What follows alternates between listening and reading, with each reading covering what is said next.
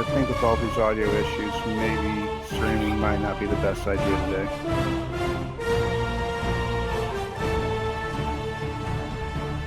I'll be right back.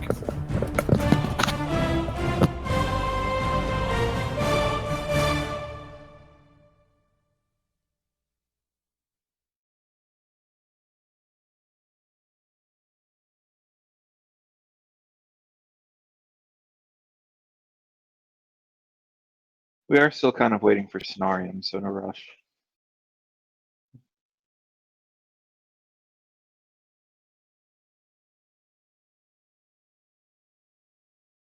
We're going to, try to cover some of that. How are we going to do downtime now? We're in the middle of shit.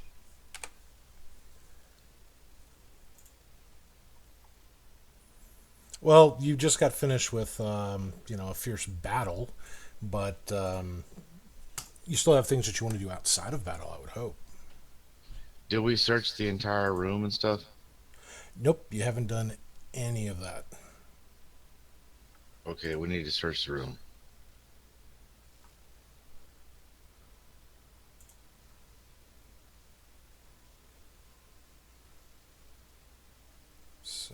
Okay, we need to search the room.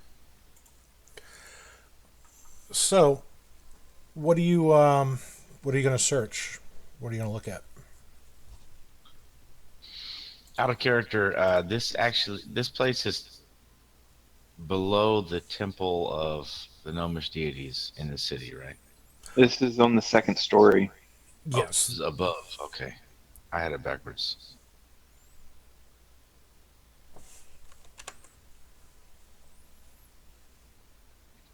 Well, how about in nooks and under, crevices behind statues and all that kind of stuff? Look for anything out of the ordinary or, rubbings on the floor that something's been moved and things like that.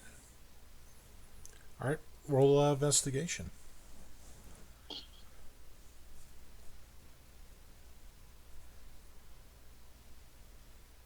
I probably don't find anything.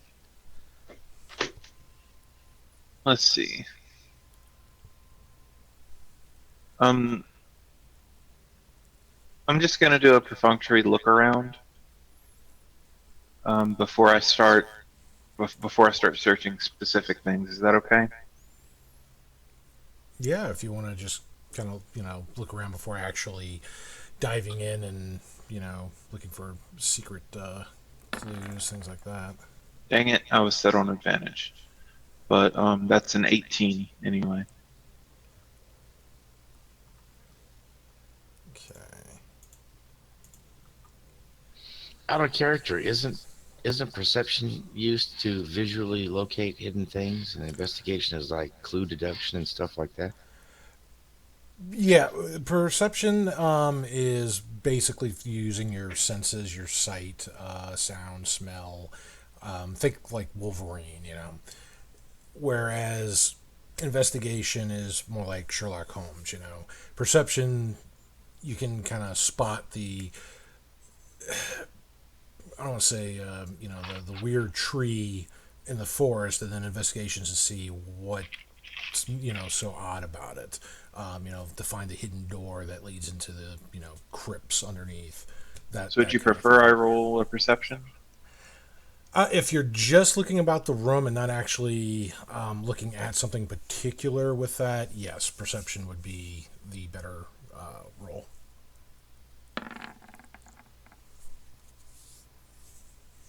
$23. Okay, so you look around. Airmail's seeing, looking around the walls, looking for any movements. After being bombarded by these snake-like demon creatures, some of which literally came right out of the burning braziers in the room, you don't really see anything jumping out at you as being out of place or grabbing your attention in an unusual fashion. Everything looks as if this was an empty shrine. All right. Magnus got a bit higher than me. Does he see something different? Aramel, did you say that they were communicating? Yeah, that's actually what I was about to take a look at. All right. The Well, to, very to cover Magnus here, Go ahead. so looking around Magnus, you don't you don't think there's anything in here, or at least you don't believe there's anything in here that may still be watching you, following you. You, for all intents and purposes, the only things that you really hear and sense in this room is your other companions. Okay. Um, so there's two things that I want to investigate. One is where the phantom image was of that snake god in the center of the room. The other is the statue to the west. Would you like me to roll investigation on that, or is it a different? Okay, where? Let's see. All right, so roll an investigation for that, because that's if you're actually checking out the statue, or you're trying to see what it is a statue of. I want to. The first thing I'm looking at is where that image was in the center of the room, Okay. and I'm looking for anything out of the ordinary. Would that be investigation? That would be investigation, yes. So this is going to help, so Well, take it's an advantage 18. on it. It's an 18 because of reliable talent. Yeah, but you have advantage Yeah. on it. You've got help. Oh, I have advantage? Yeah, I'm taking the help action here. It's an 18. The fates have determined it will be an 18. So, with that 18, where that image came from, it's just pretty much a dais there. There's not any, snake-like carvings or anything demonic in that respects.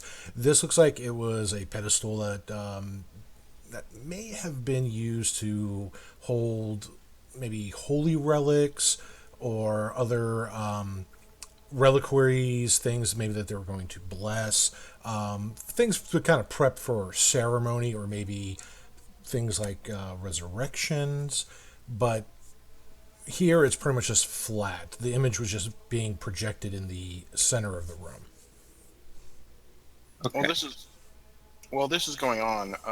I guess Tarn will check out the statue. In what regards? Like literally checking out, like investigate it. Not so much where did it come from, but is there anything like hidden in it, et cetera, et cetera, et cetera. Okay. Is it actually a statue? Is it a giant mimic? I'll I aid hope. him. No. No.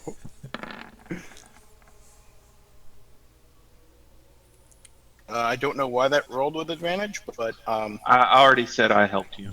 okay.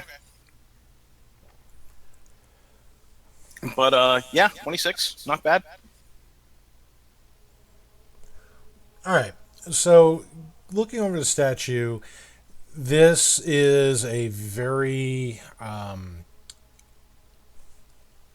defined statue of a gnome. You don't find any hidden compartments upon it. For what it looks like it was carved out of a giant block of marble. Interesting. Where's Beats at? She could bring it with us and we could sell it back to the gnomes. Beats is out trying to track the snake people that fled. Can I make a history check to see if this gnome has any kind of historical significance that I may know of? You sure can. Go ahead and roll your religion. Okay. Probably not. That's why I was asking about history. No problem.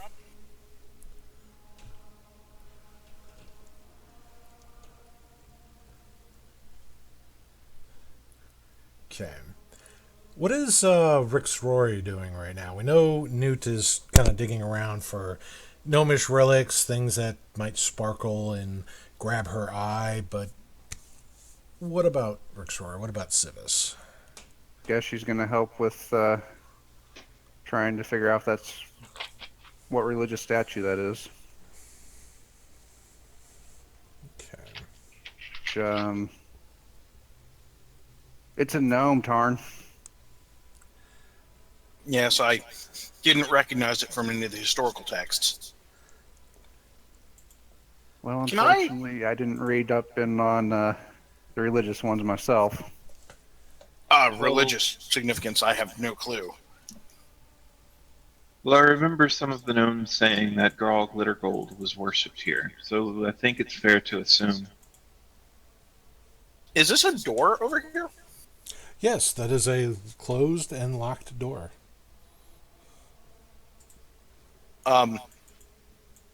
There are. I didn't doors over notice here. that. Yeah, I didn't notice that either. That's why I have a 10 investigation. That's what it's. No, when I rolled a 25 perception, I didn't notice the two doors.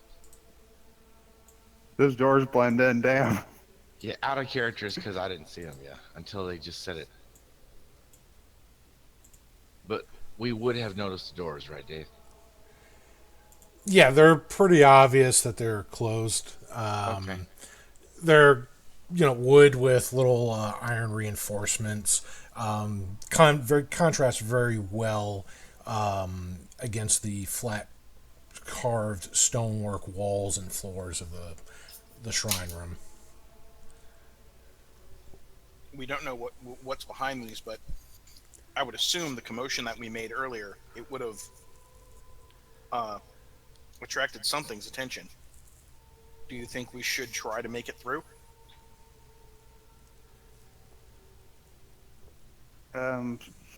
Sis is going to call for Newt to do a quick little check before we open any of these doors with casting a fairy fire. Oh, damn it. Did I not plug in fairy fire? Apparently not. Basically, any object within a 20-foot cube is outlined in blue, green, or violet light. And any creature in the area is also outlined unless it fails a dex saving throw. Basically, negates any invisibility. Pretty much. So, Newt begins to mutter and starts making, small, intricate little gestures with her hands, and a little bit of faint blue light begins to glow from her fingers. And then as she just kind of opens her palms up, all this fluttering little blinking blue lights just start to kind of spray up and wash down, but they kind of hover for a moment in midair, just kind of twinkling almost as they go in and out of existence. They don't seem to stick to anything that may be invisible in the area here, but it does make a very pretty show. Ooh, shinies. All right, it looks... I don't see anything that looks scary, guys. Should we try opening the door? Yes, go ahead. Open the door. Wait a minute. Scenarium, I need you to bear tank this door down. Wait a minute. Before we do that, just in case, has anyone checked this room for magic? Nobody's cast Detect Magic, no. Unfortunately, I don't have that spell. Excuse me. Tarn. Oh, hold on, I'm going to sneeze again. Bless you. I can't remember the password to my Roll20. Tarn will speak the words of magic and gesture with his fingers across his eyes, almost miming as though placing upon a mask, and cast Detect Magic. Okay. Scenarium is mildly disappointed that there wasn't a rhyme to accompany this.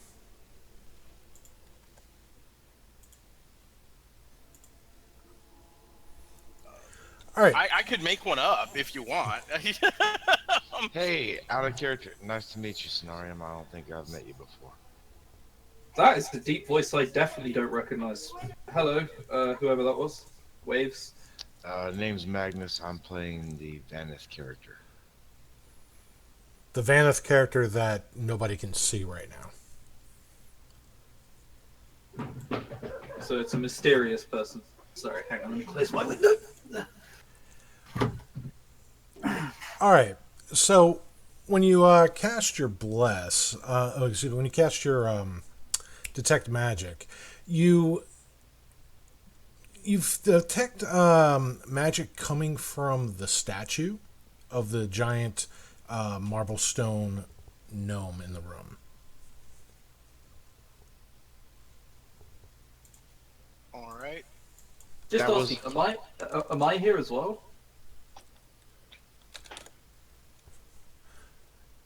You would be here. The only one who is not here is Beats. Oh yeah, I forgot Beats isn't here. Anyway, yeah, guys, sorry, something's come up, so I have to like leave for the entire session until Beats is back. Brave Cenarium. So brave, so scenario. At which point he's going to stop and walk over to this statue. This statue radiates with magical energy. And the school of magic that it radiates with is evocation. Oh, I don't like that. Tarn, I recommend getting back and leave. It radiates with magic that makes things explode. I am familiar with this.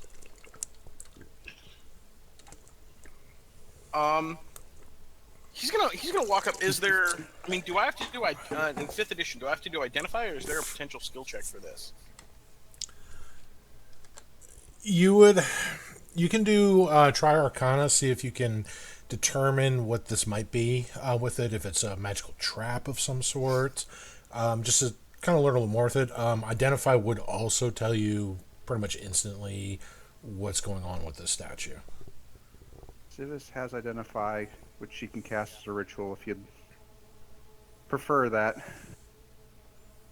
If she would wish to. All right, it's going to take a while casting it as a ritual, so if you all want to continue investigating the room. Well, I will I'm about to. explode. Dave, Vaneth would keep watching our 6. Once he was satisfied there were no hidden enemies observing, he Okay. would move to a position where he could watch the entrance. And I'll go ahead, and since it's going to take a while, I will go ahead and try the Arcana check. Sorry, And holy crap! Apparently, I'm not bad at this. The is my wizard knows magic. It's magic of evocation, which he knows makes things explode, and he knows how to make things explode.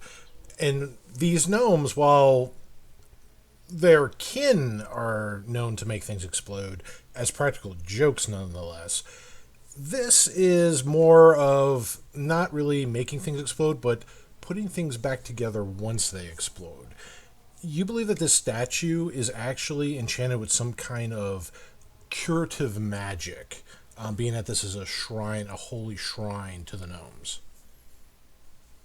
Sorry, Dave. I got a quick question. Is my token on the map? Do not think it is, actually. I don't believe that this statue poses a threat, but we'll know more once Cybus can identify it. Or not Cybus, excuse me. Once This here is the entrance. Newt can. Is it who is casting? I forgot. It's Cybus.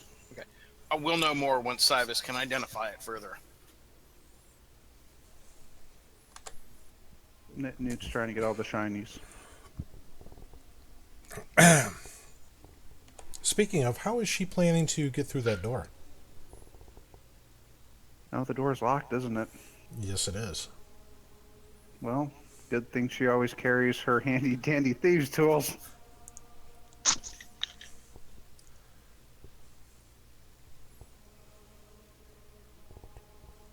I changed to new. Why is it still Rolric? Sorry. Why does Newt even have thieves' tools? Look, okay, how you raise your Regardless, kid is your. regardless of what question you ask there, you're not going to get a good answer out of it. It's better not to know. I'm sorry. Okay, Does the door happen to unlock with a 19? It indeed does. This does not appear Oh. like it was a heavily enchanted, locked, multiple locked vault door. This is just a door in a shrine sanctum. So with that, the lock, you hear the mechanism, unhinge, just clunk, clunk. And with that, the trap fire's off.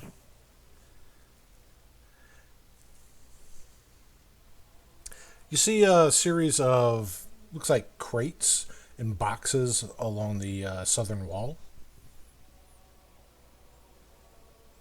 This room's a Yay. little dusty, but not too dusty. It does look like it has been cleaned, just not recently cleaned. Boxes! Yay!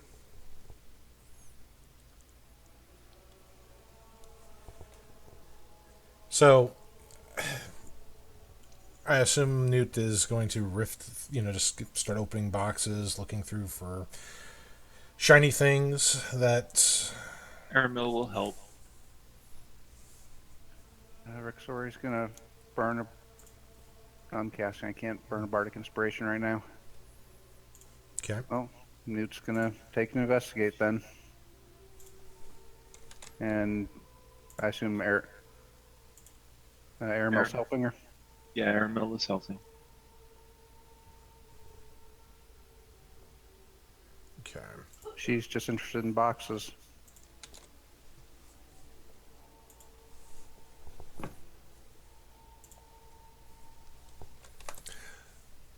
All right. So she starts opening the boxes.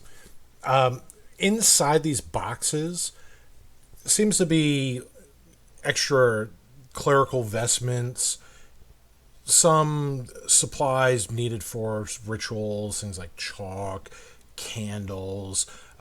They have some empty vials, rags, pretty stock things that you would expect to find in a church environment, but nothing like, pure silver goblets or chalices. No sparkling ceremonial jewelry or anything of that nature. Kind of breaks Newt's heart a little bit. I don't know what you're talking about. She can play dress up now. Alright, so at this point, we've eliminated the snakes from the temple. Are we going to retreat to have some downtime? I can cook everyone a nice meal. We can regroup. And after that, we should probably go and see if there's anyone left alive in the castle. There's also the second door. Second door. The one right here. You're pinging Very something? I don't cool. see it. Shall I? There is a second door. You want to check that for magic before you waltz through it? We already checked for magic. Again, don't see anything. Where are we looking? Lower left hand, southwest corner. I thought we already were looking at this. No, we No, looked at we- the. They looked at the one up at north because there's two doors. I don't have any. I can't move Aramil's token. I can't ping the map. What is going on? I would refresh your Reload. browser. Yeah, you have full access to his token. Actually, I can click on everyone except Aramil. That's intended. Okay, cool. Don't worry. Aramil's not going to go evil on us.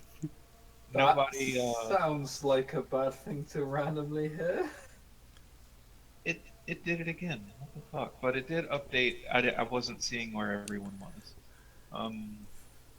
So this is again the location that they're trying to investigate. Right. Now, I'll go over here and I'll investigate for traps first. Okay. Go ahead and roll it. I had disadvantage for some reason. That was a 24. The 3D dice, it was just rolling right on the 2 and the 20, and then it just jacked over to the 2. Really heartbreaking. I Well, know. I was watching that. I accidentally had it on disadvantage. The roll is actually a 24. So, going through this door, seeing the simplistic build of it, the very mediocre lock on this door, almost laughable compared to your skill level. You are fairly confident that this door is safe to open once it's unlocked. Alright, so now let's unlock it. That's actually a 25 because of reliable talent. Okay. So, when you unlock the door here, this is what you see. There's a small crate nestled in the corner, as well as a few barrels on the north wall. Alright, I'll start going through them. Do you want me to roll in another investigate? No, it's if you want to look for maybe some secret things about them. Yes, if you're just opening them and just peering what's inside, not needed. 23 investigate. So, going through, what are you looking through, the crate or the barrels first? Let's start with the crate. Okay, going through the crate, you pop it open, and inside here are various flasks that are kind of bottled up, filled with water. They all seem to be wrapped up carefully and cushioned. Chug, I'm chug, gonna- chug. I'm gonna pull the crate out and bring it to what I believe to be our resident priestess. I believe I've found something of interest to you. Then I'll go back and Busy casting here. oh well, you have a crate next to you now. I'll go back and look at the barrels. Okay, so the barrels, again, if you're just looking at them, you don't need them to roll if you're looking for any kind of secret things about them. I'm gonna go through Roll them another all. investigation, and one just for all of them, not for each one. Okay, so looking at the barrels, seem pretty sturdy.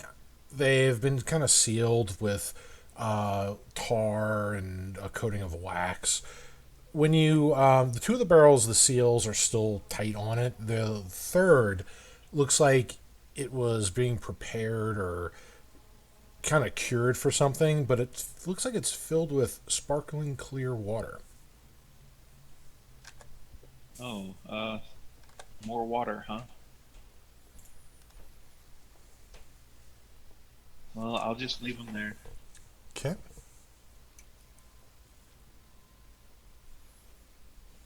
Oh man, I don't know what's going on, but Chug it. Chug the water. my Bottoms up. Come on, Airmail. my roll 20 is not liking the dynamic lighting. It is freaking me out. And I've removed some of the lighting from the pillars just because I didn't like how it was doing the shadowing before. So everything's just going to be, in the future, basically wall blocks. All right, well, I'll wait for everyone to finish here.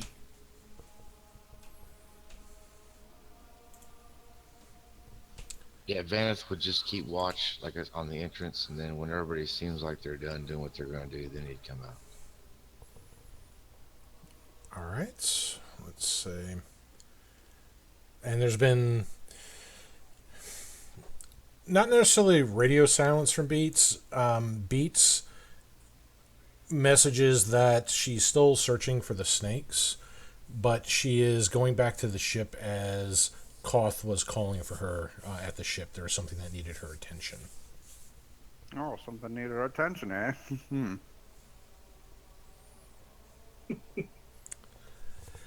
Moving on.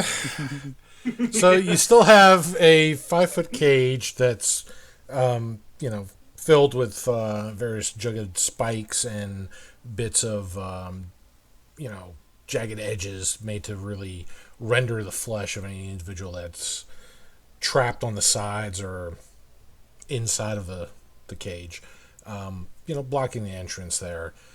But other than that, that seems to be the worst thing in this room. What would you like to do? I'm gonna keep identifying. Wondering with each minute if I'm gonna explode or not. Well, I mean, Tarn did tell you that it appeared to be restorative rather than destructive. And yes, and using the identify. Are you that's what you're actually doing is the identify spell? Yeah. Okay, so you can tell from this spell there, from this statue, that it is indeed looks like it would cast something akin of cure wounds if the special prayer was said in front of it, and it would restore whomever was praying at the statue. It would essentially bless them with that curative magic. And since you've done the identify, you know that the prayer is the basic prayer greeting for worshippers of Gnarl Glittergold. Well, thank goodness I'm a priestess, guys. I know that if you pray, this will heal you. I can hear your eye rolling from here. What is the prayer? Um, the prayer, yes. Go on, what is the prayer? Don't worry, I know the prayer, guys. It's, Oh, hey, where'd this water come from? What's this? Hey. Is it Pilusu Domine Donna S Requiem? One moment while I look for a holy prayer book to tell you, and No, it's ringing a gong and saying, "Bring out your dead." Someone got the joke. Someone got the joke, at least. sorry, I'm tired. I got it in a bit. Hey, Cenarium got it, but in true Cenarium fashion, he just chose to roll his eyes. Well, so you're looking at the water now? Mm-hmm. Okay, the crate that has the flasks inside of it, from your identify that's still active going here, you can tell that these are vials of holy water.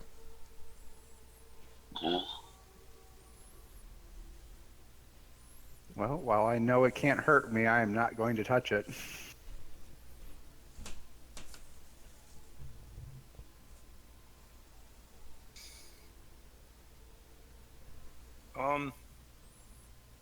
So did I we think actually? our priestess should touch it.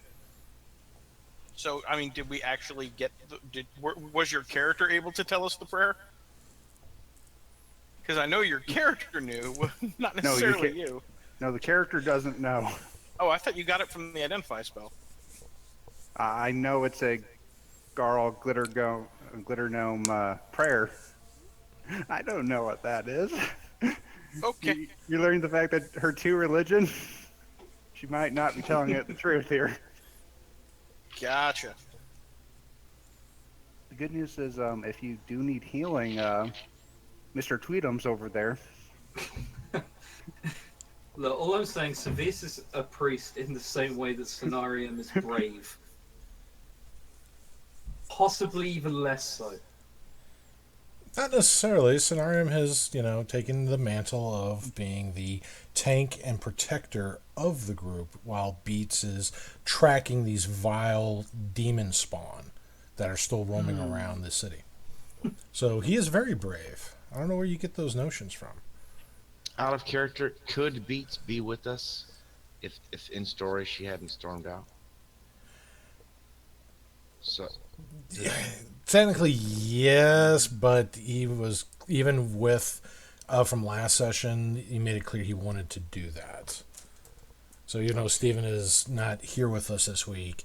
We're just having Beats go out on her mission, being the orcish Batman and storming the city looking for demon spawn, while also attending to a matter that needs her attention on the ship. okay.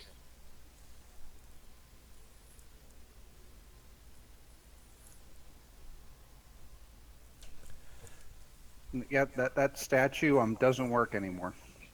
That's now my story.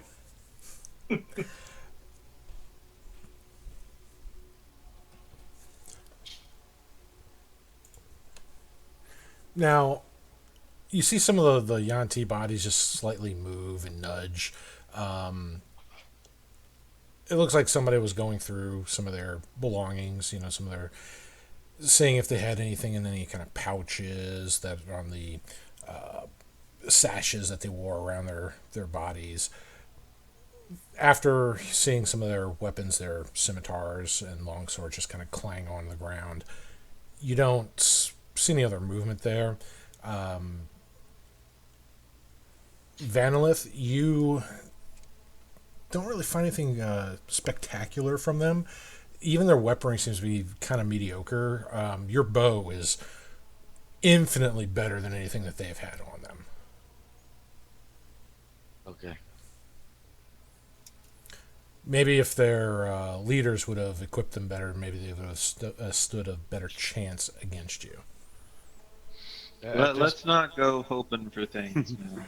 At this Yeah. point, Vanith would just pull his hood down so he would reveal himself and say to the group clustered here, "Perhaps it is time we move on, my friends." Well, I was thinking about living here forever. I agree. Wait, really? Not with you. What is the next stage of our plan? Victoria never hears that very often, somebody agreeing with her. I Not wasn't speaking anymore. to Rick, sorry. Do we believe that the person or the threat is now ended now that we have dispatched the enemies within this temple? No, there are still guards in theory, holding the royalty hostage. They would not allow us in to see them for obvious reasons. Well, it looks like we killed the snake, so hopefully the town's possession's gone away. That's what you saw, right, Tarn? Well, what we witnessed was what appeared to be some type of shadow entities leaving bodies. I would assume that they have all likely fled. All right. To me, that sounds like it's at least 20% safer now outside. It doesn't appear that. 20%. It's a gnomish city. That's about as safe as you're gonna get. Do you want to just lie and say like 60? Okay, I'll lie. 12. Oh, great.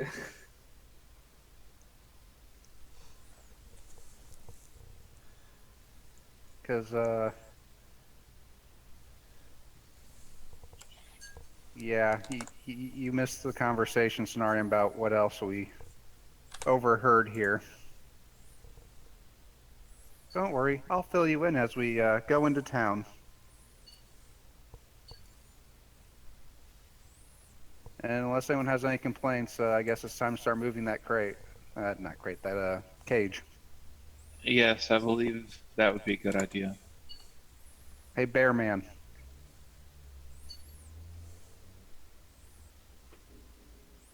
Bear Man. Get over here. I'm dragging you over now.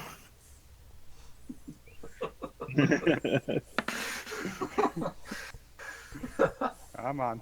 Come on. Aramil will attempt to move the cage. Would that be athletics? To move it, yes, that would be athletics. I will Well- attempt an athletics. Well, actually, it would be straight up strength. Would actually be Oh. better. Then just flips over the cage. Not even just touching the wanna be cage, able just to- jumps on the side of the walls and kind of just spins and lands on the other side. Well, yeah, of can I course. can I drag out the cave in bear form, please? Sure. All right, so you see Scenarium starts to transform to this big, giant, fluffy teddy bear, just walking on two legs. Walks. I'm tired. I heard you say something different. And all right, Scenarium. Let's roll your strength check to flip this cage. Oh, it's strength. Don't your I strength. get a higher score, right, when I'm bear? Yes, you get the physical stats of the bear. I don't know what they are, so. I think it's like 19th Oh, strength. hang on. I clicked on the wrong thing, right? Yeah, it's save. We just went straight up strength.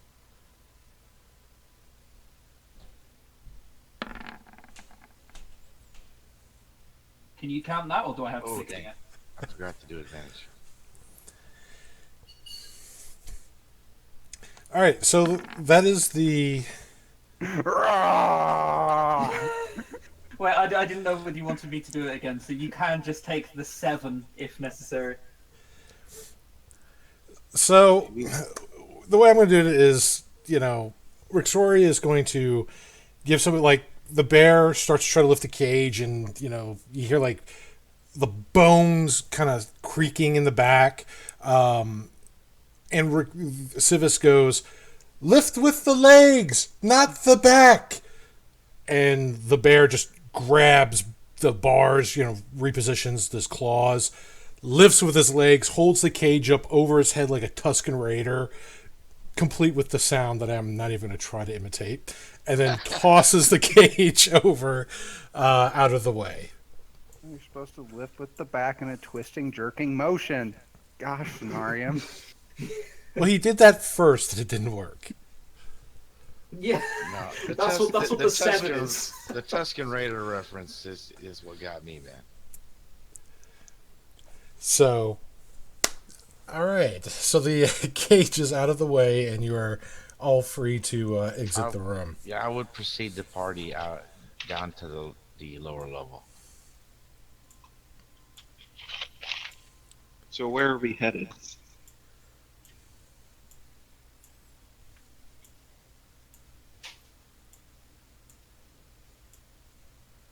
I presume I'm able to just carry this cage downstairs, right? It's a bit rickety, but it's fine. Why would you want to bring the cage with us? Oh, did I just leave it up there? Yes. You just Okay. kind of tossed it out the way. Oh, okay, yeah, that's fine. That's what I meant to do. Of course. Yeah, why would you need a rusted iron spiked cage? Scenarium's got some weird kinks. Apparently. Look, Scenarium After Dark is a completely different person. Completely different game entirely. All I'm saying, there's not only one bear form to Scenarium. We're not. And moving on. Lewd Gnome. You're not going there. No lewd gnome today. Speaking of gnomes, the priestess that was in here before, you just see a little blood trail kind of leave from the, the back of the podium where she was giving her lecture before she was brutally beaten down by the half orc. And it looks like We healed her. yeah, not a lot. And it looks like she's kind of stumbled out of the temple and out of the main area, and then out completely out the temple entirely. Good. Yeah, we probably should go talk with local law enforcement before she does. Come on. I wouldn't suggest it. Well, they're going to come talking to us soon enough. For reasons other than that.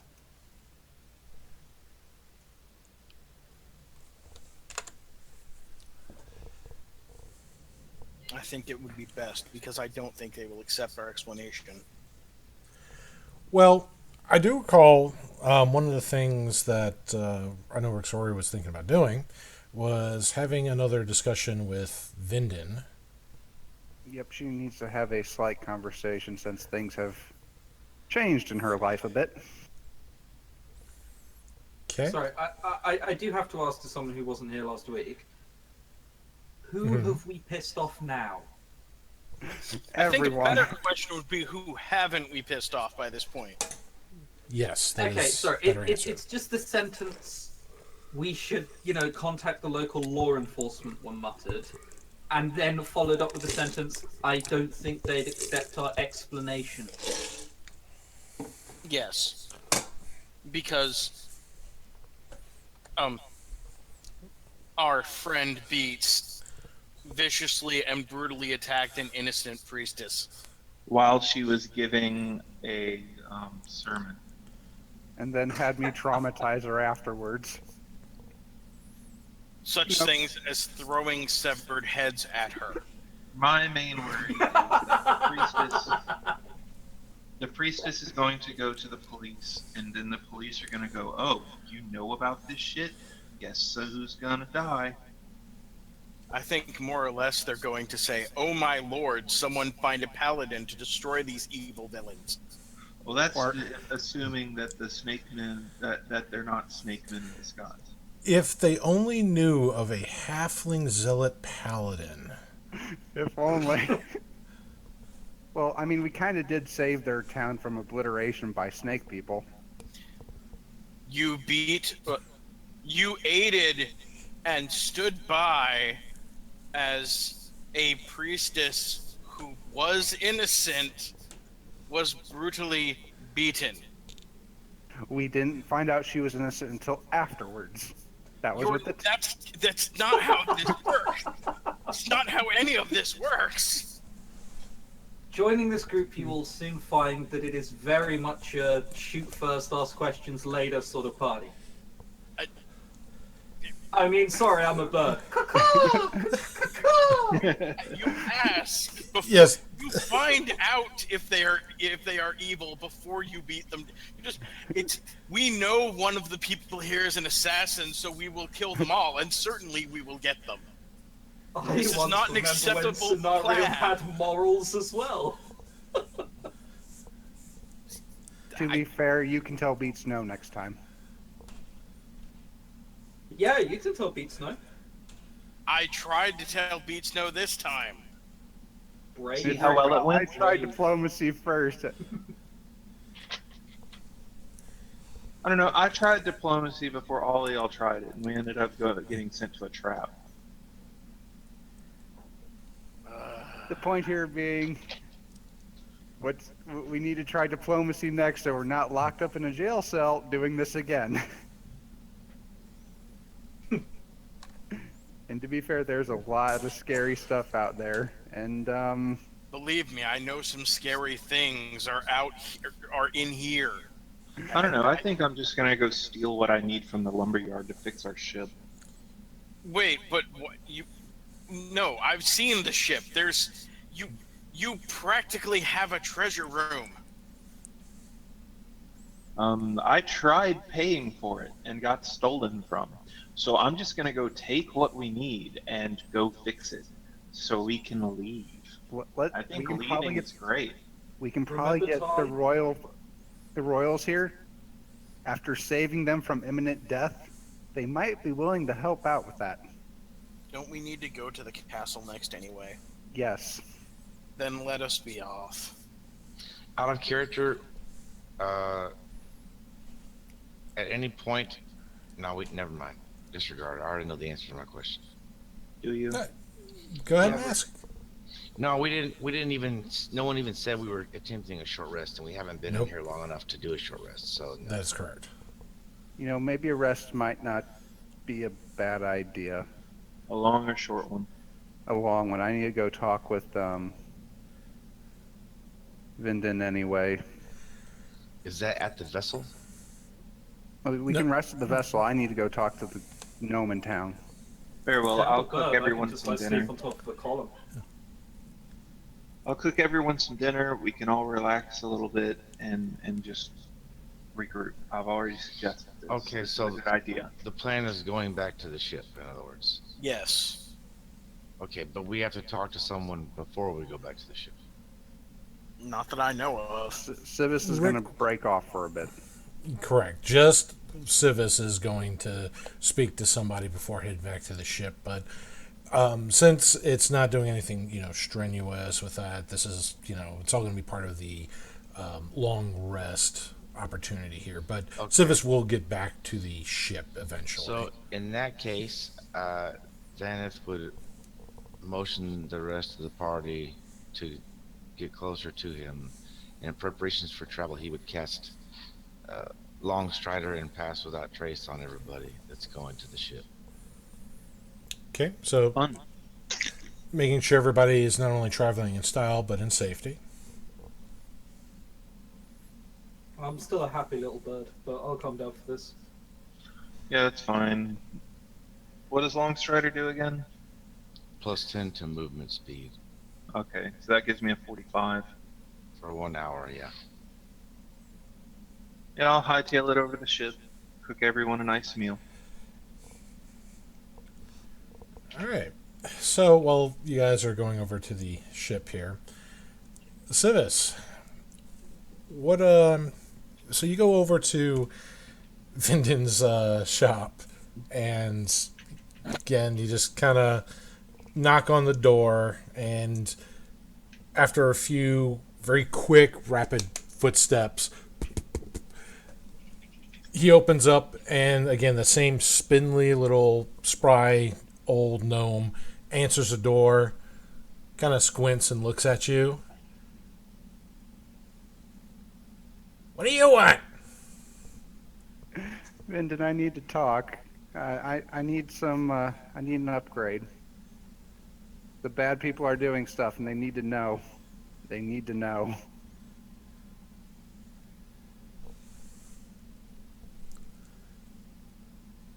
I have treasure. Treasure, you say? Mm-hmm.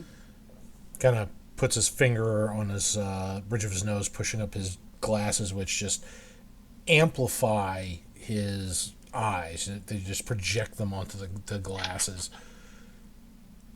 All right, come on in. Come on in. Come on, Newt. Mommy has to explain some things to you. Am I with Civis at the moment? You went back. Unless for some weird reason you decide to sneak along. No.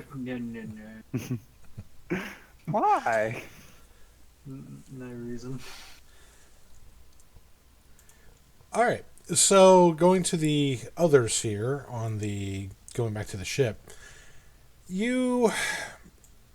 As you arrive on the ship, there's kind of a new arrival on the ship that you were not made aware of before.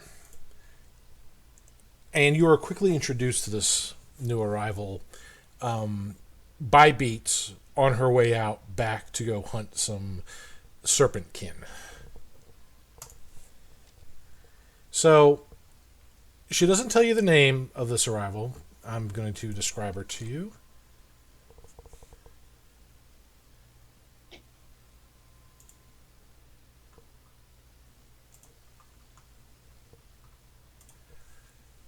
So what you see is looks like a almost like a teenage half orc, but with great long curved goat horns. Also kind of green in color, just a slightly darker green. She's wearing like almost a amethyst colored armor, kind of adorned with diamonds here and there. But the thing that's really striking about her, the two things are one, the giant maul that she carries in her hand, which also looks like the head of it made out of pure a block of solid diamond, and her eyes, which are glowing bright green. Great. So as Beats leaves to go out, she says, and she looks at all of you when she says this. You've got babysitting duty. And she leaves the new arrival in your care. Oh gosh. Oh no, Dave.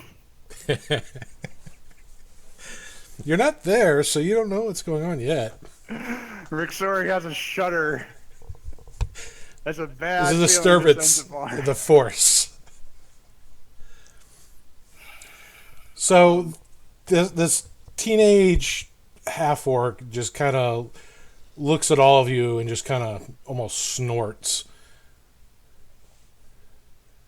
Doesn't say a word, just looks over each one of you still holding her hammer.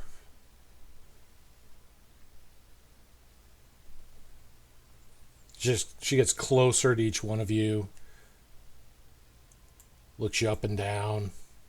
Like she's just sizing each one of you up. But not me, because I am a bird, an inconspicuous, happy little bird. She'll eat you. Turn out a bird form. Is something the problem?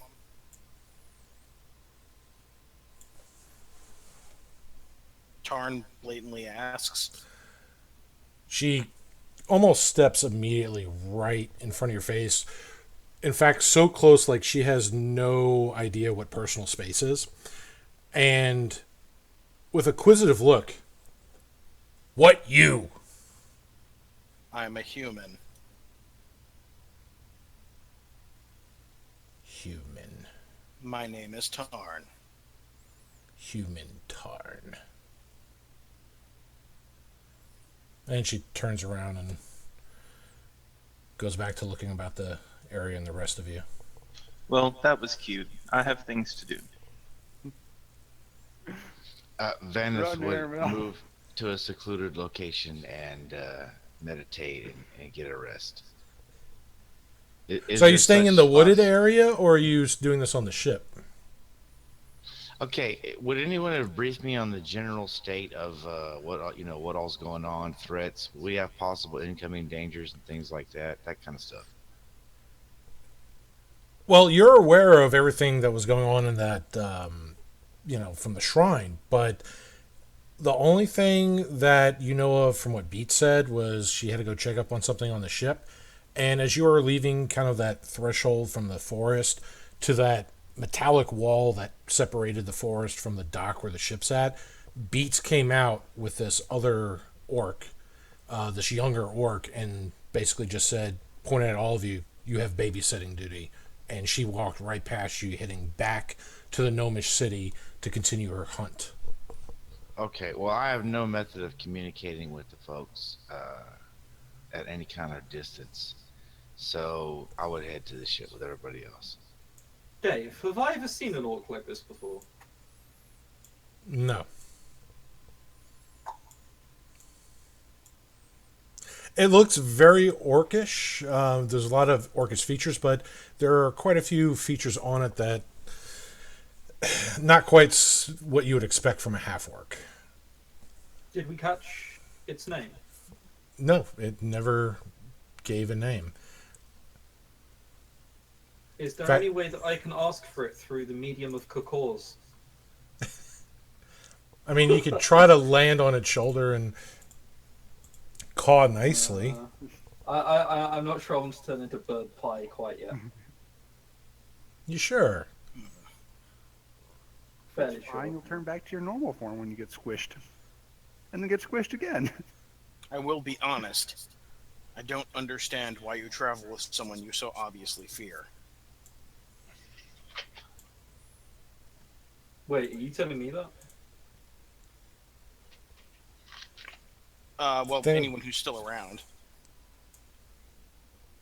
Airmill is headed into the kitchens already. Okay. Well, he's talking to himself then at this point. How does the larder on the ship look? Is it depleted, full, things like that? it's very full. In fact, the ship itself has some magical enchantments on it, where the staterooms are actually magnificent mansions. Awesome. So there's no need to hunt and forage and any of that kind of thing. Okay. Nope. And Airmill has you covered. yeah, Aramel's kind of like the lead. I don't want to say lead chef here, but he he does delegate orders to everything on here. The spectral beings that seem to be the servants of the ship. There's two groups of spectral servants. There's these female, like almost tiefling looking specters. They don't really have any details on their face. It's just a smooth, featureless face. But they seem to be wearing something akin to what you'd see, like a maid would wear. And then there's these smaller looking male gnomish figures that are wearing things that you would expect, like a little butler to wear. The male gnomes seem to be more working on improving the ship or repairing the ship, while the tieflings are more of the daily duties, making sure the passengers' needs are met, while the male gnomes are making sure that the ship's needs are met, if that makes a little more sense. Okay. And Aramel is pretty much directing all the ones for making sure that the cooking staff, to make sure that all the inhabitants of the ship's needs are met. Airmill is a butler.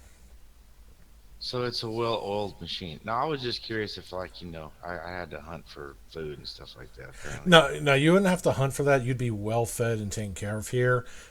In fact, Aramel runs a very scary ship here.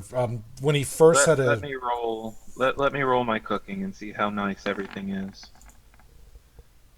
Oh look, Oh, it's beautiful. and that's considered crap by Aramel standards. He's actually disappointed with that quality. And this is better than like anything you've ever had in your life. Like, you would think that you've died and this is, some kind of That's paradise. extremely impressive since my guy is 313 years old. Well, Well, Aramel is a wood elf, and he does know you are a that. master chef, sir. I approve of your cuisine. Thank you. I appreciate the compliment. I'm still surprised that you haven't heard of me. I've served quite a few very influential masters. I am not from this region. Nor I, though I suppose that would explain most of it.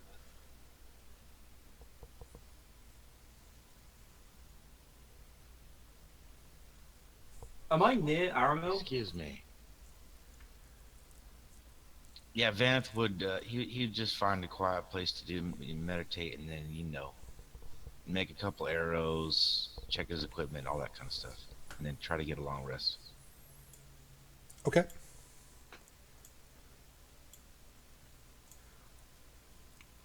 All right. Now, Civis, I know you're having some changes done. Speaking with Vinden, so it will take pretty much the entire long rest to get those done. But once those are done, you can head out to the ship,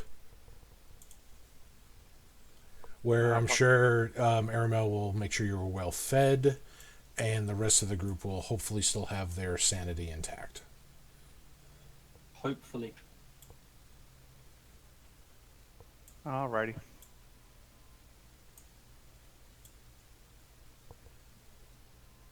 Did he say anything about any other upgrades I mentioned?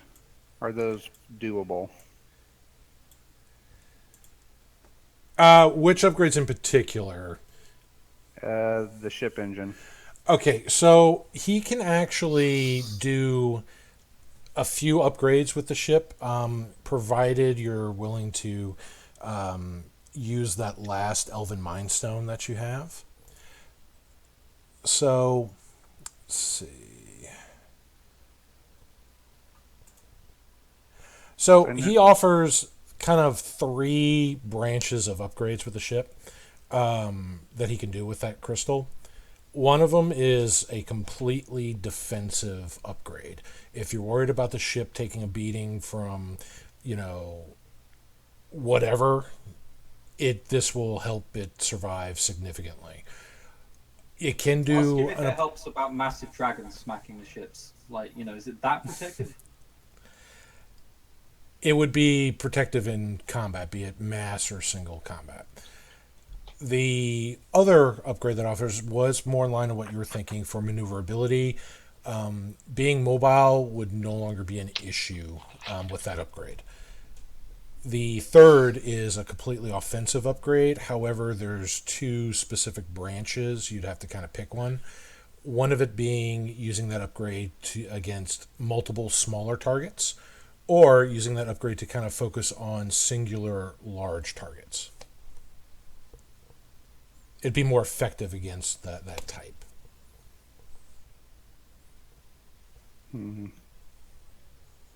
Well, considering the ship's at 30 HP, I don't think an offensive build right now is an effective It would use be of our. optimistic, yeah.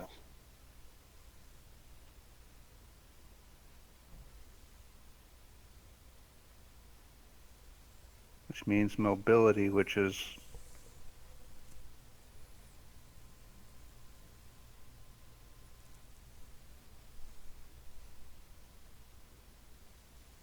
Can I ask for an out of character polling for a moment?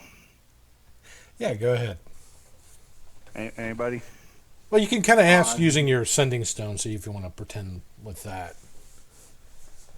Well, this As we may have ship- shock you, but Cenarion relays on that he does prefer the defensive build.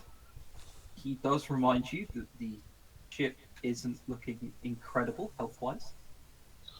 I haven't had a chance to fix it yet.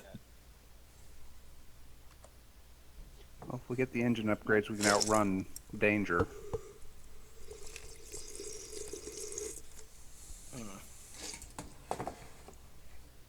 Honestly, I don't know. I like maneuverability, but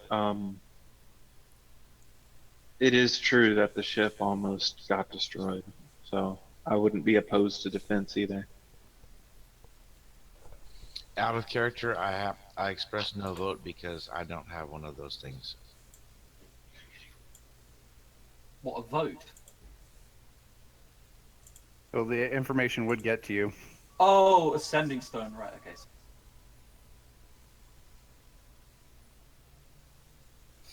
Everybody has a vote. So From what I have, I take it the ship was attacked by a dragon, is what Venice would ask. I vaguely remember that. Well,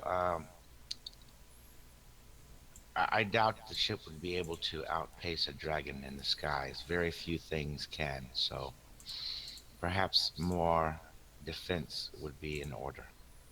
Well, a second engine would help us with maneuverability against that dragon. Out of character, do we know the different capabilities it would grant?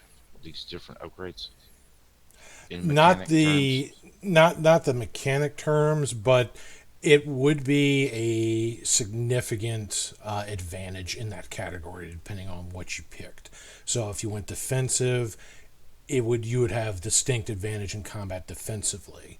If it was maneuverability, you'd have pretty much maneuverability that was on par with anything else in existence.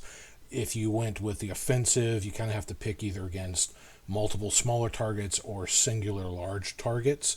But depending on which one you focused on, you would be a force to be reckoned with. Okay. Does the maneuverability advantage come with a side effect of increased travel?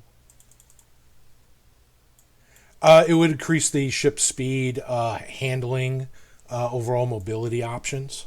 I vote that one since I can Yeah, actually fix the ship. I vote that one too. Then, if it gives more speed to where you can get somewhere faster, that sounds like a better one. Agreed. Yeah, in character, that's what Sorry would go for, but that's for purely greedy reasons. I am still firmly on the side of defense, but if party wants to go with the other one, then fine.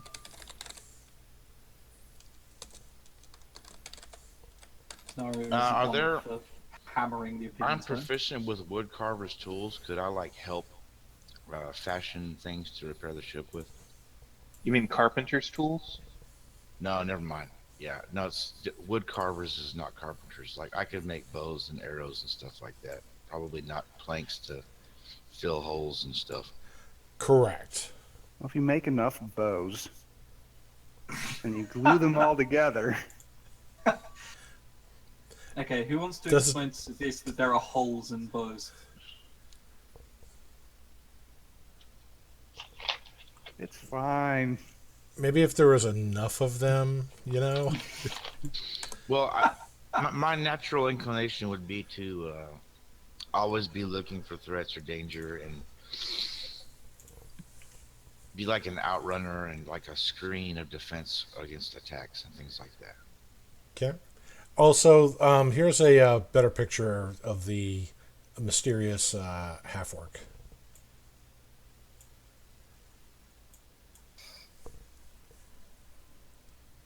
Damn it, Dave. Ugh.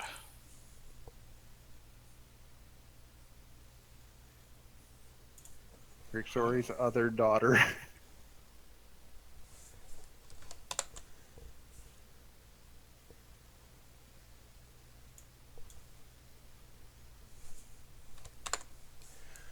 Yes, there is a massive disturbance in the force. I definitely don't know who this person is. Like, when Yeah, I it's don't know either. ritual, I definitely don't know. Nope. Even after he did the ritual to, okay. Maybe I'm wrong. I like that thought. Apparently, That Scenario's thought just a makes me- fast worker. Eyes closed, lights off. I like that thought. Orcs are scary. Okay. So, speed upgrade. All right. So it sounds like you're going for the speed upgrade. So, given the chance with that, he will, do that. He also can help you get into the palace as well. So he tells you when your friends are ready, just come back and see him, and he'll help you get into the palace. I thank him and ask for the bill. All right. He doesn't give you any numbers or anything like that right now. He'll let you know in a bit. But you do have your nice new look about you. I'm ready to go get vengeance.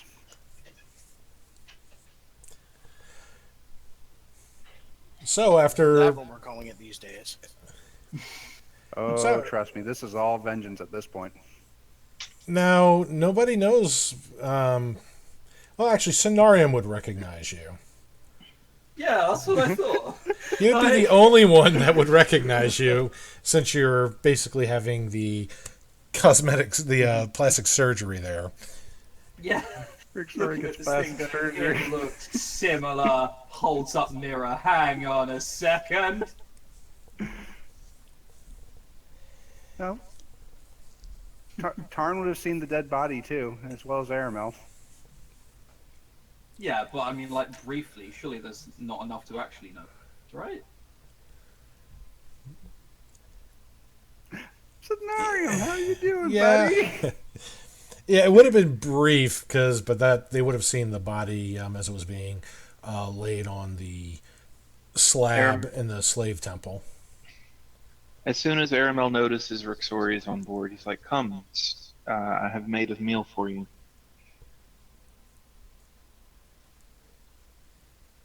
Okay. Thank you, Aramel.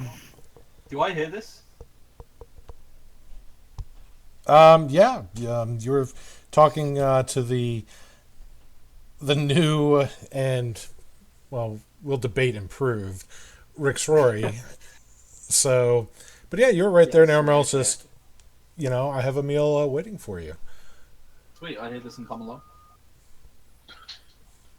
Y'all have already been fed. Yeah, this is hours after everybody else Yeah. ate. Yeah, I hear this and come along. Fair enough. I wasn't coming along looking for good food, don't worry. Though the stuff that he has cooked has been very, very delicious. Yeah, it's sitting simmering over a small flame. He grabs you a large bowl and fills it to the top with a vegetable and meat stew. Thank you, Aramel. I can't actually taste it, but thank you. Well, of course, I'm just glad to help you in this time of your need. Aren't you supposed to be dead? Wow. I mean, if we're going by what are you that talking definition, about? I think we're all supposed to be dead. I don't know what you're talking about. Who is this dead person you speak of? You. Well, I mean, I understand. weren't you people supposed to be get dead too? I mean, I got better. I. All right, I'll be honest. It's me, Civis. Why would you do this? Because this is my actual form. I thought this was the form of the dead person. I may not. It's going to be a have long, awkward stayed dinner. Dead. What? I may have been brought back to life in a different body, Oh. and that way I could stay hidden away from all of the evil things trying to kill me, and by direct correlation, all of you. But Well, that's not nice. I have traveled with these people. I understand this. That's even more not nice. It may not be, but it is true. But there is no running from my destiny, and now that they have Eshelith, and Beats has figured out my disguise, there's no point in hiding it any longer. Only vengeance awaits those who have crossed me. So they must know I am coming. Somehow this sounds like a very bad idea. Well, I'd rather them know it's me coming. Again, sounds like bad idea. It's my I'm idea. sure everything will turn out okay. We stand behind her. Would you like another bowl? Wait, what? The Out of stew. interest, do we know what "that's a bad idea" is in Latin? Because I think we need it engraved on our ship at this point.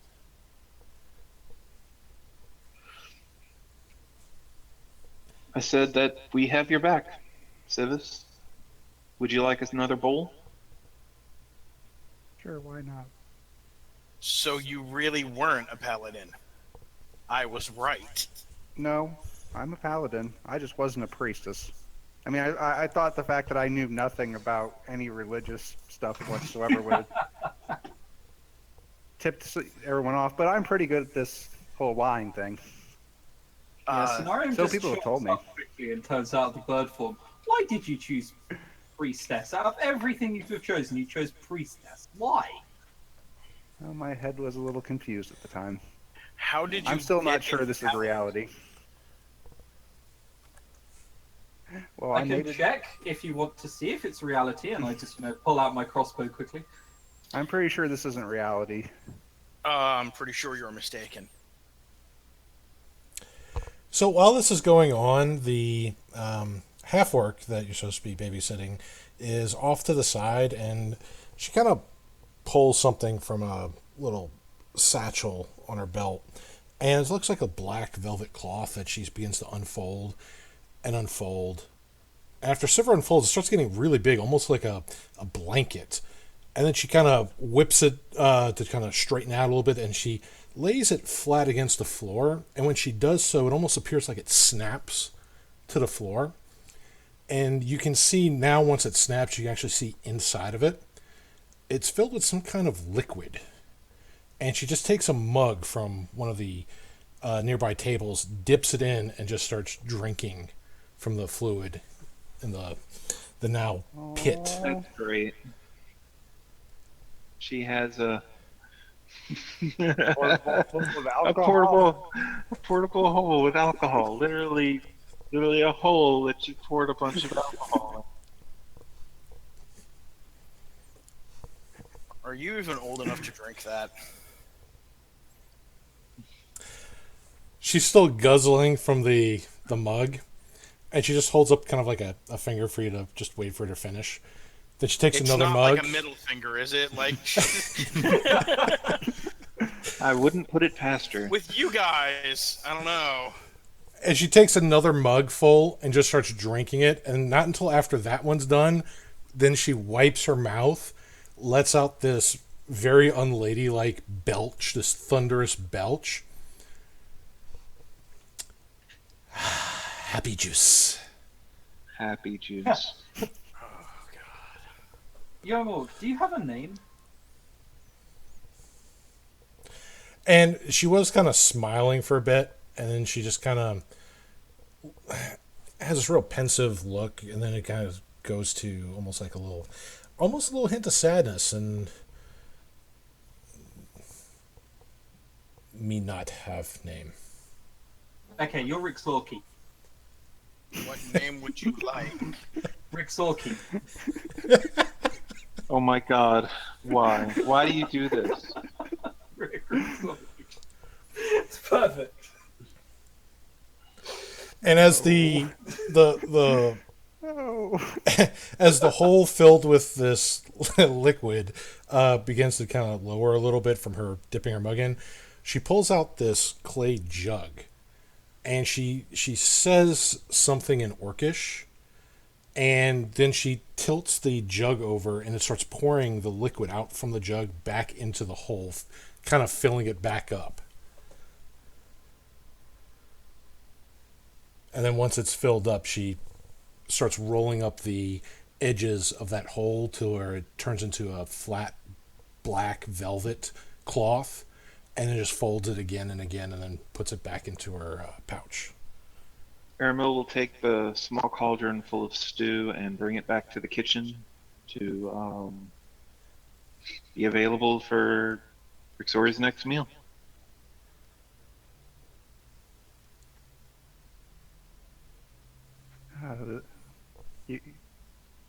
Aramil, you hurt me so. I'm not sure what you mean. Mm-hmm. Did you want more? I need a drink. Sure. I'll bring her a nice big bottle out of the ship stores. Whatever we have that's good. Didn't I also ask for beer? Where's my beer? I will bring beer if we have it. Thank you. Whiskey will also do. Hang on, this is a magical world. I'll Any bring hard beer and alcohol will do. I'll bring beer and whiskey for Cenarium. Thank you. You want to have a drinking contest? Come on, let's see who can outdrink the other. Yeah, we can get Rick Sorky into it and have some parent-child bonding time.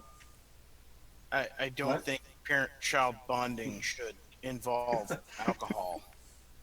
I did just say, Tarn, don't worry, being in this party will eventually rid you of your morals. Don't worry, that's why Newt's not allowed to have any. Yeah, Newt is already left. Rick Sorky's already left. Oh gosh. Scenarium, I thought you were babysitting. I have not been babysitting this. And also, he said he might have been babysitting. Didn't mean he was a good babysitter. Yeah, that too.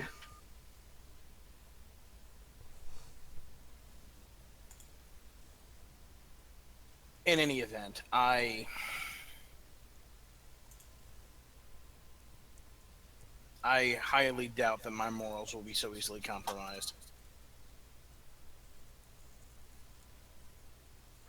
That's good. We need someone Sorry, to. Scenario can't hear you in the corner. He's drinking too excessively. In any case,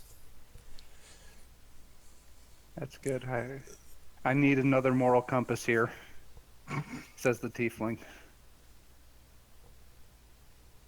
You'll be fine, Miss Rixori. Besides, you should have a little more time now. No, I've got 10 days, guys. So I have a ship upgrade coming. what do you have 10 days for? Well, actually, you have 9 days. What do you have 9 days for? well, actually, to be honest, your exact time frame. Let's see.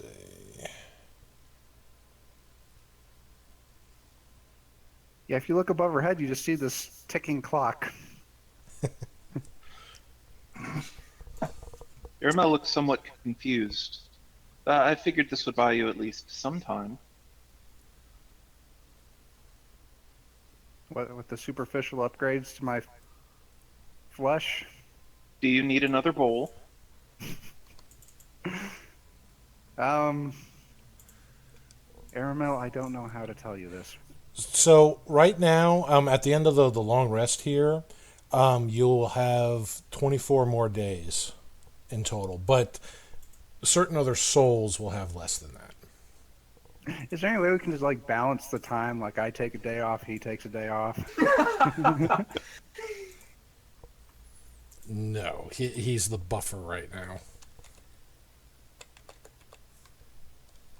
All right, Tarn. Well, remember how you saw me dead on a table? Yes.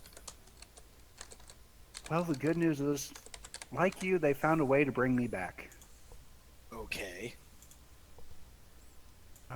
There's a giant stone in my chest that's basically tethering me to this world, using the spirit of. You An remember that? unnamed traveler. Of Gimbal. You probably would have met him at some point in character. In the Yeah, he was a little gnome. He built stuff. He built the ship actually. Well, not the ship itself, but everything that's functioning right now. Yeah, Tarn and Aramel are very familiar with who Gimbal And, is. He's the one that's been helping free Well, so from many what I've slaves. understood, his spirit is powering it, and my spirit as well. I'm just looking over my shoulders to see if I can see Pete's. But Yes, but People don't do anything simple, do you? not really. No. No. You should start. It would make your lives easier in general. Well, if the problem is the way we made the stone, unless we can find me a soul forge in 9 days for him, and then 24 for me, it's gonna eat me. And this is why you don't go messing with anything with the word soul. this is not what you told me, Rixori. It's 24 days total for both of you. What'd you say? Rixori told me that there was a way to extend her time. There is a way to extend it. We have to go find that soul forge. That's not what you told me. Rixori says a lot of things, so I wouldn't listen to half of it. If we're talking about the eating the babies thing, I don't think that actually works. Well, I'm pretty sure what holy powers I do have might get taken back if you just fed me baby stew. you might want to check that then.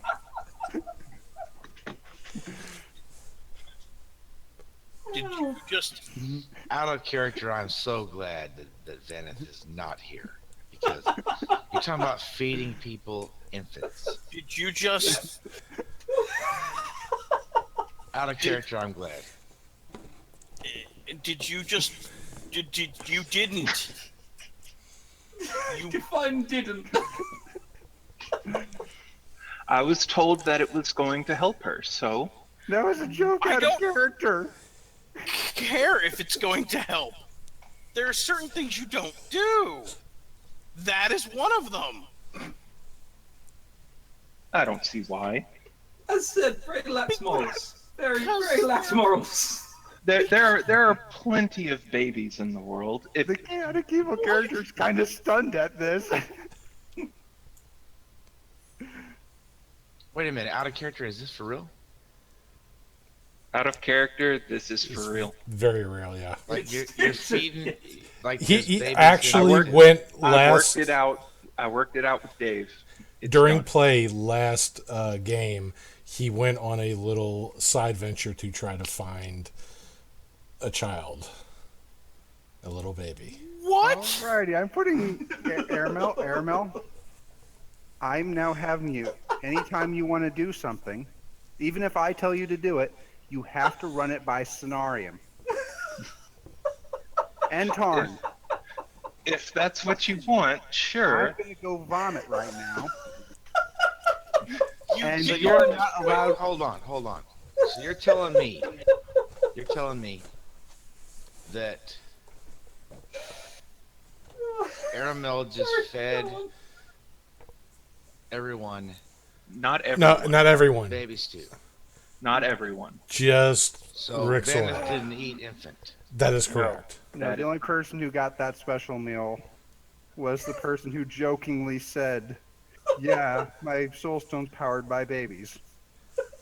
You didn't say it exactly like that, but Man, Close enough. I'm so glad I'm not here, dude. I'm so glad. I would not react well to this at all, dude. At all. Tarn is not reacting well to this at all. And there are Tarn knew in-character Aramel. reasons. Oh, I know There they're are in character in-character reasons. reasons that Aramil would do something like this. You killed an infant. This is true, yes. I'm gonna splash you with holy water and say, "Bad, Hermel. Go repent." I. Yeah. On the one hand, I know what the character would do. On the other hand, that would be not conducive to the game. We're at minimum. We're gonna go dunk you in a tank of holy water because you have some demons inside you. I think I'm going to have to pass. Well, you're already getting splashed by the vials I took. You said you didn't touch them. Oh, that's right. Oh, crap. Uh, I meant to take a couple of those. Hey, but out of character, play your character, dude. Play your character. And let the chips fall where they may. That's how I view it anyway.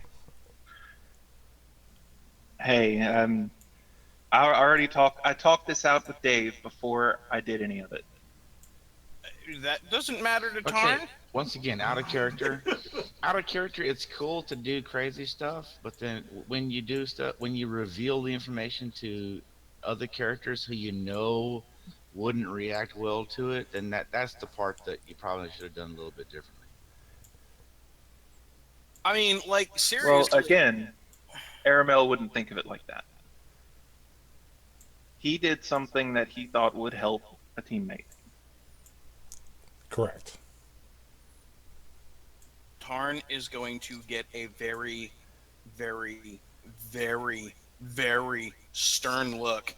An angry look. Go on, You Rick have Sawyer. 5 Let's go seconds have- to get. You have 5 seconds to get off this ship. Rick Sawyer, let's 4, go have I some don't happy think so. songs. 3, You need them. 2, 1. Fireball. Counterspell from Newt. Go Newt's for not here. She left, Damn it. so did the. Can I counterspell? No, I don't have it.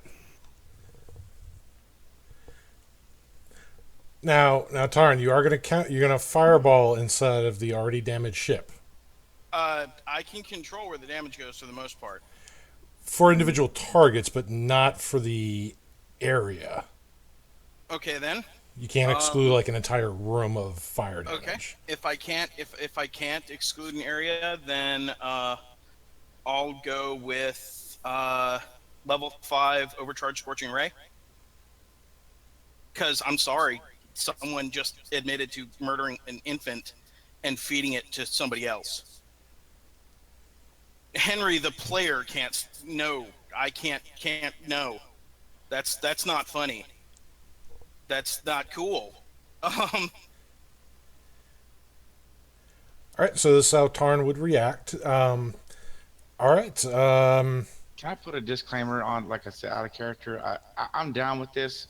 I know it's not conducive to the game necessarily, but good RP causes situations like this sometimes.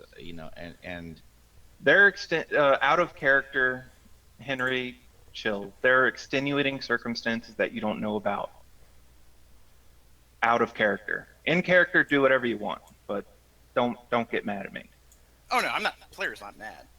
I'm okay, not good. I was just trying to clarify that part. No, player's not mad. Character is he's role playing his character character. is livid, because, I mean, character is livid. This was just said in front of, like, a neutral good character. I didn't even think you were there. I thought it was just Cenarium and Rexori. Yeah, I didn't think you were there either, because I was pretty sure that... Was I there? I thought I was, but... No, I was basically Yeah, what happened he was is... talking about the whole story of how Aramil came up to you and said, come with me, I'm going to feed you. And then Cenarium went, hey, I want some alcohol. I want to come along as well. Okay. And then we both buggered off, right? There you go. That's the solution then. Yeah, that's a better solution. I really detest what Tarn was about to try to do. Hand wave, and please do not let the good people know this happened, because it would be very bad for the group. Yeah. Like, deaths would happen. They would. Yeah, I mean, Cenarium is choosing to, like, sort of just ignore it and, have his morals again once bent, but fucking hell, as a character, I think that's hilarious. Out of character. Traumatizing the paladin who's trying to recover. So... Chris out of character me thinks that someone would resort to no, dude. As a result, it's hilarious. I don't want y'all getting confused. Out of character, I think it's crazy as hell and it's funny, but in character, yeah, that's in character, deaths would happen, dude. It would be highly bad, dude. Because if Vanus found that out, he would attack and he would not stop until people were dead. Again, don't blame me. No, I'm blaming the evil spirit I know that dwells inside you. Speaking of, what you all of a sudden you hear loud screams coming from Newt's room on the ship. If Vanith heard it, he would immediately investigate. Okay. Anybody else going? I'll go as well. Yeah, if there are Sorry, screams, sprinting. if there are screams, he'd go for it. She will deal with the situation later. Although run everything I tell you to do by Cenarium first. If that is what you want, of course. Cenarium, Mm-hmm. I know you don't have a moral compass. You worked for the university. Use the logical one. All right. If Haramilk ever comes up to me and thinks, is it a good idea to murder an infant and put it in soup, I will indeed say, no, that should be something you stay away from. Thank you.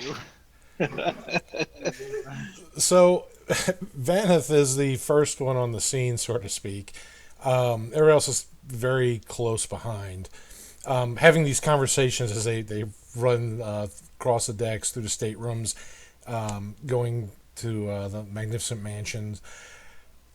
When the door is kind of, knocked open here, you see Newt is on the ground on her back. She's pinned to the floor by the half-orc girl who's on top of her.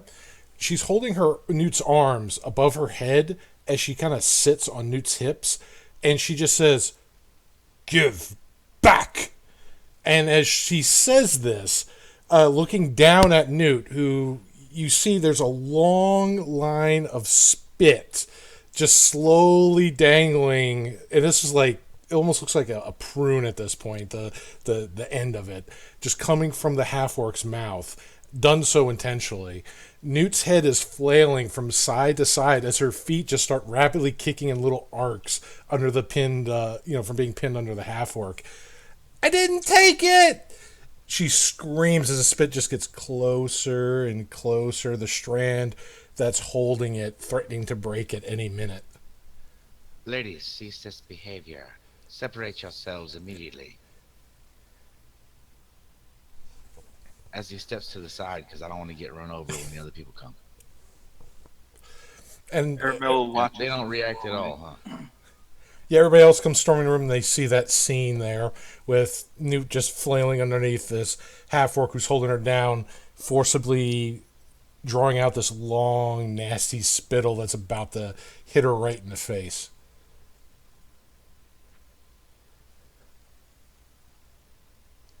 Well, I'm flying tackling. All right. All right, so you're just body checking essentially, just going into her. Pretty much. All right. Make a attack roll using your strength.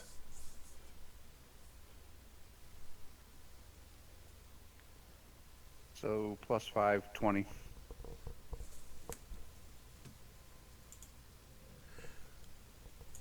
All right. So you come in, you see this half orc over Newt, and Newt screaming, flailing, just helpless. You come charging in, leaping, and just almost shoulder tackling into this orc. It almost feels like you're hitting a solid wall, but it does yield from your whole weight going into her, and she tumbles off of Newt.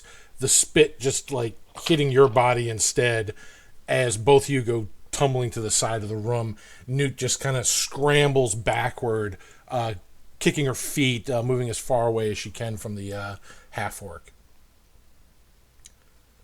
And the half-orc's still shouting, "Give back!"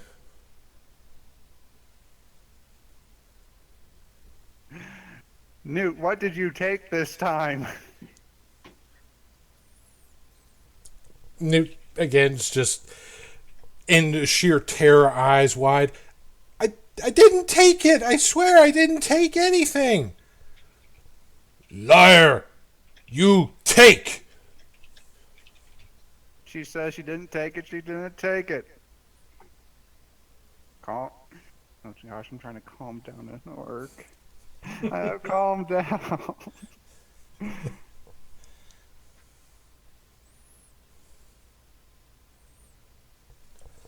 Guys, a little help here. And the half-orc's trying to make her way back over to Newt. She looks really pissed off. Guys, please help.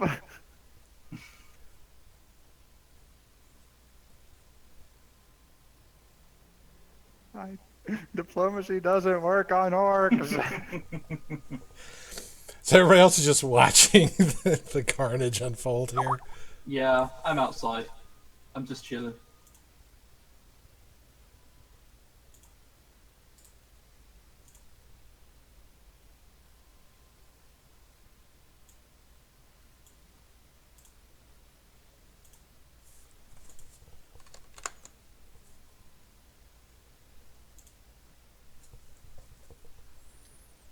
All right. Well, Victoria, what are you doing to stop this half-orc? I still have. Anything. I've got one spell. Because thankfully, Paladin class archetype spells are independent of how many spell slots I have. But if it fails, I have nothing left, so hold person. Wisdom saving throw, DC 19. Okay, let me see here.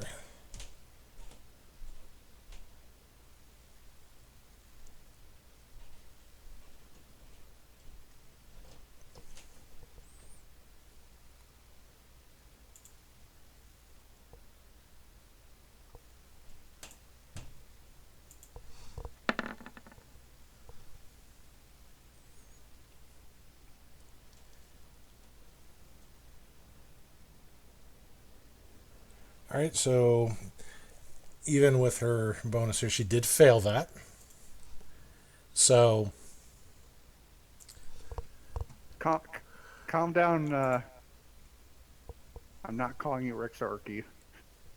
Rixorky, No! Calm down. What did she take? What do you think she took?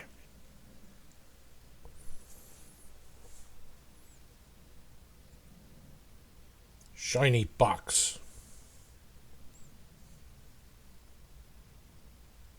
What was in the shiny box? Was it just a shiny box? I've got plenty of shiny boxes. My shiny box.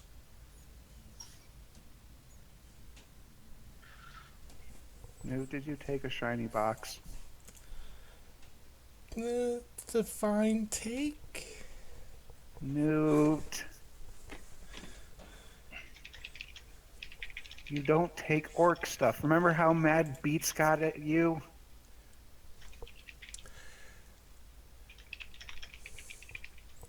And you see her just kind of rummage through some of her stuff, and she holds out this little silver-looking, almost like a little miniature silver chest, and it has like a little crank on the side of it. How did you even... That's not the point. Point is... That fits in like the palm of your hand. It's a very small, little ornate-looking chest, but it's got a little crank on the side of it.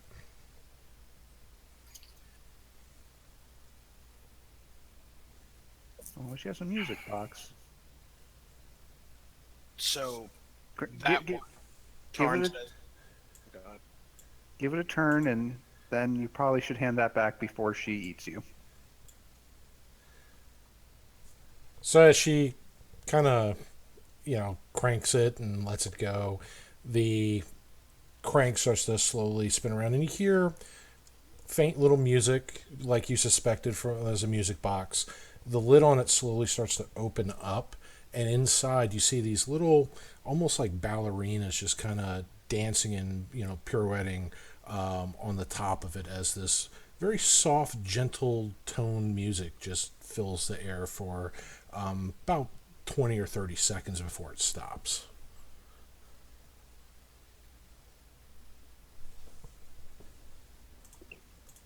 All right, now I'm going to let you up.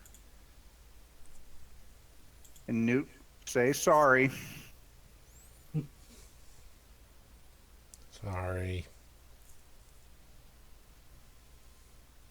Next time something like this happens, you come to me, Rixorky. Now you are No, calling her Rixorky. I'm going to have to. best No. name, Rixorky. I think even more than the next time this happens, I think maybe you should address your daughter and inform her that this won't happen again.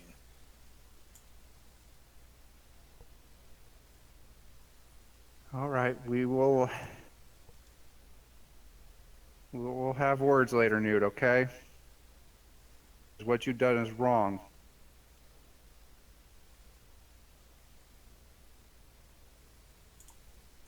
Why are you all looking at me like that? I'm a good parent, I swear. Now, do you release the half-orc from the spell? Does she promise not to attack? Doesn't need to. She made her save on the next turn.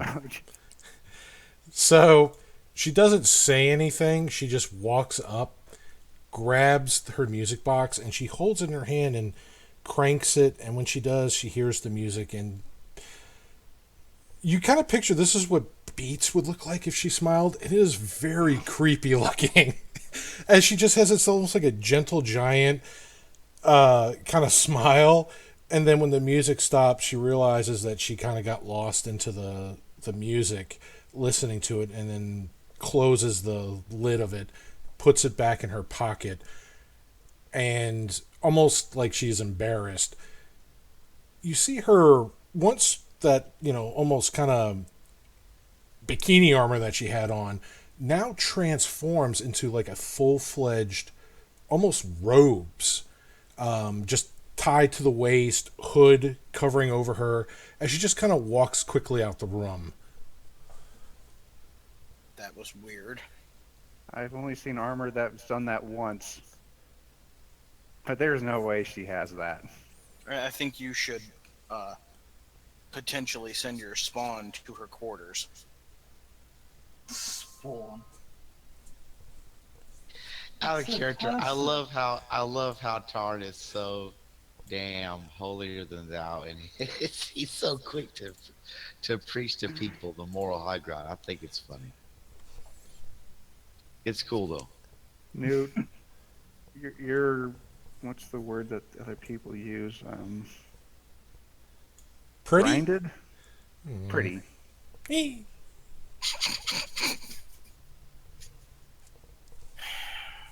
Tarn shakes his head, and I'm going back to my room. I just witnessed an orc hold down a child and threaten to drop spit upon her. They're both One. about the same age, kind of like mid-teens. One, for an orc, that is for a half-orc, that is a tremendous amount of restraint. Two, this ship is weird.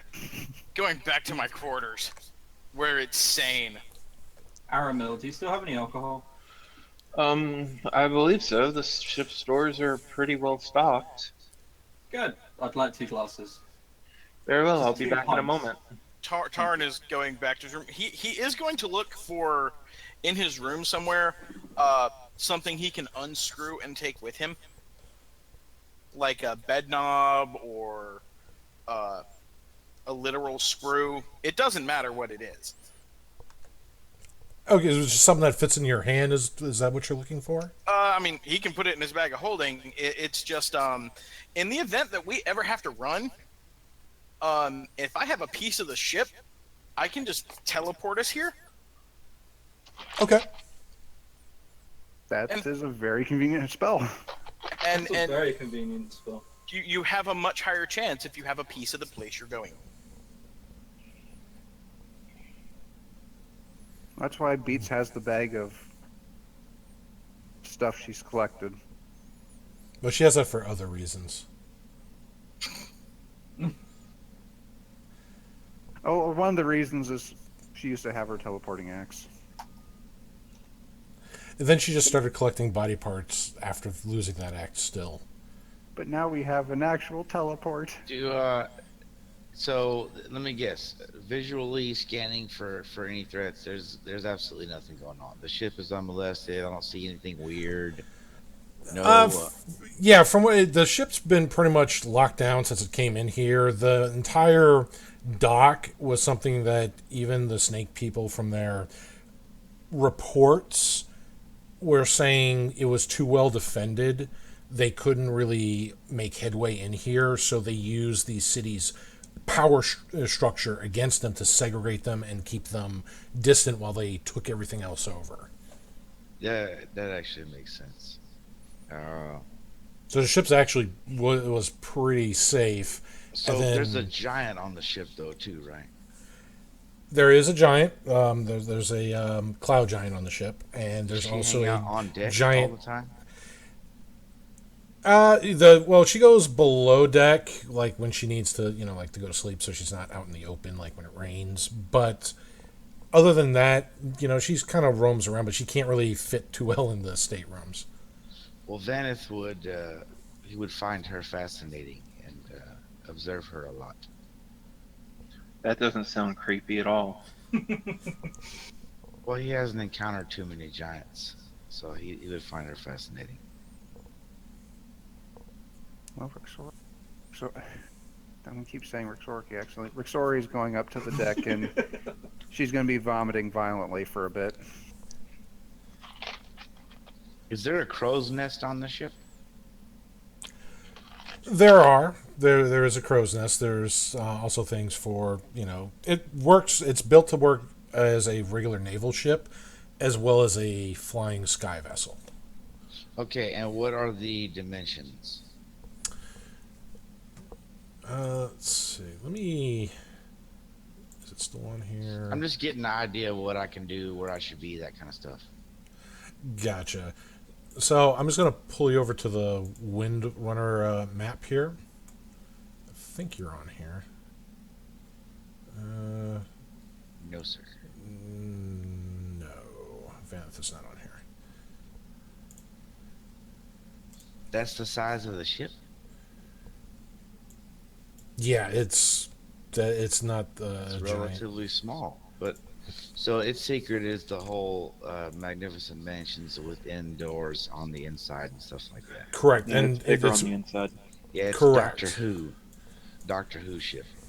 Yeah, so like out of the 4 staterooms on deck, each one of them in themselves are a magnificent mansion. Awesome. So up here, is that a crow's nest? Yeah, that would be the central. Would be the crow's nest. That's going to be the Sweet. highest. He would support spend there. most of his time there because it would give him coverage of the entire vessel and also an extremely good visual identification around the ship as well. So he would spend most of his time there. And the ship is still in that dock, so that there's tunnel above you, but you can see from that vantage point clear through the dock all the iron, the walls, the catwalks, the rooms behind the catwalks, like the security details. Some of the places where you're guessing is the housing for some of the gnomes, the security forces here. So they're pretty much well kept here. They just don't have the forestry, the farms. They probably have supplies for months in here. So that's why they haven't been really heavily affected. Well, his standard thing is he's like super hyper vigilant, man. He spent most of his time by himself. He's always concerned with possible threat and things like that. So that's just his nature. So he would probably be stealth up there if he could, to where hidden in the crow's nest and watching all the time. Okay, that'll be his home away from home. Yep. All right, let's see. So, and you got a wonderful view of Rixrory just puking her guts out over the side of the ship. It's beautiful. And then just sitting there rocking back and forth in the fetal position. I don't care, dude. I'm so glad you didn't feed me, baby, man. I'm so glad you didn't feed me, baby. Good Lord. That idea only came you about said- from Rixrory. You say you're happy, but it may have tasted amazing. How would you know? You never tried it. There's still some left. If you want to go. Yeah, I mean that's totally true. There's still some left. All right, is anybody doing anything else during their long rest here on the ship? Drinking and sleeping. Tarn's prepping spells and trying to stay away from all of these incredibly insane people. He only, for the new person, he only became this judgmental. He was very low-key right up until the beating of the innocent priestess that no one really cared about. That's not true. If you recall, I did react when the priestess got beat down. Well, granted, but you're not one of these people. While I never intended Aramil to be like this. Oh no, dude! Let me reiterate. Ship, and here we are. Evil I am not- machinations are happening. I'm not mad at you, bro. I'm not. Because halfway through it, I'm like, oh fuck, I've gone too far. Oh no, it was Player doesn't genuinely care, yeah. hilarious. Yeah, It no, was hilarious. Player was actually trying not to laugh. Character was. Yeah, I actually was laughing. I actually was laughing without my mic keyed There up, was but a I'm lot of like, laughter. man, this is bad. I may There have was a laughed lot of mildly. Oh, I laughed. I was muted at the time too, but I did laugh when it started up. Um, The first thing she does back from her body is get stuck into an old situation. You're gonna. It's the second where Chief goes, okay, out of character, there are actually babies in this. Yes, there are actual babies in this. just you could hear the record scratch, like if it was a movie trailer. What? Excuse It's like me? everyone was expecting you to go, no, I'm just kidding, and you're like, no, it's totally baby. I doubled fed down. someone baby. Why would you do Not- that? Yeah, we Not weren't not only are there expecting babies, there's a lot of baby. Oh God. Anyway, Tom Yeah. is just Anyway. gonna stay up in his room until it's time to leave. it. Please, let's quickly move on from this. Yeah. Let's Dave, when go can on. we get the benefits of the long rest, sir? Well, they will kick in as soon as you wake up, rubbing your eyes from a hard but well earned long night's rest. Bellies full of non babies.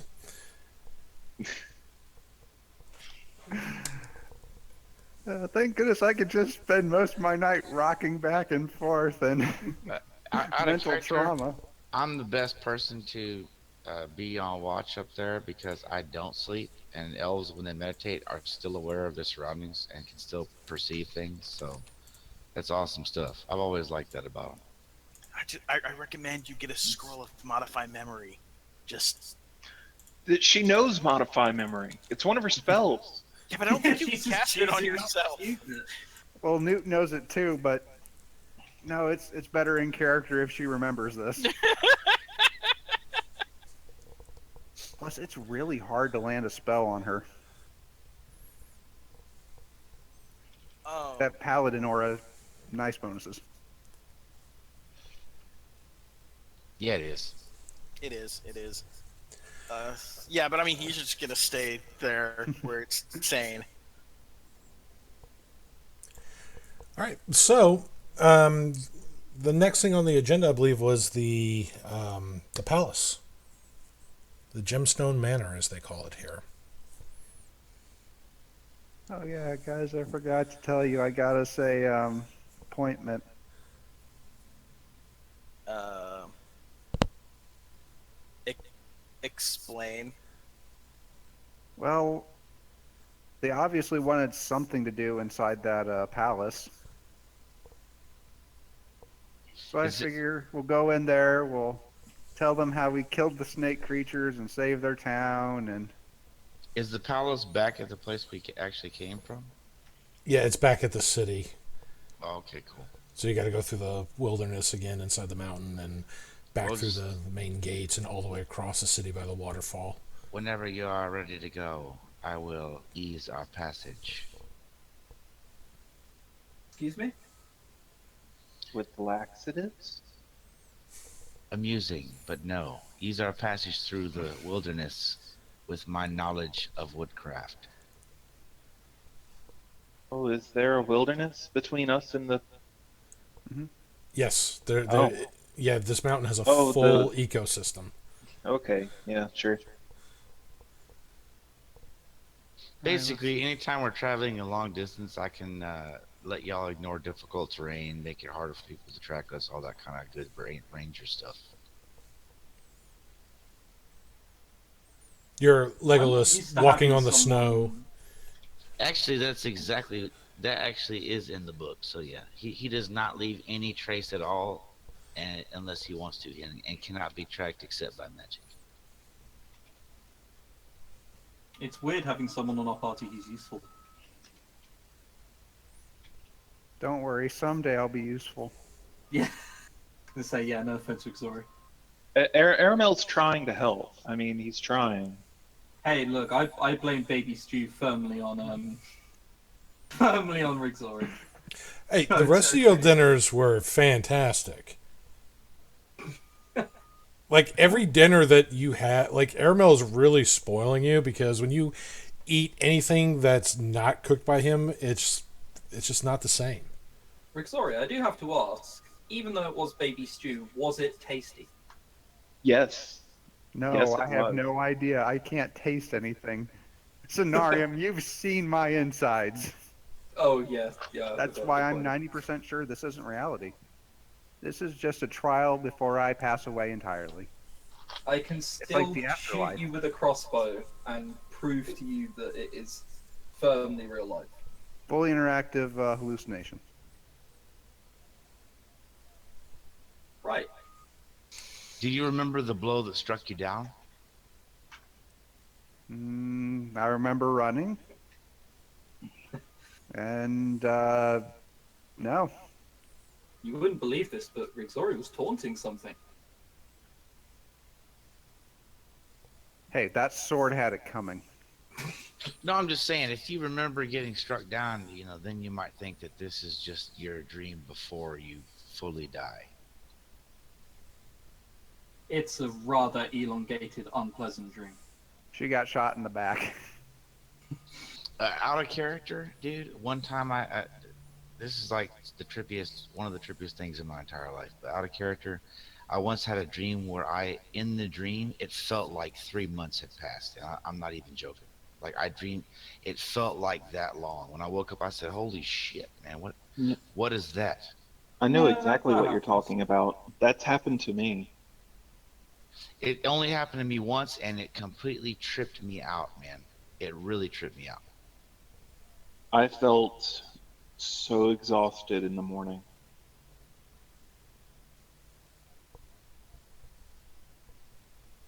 The mind is a powerful thing, and it can do all kinds of crazy stuff. Indeed. So, if there's no other preparations here, Rixorki will stay on the ship, and Newt will gladly get away from the ship.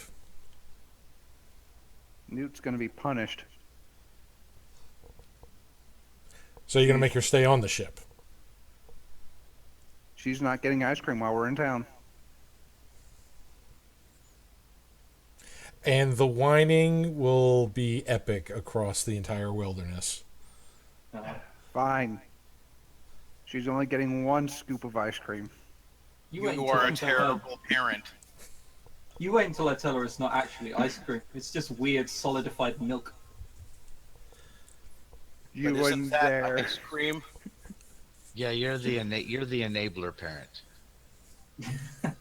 You're, I'm you're a the good parent. Yeah. you're the Hang on a friend minute. I'm parent. not a parent. This is terrifying. I'm not a parent. It's I'm a like a parent that you're not a Terrified, parent. drunk Yeah. uncle. So You know it might be a good idea if we, send her to a convent where she can learn how to be a good person. Oh, it's too late for that, but I appreciate your. Don't worry, we'll take her back to the Input. university where I learned that. No. In fact, that should be the number one reason. You know what? Hey, It's No, bad I'm when not. the slave has the moral compass. I have literature still from that university. If you'd like to, pass through it. No. Just picture Tarn asking for said, items, and then as soon as he holds them, they go up in flame. Oops. oh, that's going to cost you 200 gold for another pamphlet. I'm sure. Blow up the university. That might be appropriate use of the Azure Flame. I have to check. I mean, to be fair, it's ran in North Korea. What? It's in fancy North Korea, don't worry. That's how they describe Sanctuary. Sanctuary is basically North Korea. Oh my god. And I'm a professor. Does it standard make Oh my sense now? God. standard procedure. He would course and blaze for the party anytime they were in natural environments. Just letting you know. So we are heading to the.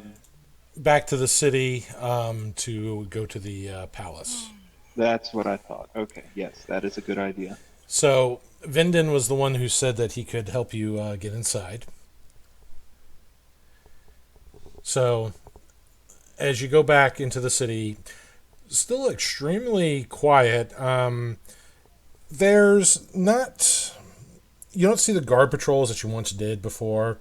In fact, the guards seem to be, if they're there, they're isolated somewhere, maybe trying to find people, or trying to, get things back in shape because everything's been pretty much a cluster since the whole ordeal happened. But there's no resistance, but also no sign of any gnomes. Well, I guess we just march straight up to the palace. I mean, we probably should stop and get our guide. Then we'll march straight up to the palace. You mean this Vinden character? Yep. Okay. All right. So, Sorry, can I just ask something again? Sorry, randomly going back to what it was, out of character here. Dave, what was your thought when you said this whole baby thing? What was going through your head when he suggested that? wasn't my idea. It was what it was. It was just I had to stop for a second. Like, you serious? And yeah, and then I'm like, well, I kind of saw, There was a whole conversation. there was a big About it. conversation. In my head, I was looking at all the alignment conflictions and the issues that could arise from this. But the way that it was initially kind of pushed to me mitigated a lot of that. So I said, well, that is in character with what's going on. So, and how he's perceiving what was told to him. So, if that's what you want to do, then all right. And still wanted to do it. He wanted to go search for a child, and I found one. he found need one. And I need to find a shrine to go tone at while we're here. Wow, So- your character's like even I have to attune. That's damn. I am a paladin after all. Who just need a... So you go back to Vinden's, and you knock on the door, and you hear glass shatter, and he's just a minute, and you hear kind of like this almost wet slopping sounds as he comes to the door, and as he opens the door, he's got a towel wrapped around his waist. He is kind of soaked from head to toe. Can I help you? I guess we forgot to schedule a time we'd show up, didn't we? Yeah, you forgot about that.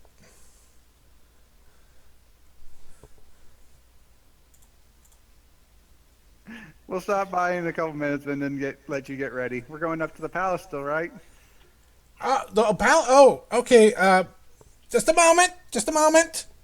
And you see him just close the door. He scuffles inside, and you hear more crashing. And you hear him go, ow, ow, and then more crashing, and you hear something heavy just hit the ground inside the wooden boards, and it kind of gets scraped. It sounds like it's being drugged for a moment, and then you hear the little gnome straining like, yeah, and then like heavy lopsided footfalls come back to the door. As he opens the door, still in the soaking wet towel, he has over his right shoulder this giant key ring that looks like it has about 100 or so keys on it, except for this one giant key that is about a foot long. Do you need help with that? And he just kind of waves his hand, and he just shuffles, holding the towel with one hand, holding the key ring with the other, and is marching up to the palace doors. Do you think you should get some clothes on, Vinda? He doesn't respond. He just keeps walking. He looks like he was kind of half asleep. The bath was going to wake him up, and then you came along. So, going up the stairs, there's no guards outside of the palace anymore. Now, there's still bits of broken machinery outside, so nobody's really cleaned anything up. But as he gets up to the doors, which are these large, probably about easily 20 feet high, engraved gold-plated doors, there's a single large keyhole. And he looks at the keyhole, and he's like, looks at the ring. Which one was it? And he starts flipping through the keys, all the little keys, one by one. The big key for the big palace? No. Is that one with the As he crown on it? as he like flicks it, like he goes dink, dink, going through all the keys. He's like the big key is probably about 60 keys down on this ring as he's just flicking through keys, looking. No, no, no, no. And then after a few minutes just going through the keys, he passes the big key up, goes about 10 or 11 more keys beyond it. Aha! He holds this little tiny key. And you see him just kind of stick his tongue out. It kind of curls on the right side of his mouth as he squints with one eye. And he holds his arm out with the key, sticking his arm into the keyhole. And he's kind of like feeling around. He's almost on his tippy toe, trying to reach in. And eventually he's kind of grunting, going, and you hear the mechanical latches release on the door as he finally turns the key. It looks like he turned it almost a complete 180 in whatever lock is inside of there. So, This is probably way too late to be. I'm gonna look around to make sure there's nobody waiting for us to open the door and break in. all right, make a perception check. Yeah, I'll do the same. Fascinating. I mean, the door's already unlocked, so this is probably a bit late on the. You'll give us Security a vague check, but- reaction time at least. All right, so, Rick, sorry, you're looking around, looking at the streets. Since you're high up, you got a pretty good vantage point. Not as good as if you were at the temple or at the Halls of the Fallen, but very good nonetheless. It is dead quiet in the city.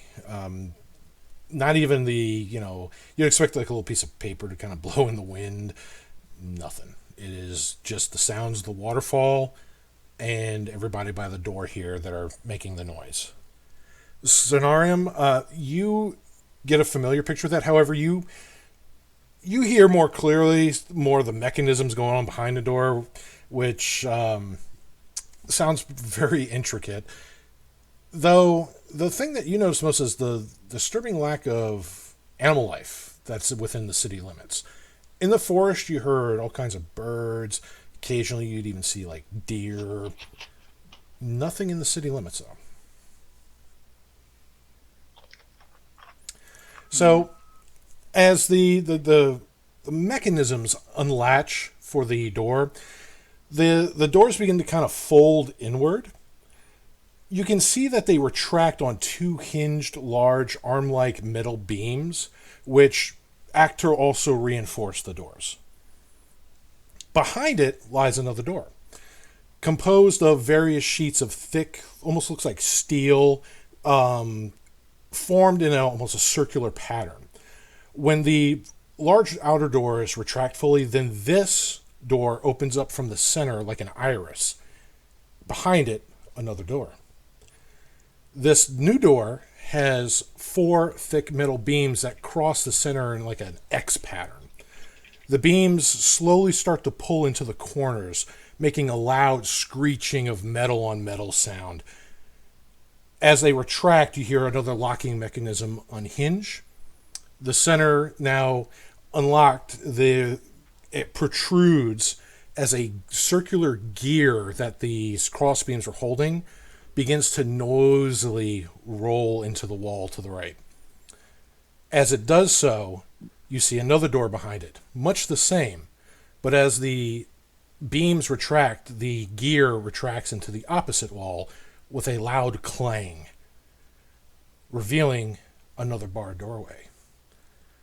This door, Security system like this. this door is a wall made of several vertical beams, which slowly separate into the ceiling and floor in alternating patterns. Sparks begin to fly from the beams, caused from the close friction.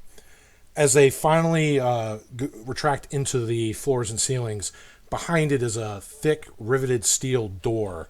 You see a seam running down vertically at the center. The seam opens up as the panels retract away from each other, going into the walls. You can hear the gears just echoing from the portal as they do so. Beyond this door is a similar one, but instead of the seam being vertical, it is now horizontal, forming steel plates. It almost looks like would be like a roll-up door. As the wall retracts, it shows another riveted wall that completely goes across midway, retracting into the ceiling and floor. As it does so, there's yet another door. Almost this looks like one of those old-time vaults that thieves would talk about in their adventures. However, in front of this big vault door with these little, almost like pipes to turn the wheel, there's like these 6 pillars, like almost as thick as a torso, going down from floor to ceiling. As these retract, the center locking mechanism starts to spin, and it noisily retracts, swinging open, revealing not one, but 2 more identical vault-style doors behind it. And finally, after the third door swings open, you see what looks to be the interior of this mansion is finally revealed. But standing at the other end of this entrance hallway is a huge metallic construct-like being. This construct appears to be covered in thick crimson armored plates. It has a series of 6 metal vented exhaust pipes extending from its hunched upper back, each exhuming flames with thick black smoke. What you assume is the head looks similar to a armored knight's faceplate, only it's a little more angular and pointed, and located what you can assume to be this thing's chest. A glowing yellow light can be seen from behind the eye slits on that faceplate. Its right arm extends to an obscenely large forearm that has been modified into a giant, almost buzzsaw-like arm, while its left arm appears to be some sort of large cannon with a revolving chamber built into the forearm section. Large puffs of flame exit from its back as it points a warhorse-sized cannon barrel down the direction of the hallway. The serrated saw blade begins to spin at a high speed. And let me show you what you see here. It's not a murdered baby soul, is it? Wow. The souls of that orphanage have come back to haunt me.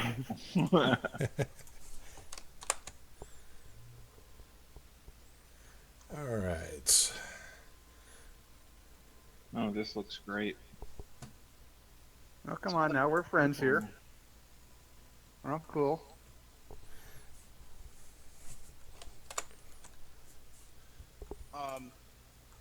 In this situation, not knowing what's going on, Tarn, do we have time to act before this thing does whatever I think it's about to do? So as it does this here, it does let out a kind of a verbal mechanism here, and it says in this very deep, almost robotic-like tone, "Threat level amber. Drop your weapons and identify yourselves. You have 30 seconds to comply." Well, weapons are going on the ground. Vinden kind of looks back behind y'all, and he's just kind of waves with his hand like, just relax. And he shouts down the hallway at it, Piccolo Triad! And then the thing just kind of like lowers its cannon arm and just kind of stops. And you hear a voice come off to the side of it, and it just shouts, God damn it! And the you hear a phrase spoken by that same voice, Missed X! And then the construct just repoints its gun down the hallway and now lets out a threatening growl with its voice. So, what's going on here? So, Vinda just kind of says to himself, it's like that now, huh? Okay, you asked for it. So, the other voice there is kind of talking to that thing there. So, we're going to do a kind of a skill challenge here. Vinden's going to try to counteract the commands given to this thing. And depending on how successful you are, depends on the stages that this thing might be in. Hopefully you don't fail it. If you fail, then whatever stage it was in last is, well, what you're going to have to deal with. So, how are you going to assist Vinden in overcoming the distraction down the hall that's drowning out his voice? Can I perceive where the other voice was coming from? So the voice is coming from somewhere over here.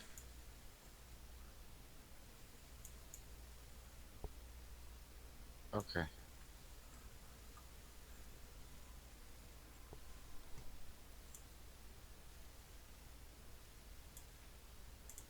My first idea would probably be very bad, so I'm gonna wait.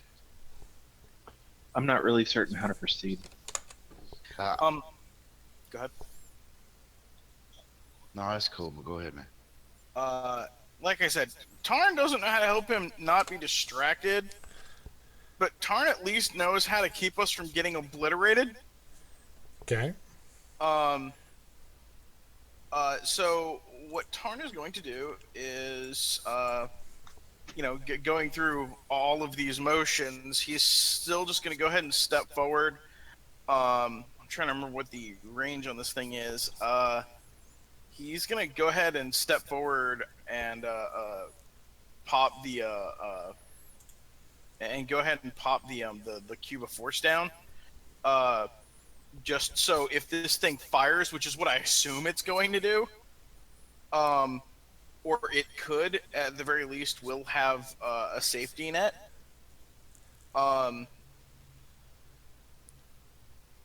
So Okay. the range on, I'm trying to remember how wide this thing is. A cube of force. 15 foot on a side. Okay. So what he is going to do is go ahead and step up.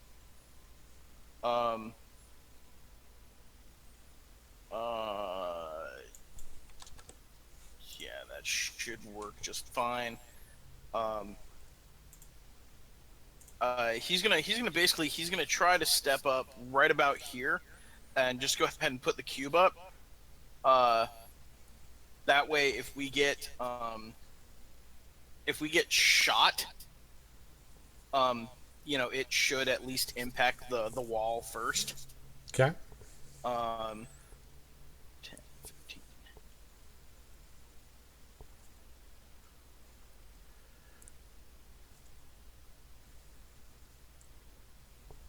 And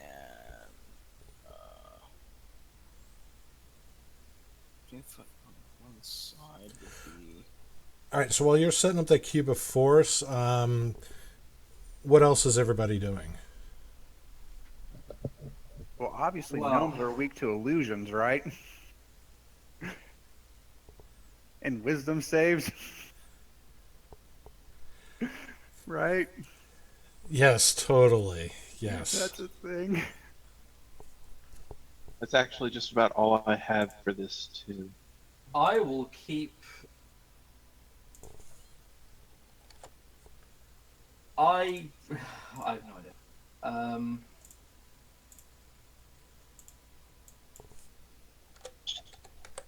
can I play my flute del Bosque to play an amazing tune for everyone? Oh, the band. Let's start the band scenario. Yeah, let's start playing so he feels more concentrated in what he's doing. Because good music, it it also plays with my charisma, which is 7. So Just back up Newt. Newt knows how to sing. I don't know. Can I check for anything else around us? I guess. No, those are all. No, I can't. The only thing that Tarn will do is once the field's in place, he will just mutter to the gnome, "You will be safe. Just remain calm." I'm calm.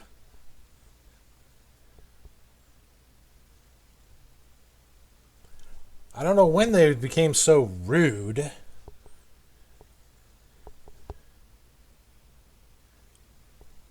Newt, play the song of distracting the other gnome.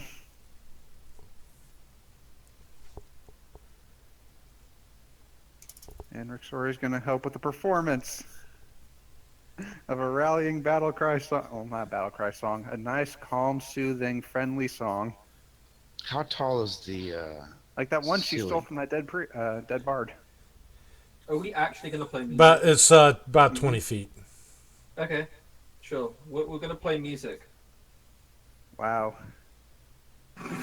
You're kind of ruining the performance here, Scenario. I just forgot what my hands are doing. No, we need it lower, lower, slow. I was playing Twinkle Twinkle Little Star. Lullaby and good night. All right, so Newt is doing her best to distract the other gnome down the hall. So while she does that, Vindin will shout out another phrase, Curator Plus. And then the construct just kind of gets rigid real quick. And then the gun barrel lowers and it says, Welcome to the Gemstone Manor. Have a gnome day. Then the voice next to it says, Ho ho ho, no you don't. And then shouts another command phrase, MD Geist! And the construct, then you see the eyes, the once yellow light now turns bright red.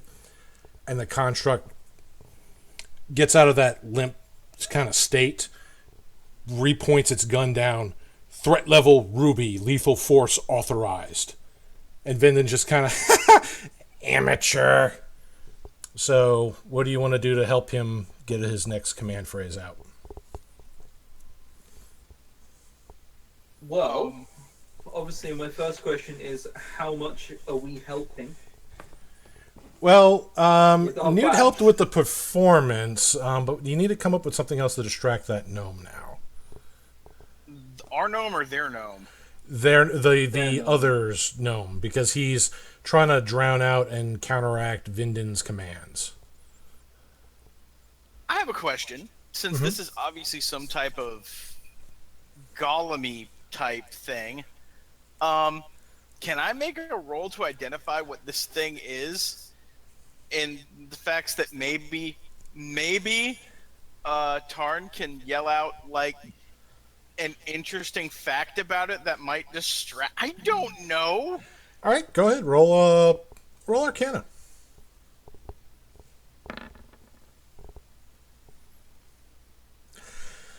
So this is some kind of a guardian construct that, you know, the Jansens are infamous for building. They use it to fortify fortresses. They use it all the time in their homeland, their mobile city. And this is one that was here. Probably Vindon helped create this, since he is the only Jansen in this city. But in terms of what might, trigger this, this thing's obviously been told certain command words to form various functions within it. ones that obviously Vindon knows, but also that the palace staff also have their own commands that they've put into this. So you can try an intelligence check, see maybe you can try to guess one. Well, actually, my idea was whenever to just shout out real quickly to this unseen voice that's calling out from the side. Is that a Janssen 12?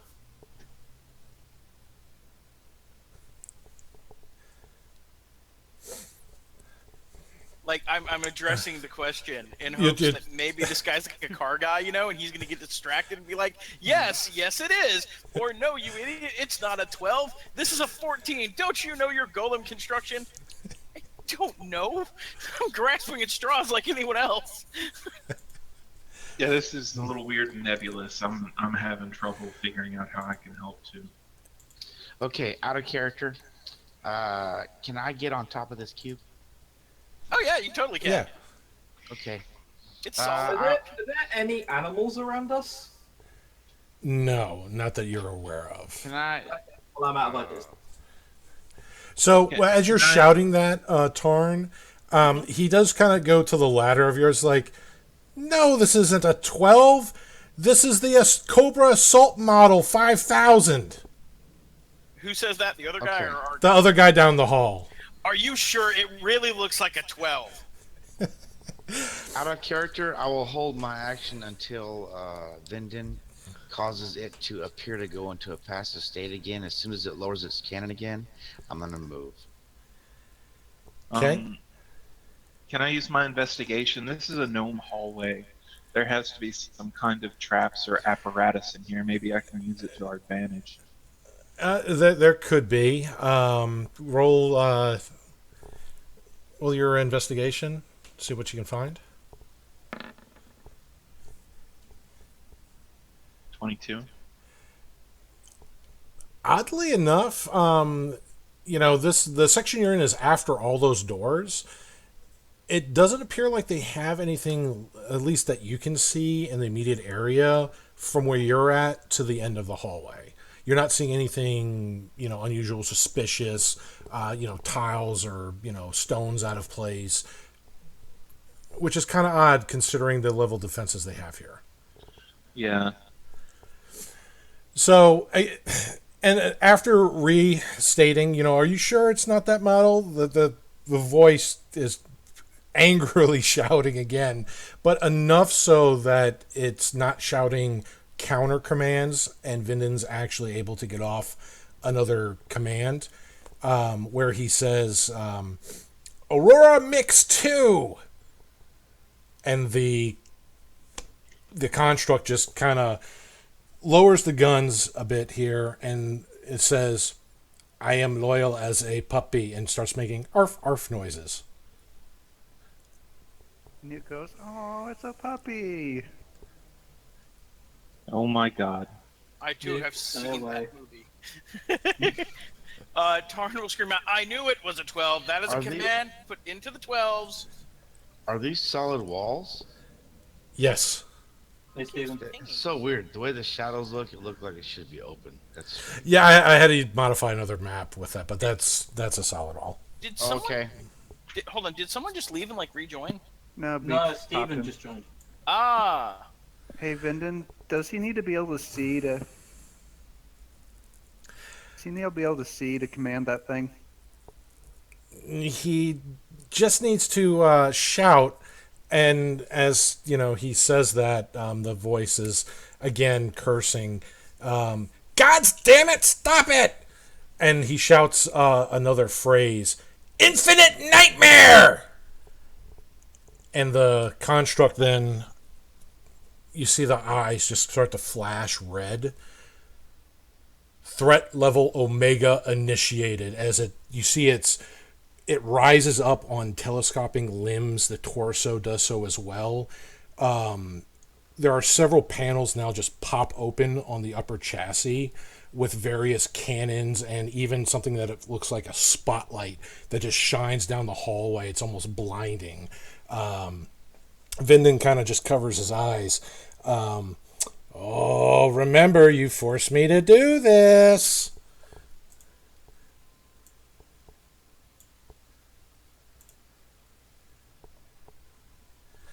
All right.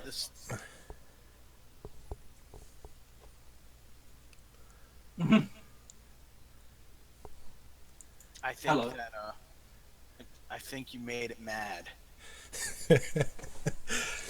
All right. So for the final check here, who wants to try to help distract the other gnome? Out of character, the only thing I got, I was gonna try to like put a couple of arrows by him, but as soon as I do that, when it's in a aggressive stance, it's gonna attack anyway. So hey, I don't really got anything that would help in this case. Newt's gonna Your use voice pretty. is enough. Newt is gonna use pretty lights.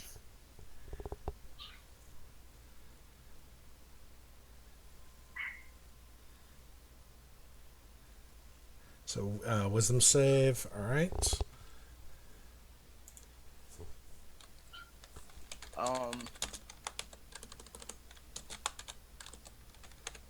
Plus, I don't know if these guys are actively hostile toward us or if this is just some weird gnome penis bumping contest or some shit. It's probably the second one. Probably the second one. So, what's the DC on that? 20.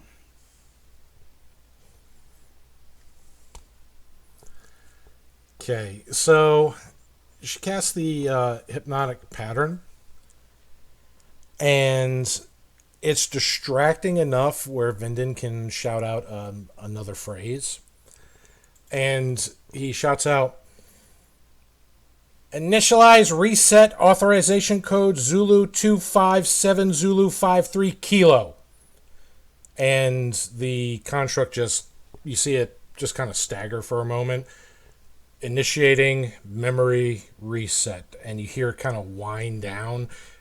You hear a sputter, like an internal engine or mechanism is suddenly shutting down, and it topples over. It's one of its legs just kind of twitching in the air. Off to the side, you hear the other gnome that was back there. No! Do you have any idea how long it took to configure him? Oh, you restored him back to factory defaults. And Vinden's just kind of, yep. Now move aside before my golem friend here, and he kind of points to Rick's Rory, beat your bottom like a war drum. And he's just walking past the carnage here, and as he does so, he takes his bath towel, the soaking wet bath towel, and throws it right on the gnome's face. And he just kind of snickers.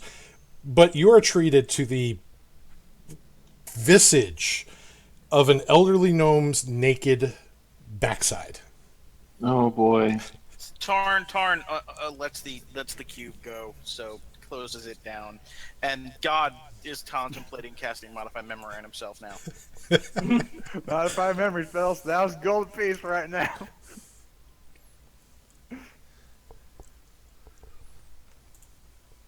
Oh, this isn't too terrifying for Ixori. She's seen worse. He kind of stops about a few feet past the construct and just kind of stretches, and then he just kind of almost struts down this purple tiled floor. Still, it's quite a horrifying visage. Now, as you start going into this main chamber, Rixori, you kind of lost track of Newt. Oh gosh, not again.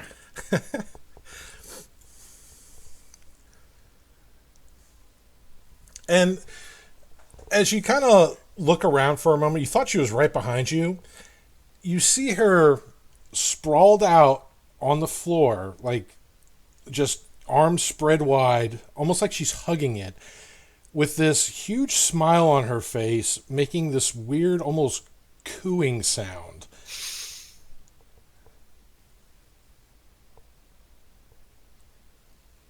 It's a really odd sound that you've never heard her make it before, but she seems really happy, and she's just holding the floor. What is the floor made out of? Roll investigation. Yeah, I'm gonna join in on that one. Yeah, what the fuck is happening? It's a carpet. It's some kind of purple tile. It's That's actually an 18 because of all right. So reliable talent. Tarn picks this up, and holy smoke, this isn't purple tile. This is a giant amethyst geode.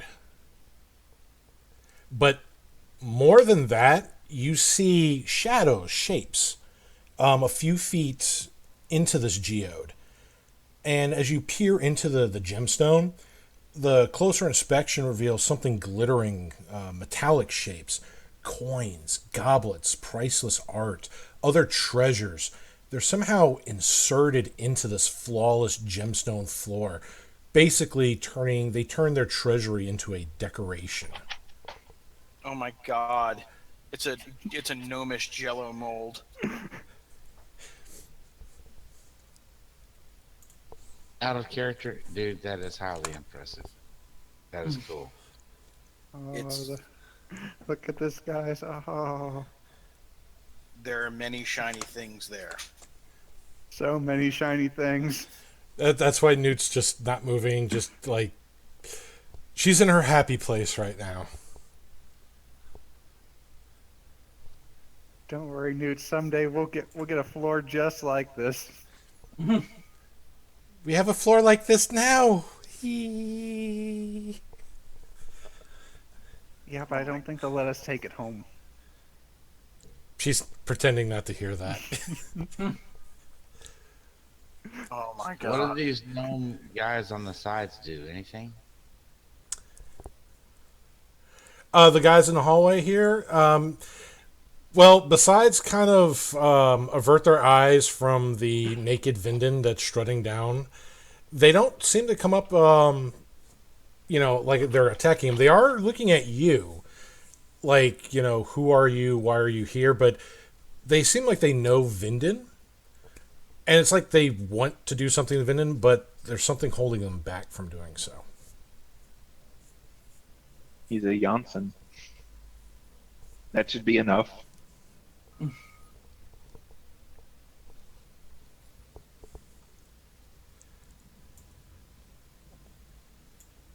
Scenarium, come hug this. It's so nice. Oh my god.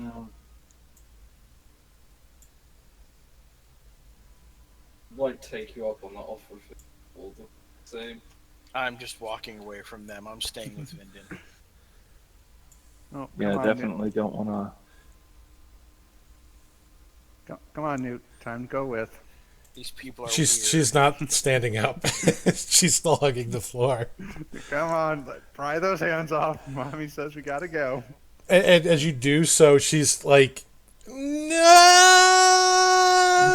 And you're like literally dragging her on the floor. Her palms or her hands are making horrible screeching noises as they scrape the surface of the gemstone. I don't think this is the place for children. Okay, so as he struts up further here.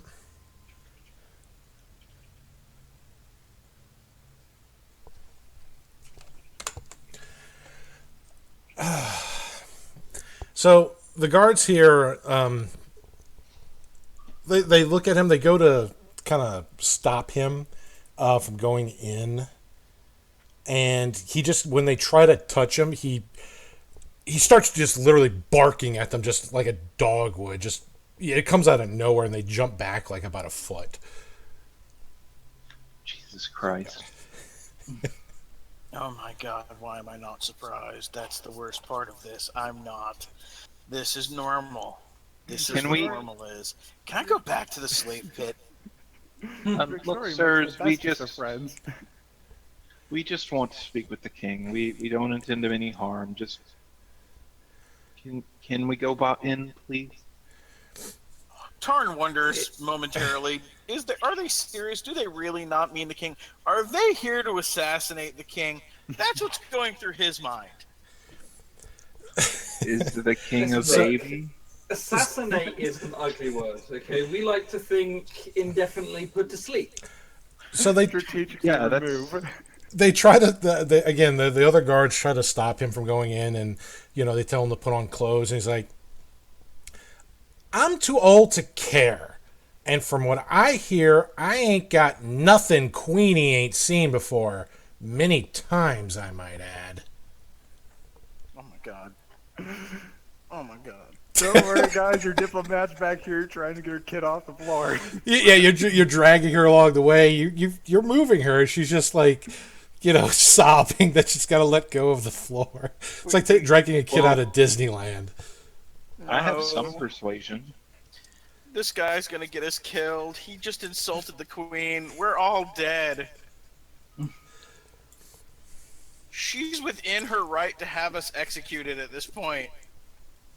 No, that's a stupid reason to have us executed. So There are many other better reasons to have us executed. this is true. We have quite a long list at this point. Like, So as he comes Do the strutting guards let me in, pass? yeah, they let you pass, but because you're right by, Vinden, they let you pass, but you hear, like, as the royal court there sees Vinden come strutting in naked, the queen just shouts, "Oh gods!" and averts her eyes very quickly. The looks like it's probably their daughter on the king's left hand side there. She's just going, "It's so horrible. I'm disgusted and repulsed, and yet I can't look away. Oh gods, help me!" The king looks at Vinden. You just see like oh, why me? This is the same look a lot of you have when Rixori comes into a room. It's just like, why?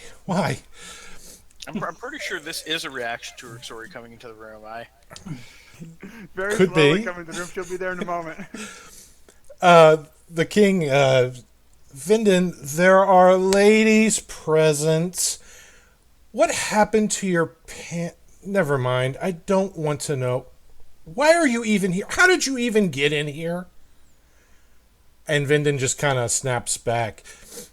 Listen, the only lady here is you, Powder Puff. What's the big idea trying to kill us? They took care of your snake problem. And the queen kind of mutters, still averting her eyes.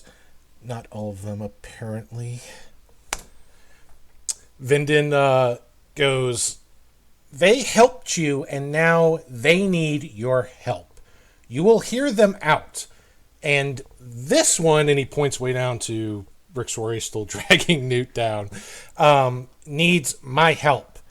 I request my released from the Amnesty and Protection Doctrine. So it looks like you will finally get your wish, Your Majesty. And when he hears that, the king's face like lights up, and he's, "Are you serious? This better not be another one of your ill-conceived practical jokes." And he just looks over Vinden for a moment, as horrifying as that is for him to do. "My lord, you are serious." And his smile just kind of grows more and more. This is wonderful news. How soon can you go? I mean, how soon do you have to leave? There'll be a celebration tonight. Cheese for everyone. We require a few things. Yes. Tell me more. And for God's sake, someone get him a pair of pants. Wow. He gets the same reaction I get when I walk into rooms. Nice, Vinden. I'm not with these people. I mean, I am, but not in spirit. Our airship is damaged. I can fix it, but I require supplies. Done. Done. Aramil looks back at the others like, y'all want in on this? Okay. You just sit there and play on the carpet. So those snakes were trying to get in here for a pretty specific reason. They, oh gosh, I forgot the... Irma, what word did they use for what their ritual was trying to do? I don't remember. Oh my god, it was 2 weeks ago, dude. I know. I've stopped taking notes and I'm regretting it. Um, were were they trying to bring back the Demogorgon? Is that No, it? no, he's already back. They're gonna have a ritual that lets them. Do you all know how to get past the shield into sanctuary? Would you all happen to know a way to do that? Well, the Exalted can, but they haven't been seen around in ages. They've been pretty quiet. Yeah, the exalted magic. I remember that one. Do you know where they live? No, their temples and training monastic orders, they're kept pretty secretive. Haven't seen one of those in these parts, well, really ever. Why do you want to go there? It's a bad place. Oh, it's a terrible place, but there's a kaiju there. I need to get rid of. I need to find a soul forge. Would you happen to have one of those, lying around in the basement? Oh God. No, Tarn, it's not like that.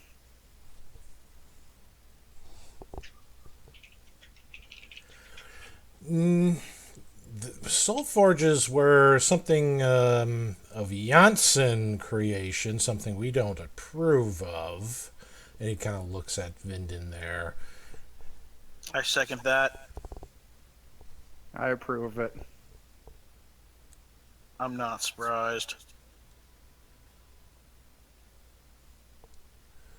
Well, it doesn't seem like they have the Soul Forge here, but there is one other thing I would request, and it has to do with my livelihood. You see, and he steps in front of Vinden to block the view. Which all three of them are very grateful for. I'm a butler, and I have served many, but gnomes I have not. I would request to speak with the queen in private about things that she needs on a daily basis, foods that she likes, just things that can help me improve my trade. Could I have some of your time, please? And she looks over Seems legit. Aramel for a moment, and she kind of gives like this little half smile, almost like biting her lip. Yes, that will do. Yes, come see me in my chambers. Guards, show him the way, please. And as they're Wait, what the F just happened? Is Aramel what the hell is going on here? so the Don't worry, guards he seems are legit with that tendon sight. so guards are taking Aramel to the queen's chambers to discuss private matters, while another guard comes up and hands Vinden a pair of leather slacks and a little leather tunic, which Vinden just begrudgingly just puts on. He was getting used to the natural feeling, but Oh God. but it was felt strongly enough by everybody in the group, so he's got to put them on. That's probably for the best. Yes, indeed it is. I don't know where her room is, but Aramil does follow the guard. Okay. Yeah, I'm gonna get you over there. So why have you all been locked up in here? So the queen also excuses herself to go meet with Aramel.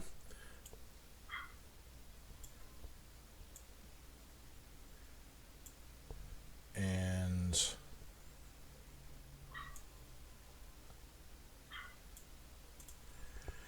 so the king, now that Vinden is pantsed, well, not sure if you're aware, we had a little bit of a problem with some believed to be Yanti and other powerful demons possessing our populace on an alarming scale. They cut off most of our troops at the gate, and they were trying to make their way into the palace. If they came in here, there would be no stopping them. So sadly, we had to stay back here. We tried to make communications with our other troops out, but they've managed to disrupt those communications, and you are the first people to successfully breach their defenses. And I thank you for that. Considering we left a lot of their corpses out there, it should be relatively safe now.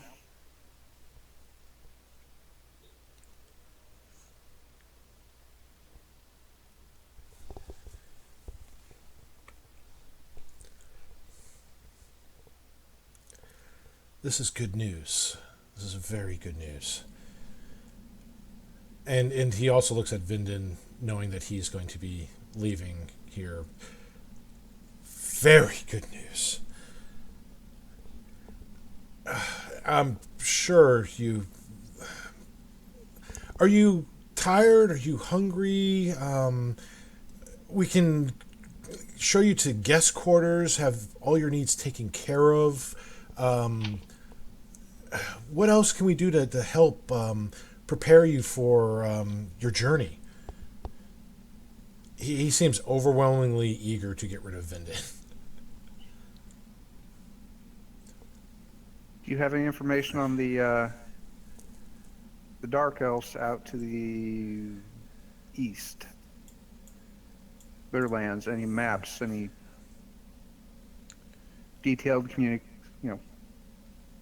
if we were to head out that way, do you have information that would help us? Yes, we can get you what you need to cross into their lands, though they do have a protective barrier, a very powerful elemental spirit that bars the entrance to the Black Deserts. If you can find your way past that, you should have no trouble going into their lands, though I do warn you, they are very warlike. You must be careful where you tread in those lands, and they are far from the only threat within. Well, considering what they've done to me, I welcome it.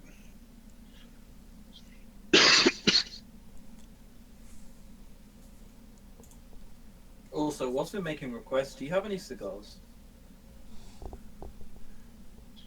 And he looks at the guards like, somebody get this man some cigars! And one of the guards is like, does a haphazard kind of salute and starts running out to go get the cigars. Thank you, thank you.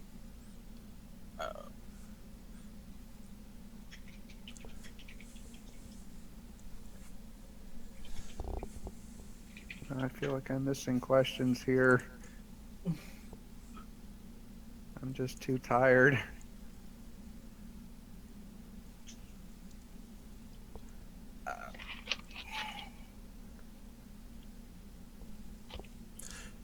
Is there anything anybody wants to ask the king, or anything that you feel you might need that maybe somebody of his stature could grant. Astonis.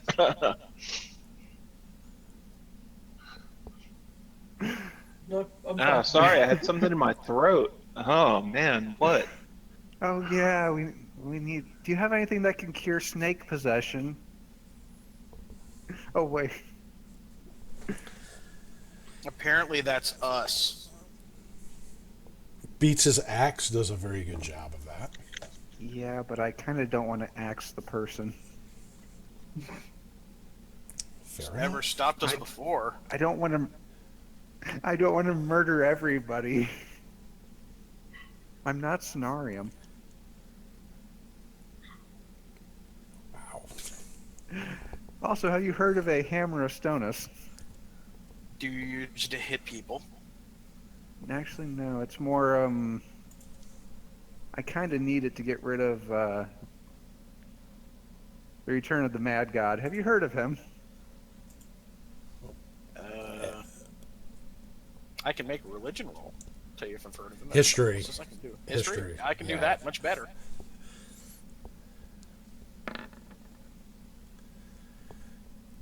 Yes, you've heard of him. Most people have heard of the name. It's almost like a boogeyman at this point. He's almost taken over the world, but was stopped. He was defeated, and only defeated marginally by the sacrificing of basically the dragon. The dragon emperor sacrifices life in battle to invoke all his life force into empowering a spell strong enough to trap the mad god. Yeah, and there may be a fragment of him running around, and Oh, no, God. I'm not. Why? What did you do? No, I'm glad you got to the right conclusion that it's my fault. Oh my God! You actually did something. Well, I may have made a deal for power, and You what? then I kind of realized how bad of a decision I had made at life, That's good. and kind of revoked it. Explore those feelings. And then it possessed another person, That's bad. and she's heading straight for the Twilight Towers as we speak. Okay, so why aren't we heading to the Twilight Towers too? Because our airship about fell out of the sky and when you got brutally murdered. Right. Just needed a reminder of exactly why I feel this way. In any case, why do we need the airship to get there? I mean, Fastest and safest mode of transportation across that land that is some of the deadliest terrain there is on this continent. And this continent is known in itself as being some of the harshest lands in all this of point, Kelowna. wait, we don't have to journey across the continent if we have the airship, though, right? Well, you still have to fly across to, you still have to get there one way or another. we're not making a 2-month-long journey in the middle of the desert. Yeah. The airship shortens the distance, the time spent needed quite a bit, as well as Oh, yeah. avoids most things on the ground that would want to kill you. Like 100-foot tall titans. Well, after what I've seen, we have plenty of provision and stuff like that. I don't think he'd ask for anything really, other than direction. What we need is the hammer. King, are you hiding a hammer around here? Well, if you need hammers, talk to our forge master. Talk to Forge Master Lopos. Yeah, have you ever heard of the Hammer of Stonus?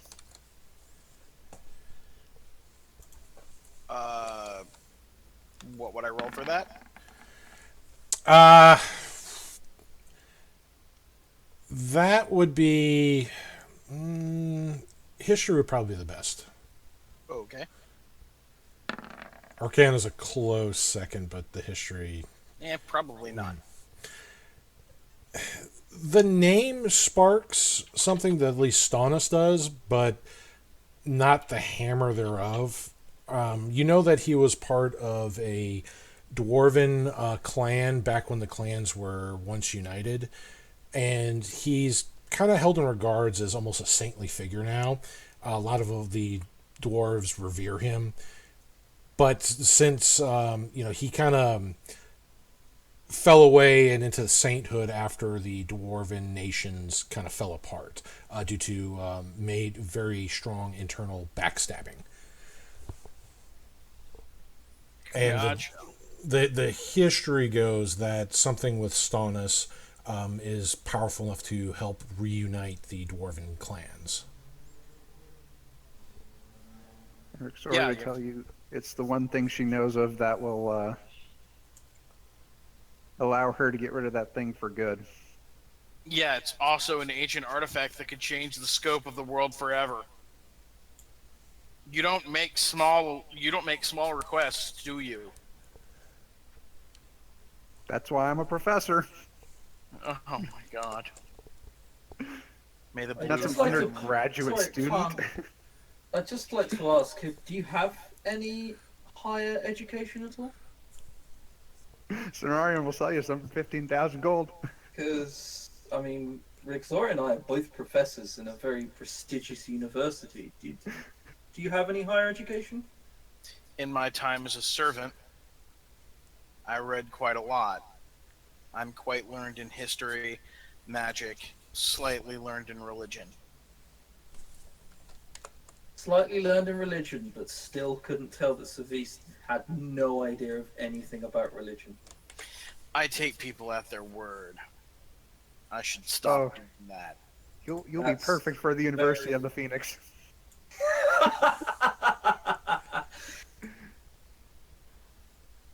Sorry, Cenarium just chuckles under his breath. He doesn't laugh so heartily. It is very simple. There's been some serious deviation on what is good. And believe me, I just know. Gotta look at the big scheme of things. The- Because right now there's about 6 different world-ending events going off, and I only have tools to fix maybe 2 of them. I have no idea what to. If I may interject, if there is a group of issues that are all going to have a grand effect or scope, it would make more sense to concentrate on the ones you could initially affect before trying to overreach yourself to gain the power to handle the ones you cannot affect. Process of elimination. You do not try to do all at once. You pick one and focus on that goal until it is complete. Agreed. And the one that is the most pressing and presents the largest threat should probably be the one to look into. And that's why we're looking for the hammer. So, Mr. King,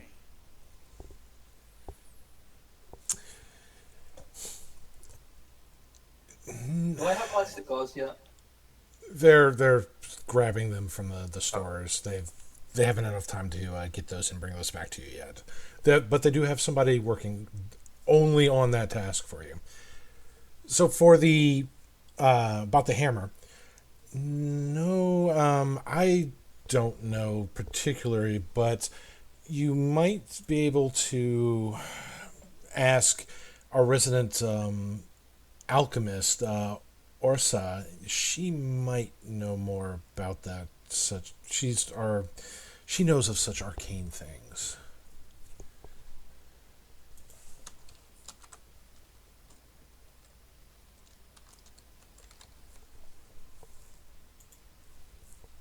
and which way can I find her?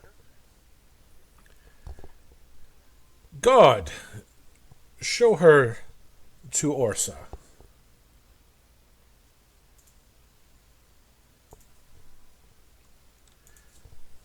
All right, you stay with Scenarium.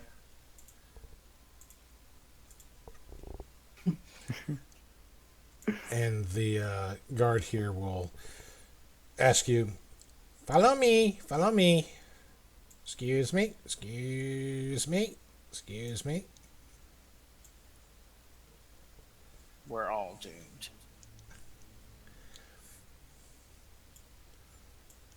And he brings you over here to this little, very, she's very pale. It looks like she doesn't get outside very much. And she's also kind of a little more twitchy than you would expect some of the gnomes.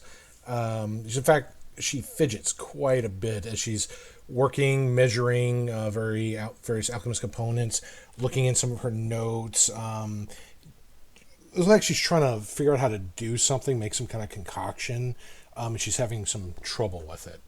She doesn't hear you or the guard inside until the guard... and she just almost drops the flask that she's holding, and she curves and catches it, and her eyes go wide and looks at the guard like, are you insane? And she just very, very gingerly puts the flask down, kind of hinting that maybe the contents of it are highly volatile. I about died right here, didn't I? Can I help you? Her voice is still kind of, her heart's still racing. You can see her, she's still trying to calm down from that incident. Victoria's kind of freaking out a little bit too. Everywhere death and danger lurks. So the guard will leave you to your dealings with the alchemist.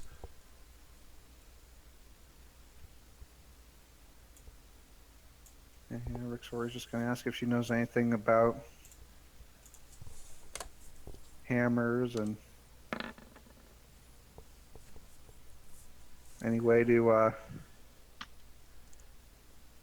purge Yanti influence.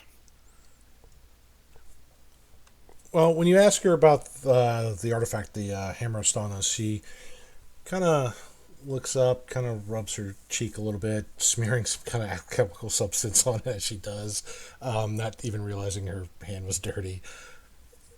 And she thinks real hard for a moment, looking up at the ceiling. No, I'm sorry. I deal more with, potions and spells. The artifacts and weaponry are really not my specialty. Sorry. Okay. I believe you because I'm a good judge of character. Okay. And what was the other thing you were asking her? Oh, if she knows any way to... Bypass the snake control? Mm-hmm. Like, say someone grabbed a possessed sword and... Oh, that kind of control. Well, other than separating the, artifact from the host or destroying the artifact, some powerful magics to, if it is a curse of some sort, to remove that, those are really the only ways that I know how to remove that level of control over somebody. Well, breaking artifacts is Beat's specialty. Is this true? She has destroyed 3 of them already. She leaves a path Though of 2 of them did destruction. pick a fight with her first. Well, yeah, because one of them she kind of antagonized to the point. And then it murdered me. Literally backstabbed you.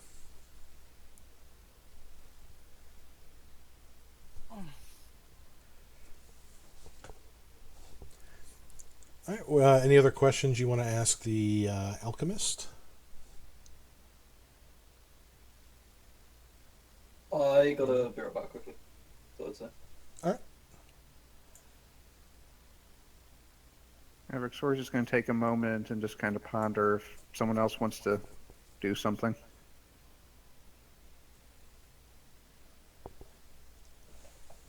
Vaneth, anything you Yes, wanna sir.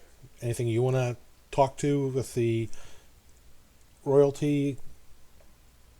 No, I don't have any. I'm not well suited for Okay. social graces. I'm.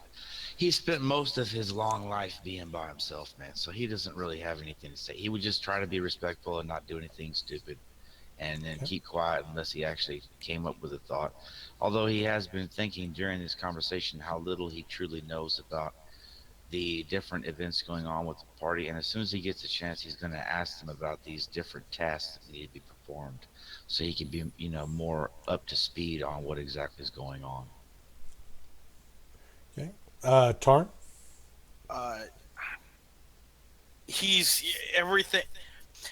Tarn's he doesn't want anything specific. There's nothing here to really he needs to ask for. He's trying to figure out,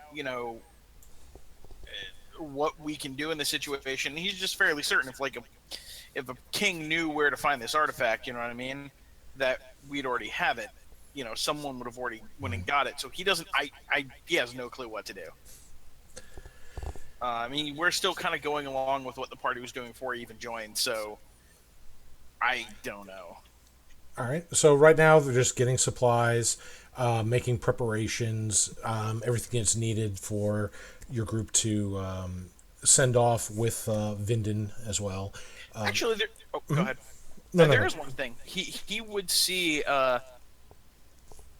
He would approach the nobles here, or the king in this case. Your Highness, may I ask you of a favor? Well, certainly. What do you need? I am Tarn, a spellcaster of sorts. Unfortunately, I have yet to fully have a chance to flesh out my repertoire, given the circumstances of my recent rescue. Mayhaps there would be someone in your court that I could barter from to increase my available, how shall we say, repertoire. Vinden kind of chuckles when you're asking that. Well, Orin's out of the question now. But the king says, well, Orin or Orsa would be the ones I would speak to. And Orsa is the resident alchemist. What were the two names again? Orin and Orsa. All right. And which one was the alchemist?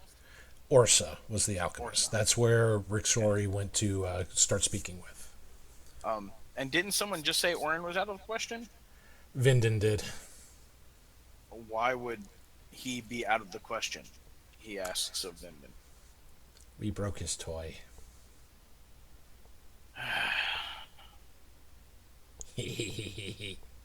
I cannot win for losing.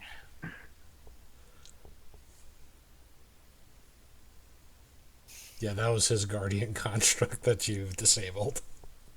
I see. Well, I appreciate your counsel. I will speak to the alchemist when he is free.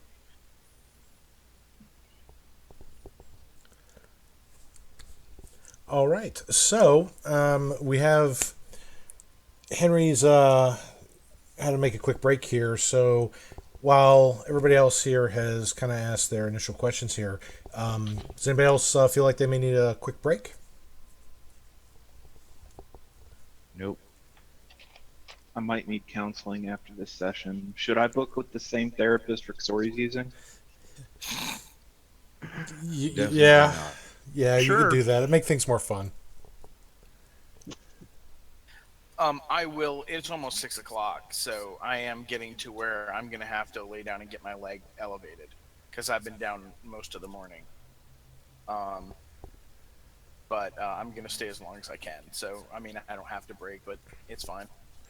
Well, we can take a few minutes of the break here, just so everybody, get their smokes, get their refreshments, restrooms, things like that, and give you a chance to kind of rest your leg a little bit, and we can pick up back here in a few minutes. Okay. All right. Okay. Alrighty. Good. All right. Well, we'll be back in just a few minutes here, and just put up this little thing to entertain anybody that pops in while we're on break.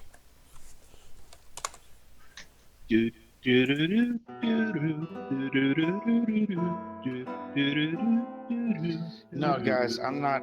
I'm not like. Who's still here? I'm still here. here. I'm just. Okay. Well, I'm not. Not paying attention or anything like that. I'm approaching it all from a character standpoint. He doesn't really know enough about what's going on to have any kind of useful interjections or anything. All he knows is that he's happy that monstrosities were killed in the form of the Yuan-Ti. That's a good thing. No, yeah, that's kind of where Tarn's at.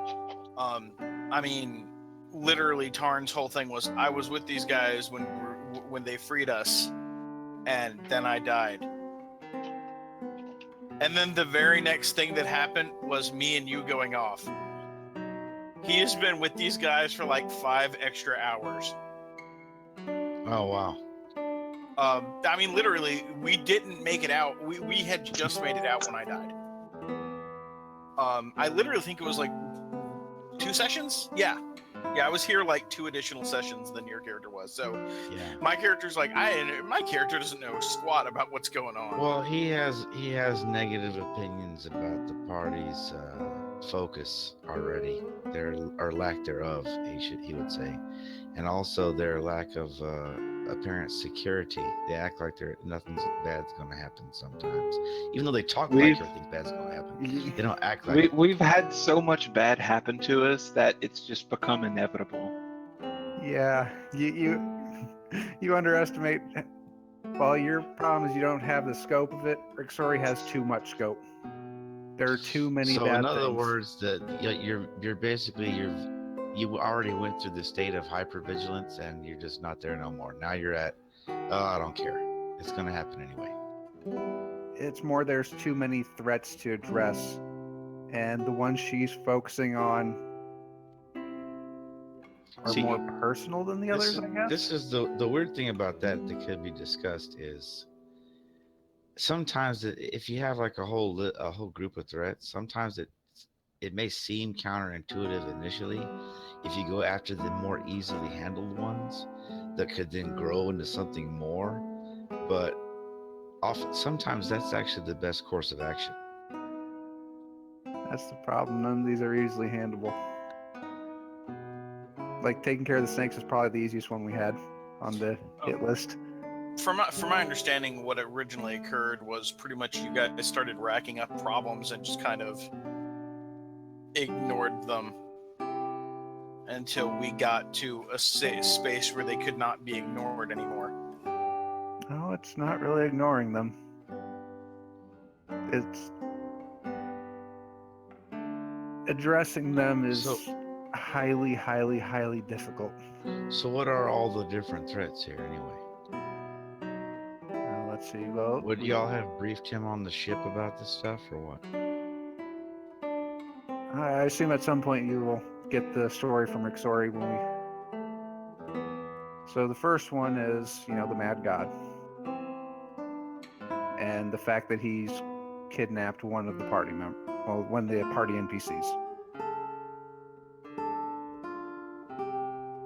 The second one's the one we found out just from last session, when another one of the NPCs went off to save previous NPC and got possessed by the sword. Let's see, the next one directly related to that is Rixori pissed off 13 demonic assassins who all have legendary abilities, by the way. They did a whole slew of nasty stuff. And we luckily survived that encounter. But they're still out there. That's another threat we have to deal with. They're working with the snake people. And it appears the snake people have already blown up our hometown, which is another threat I have to get around to at some point. Let's see, what's the next threat on the list related to that? So, in other words, a mountain of shite. Pretty much. And unfortunately, as much as everyone jokes about it, I may be responsible for about 80%. Congratulations, your character represents Great Britain. Pretty much. Yeah, like 80% of the modern world's problems are Britain's fault, way back in the day. I did some evil stuff, and then I tried to fix the evil stuff, and that caused a whole lot more issues. And the way those are avoided? Don't be evil in the first place.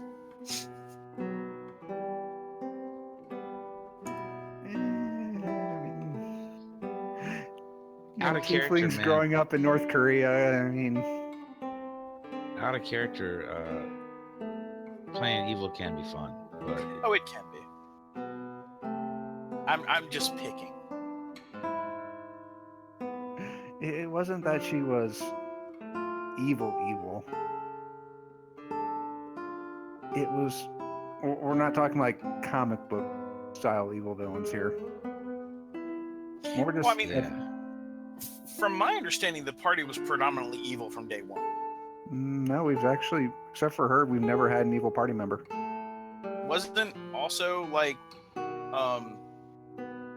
isn't Beats evil? No, Beats is just chaotic neutral. Okay, that's code for evil. Only when you don't want the E on your alignment. No, Beats is pretty much just out there hunting big targets. That's her goal in life. And beating up completely and totally innocent clerics.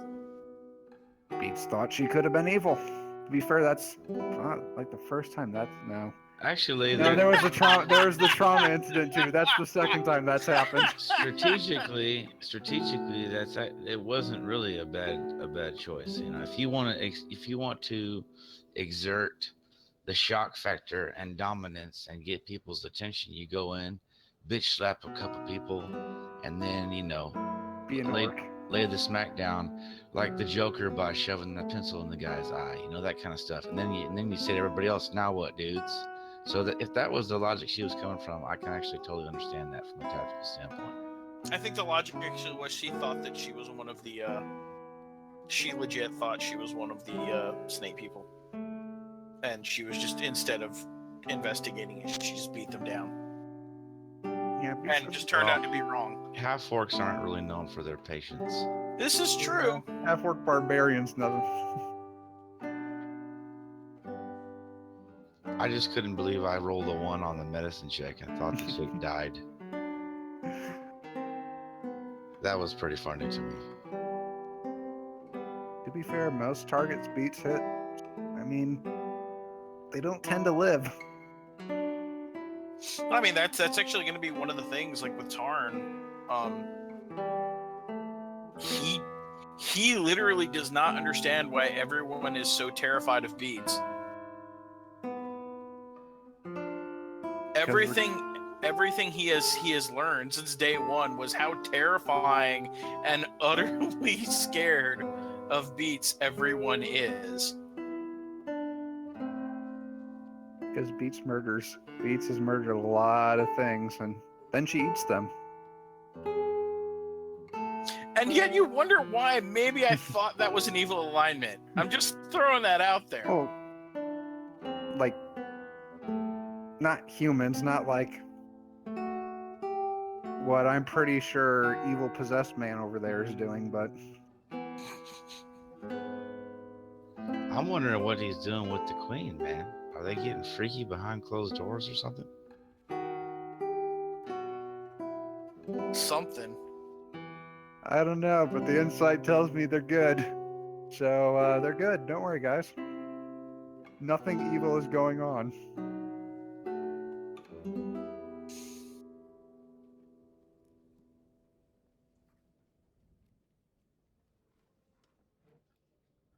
Yeah, those are most of the big threats facing the party. There's a lot of like little threats, but those are the big ones on the world-ending scale. The Evil Legion, the Mad God, his Legion. They might be related. We might be lucky and they might all be one giant faction. I don't know if I would consider that luck, sir. It's like one of the things that I'm having a problem with when it comes to Tarn is because he ended up with his backstory because of where he was found and whatnot. With his backstory ending up being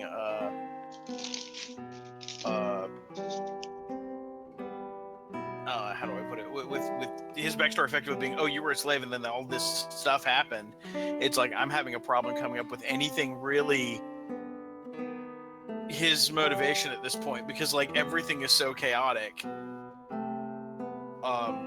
And you're talking about a person who literally hasn't had that much time. You know what I mean?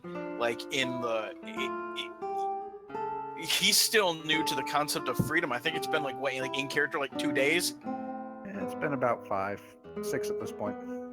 Okay, how many of those was I alive for? Solid 3.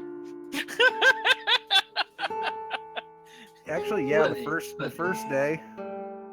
I died on the first day. Yep, that still counts we as a met day. Tarn. We, inverted commas, failed to raise people. Tarn came with us and then died. Then we traveled to Hesseron.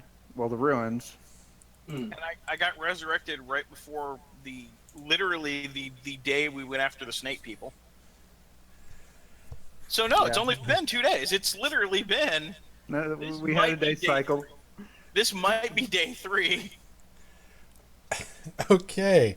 Sounds like everybody's back here. You doing all right with the leg, Henry? I ended up not being. I mean, there's nothing real I can do. It's gonna take hours for it to the swelling to go down. So I'm just gonna try to tough it out as much as I can. All right. So looks like Rixori wanted to ask one more thing to the alchemist here. So you want to ask about the Exalted. Now, let's see what she knows of the Exalted.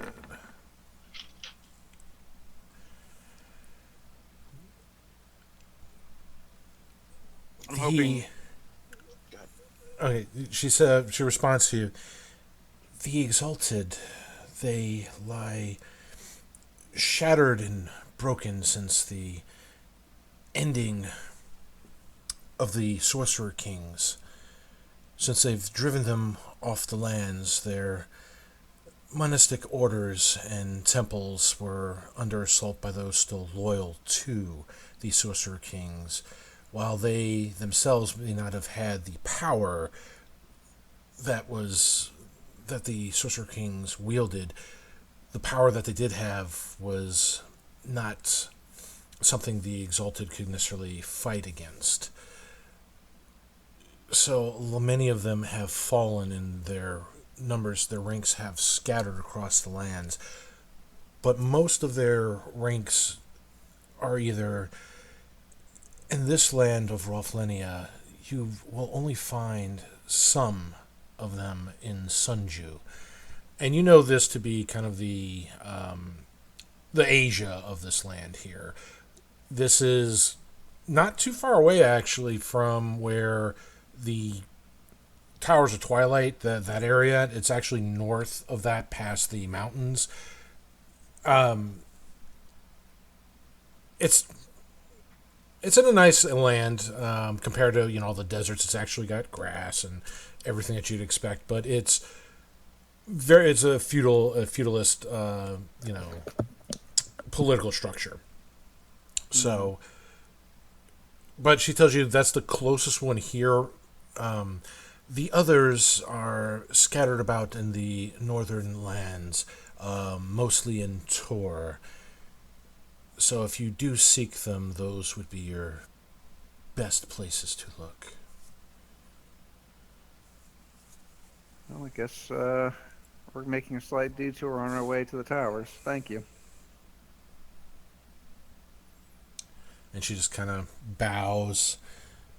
Well, if you have any more questions, just lightly knock. Yeah, And make sure you don't drop that. And she gives you a little nod.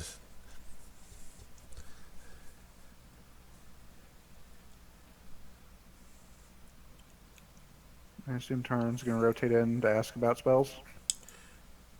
That's what I'm assuming here.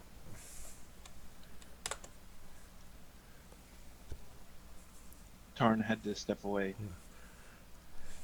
Yeah, he did. Yeah, I saw a message here.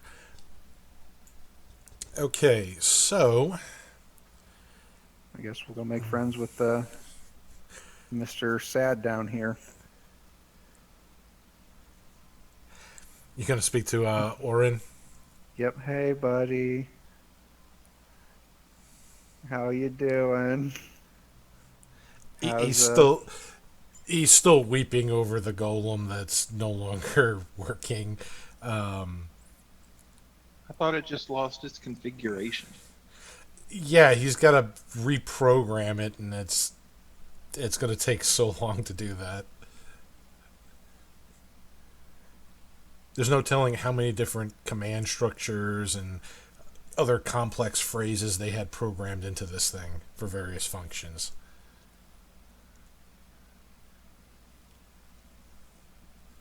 out of character? Well, you know, he could have just stood down. In character, I guess you don't want to talk right now, huh? I'm sorry we had to do that. And he's just kind of fiddling at the golem with his wrench, trying to open up some of the panels to get inside so he can start, trying to reconfigure it. Doesn't really respond much, so he gives you kind of a dirty look, like, you killed his baby. I guess I can start nibbling on the chassis. Do you do that? No. I'm emotionally traumatized enough as it is. I don't need to eat mechanical babies as well. So for everybody else that's in the royal court there, the guards that are there will show you to some guest rooms where basically they're like, make yourselves at home here while they get everything that you've asked for. If there's anything else that you need, they're giving you opportunity to, prepare. They are going to do a celebration to Vindon's leaving. They couldn't be more happier, since he is the last Janssen in this place.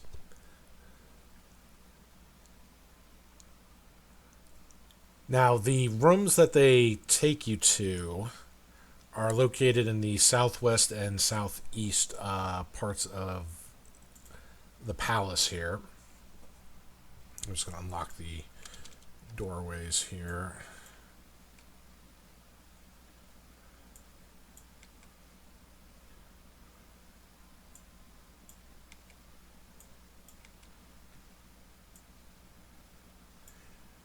And the palace does have its own kitchen staff.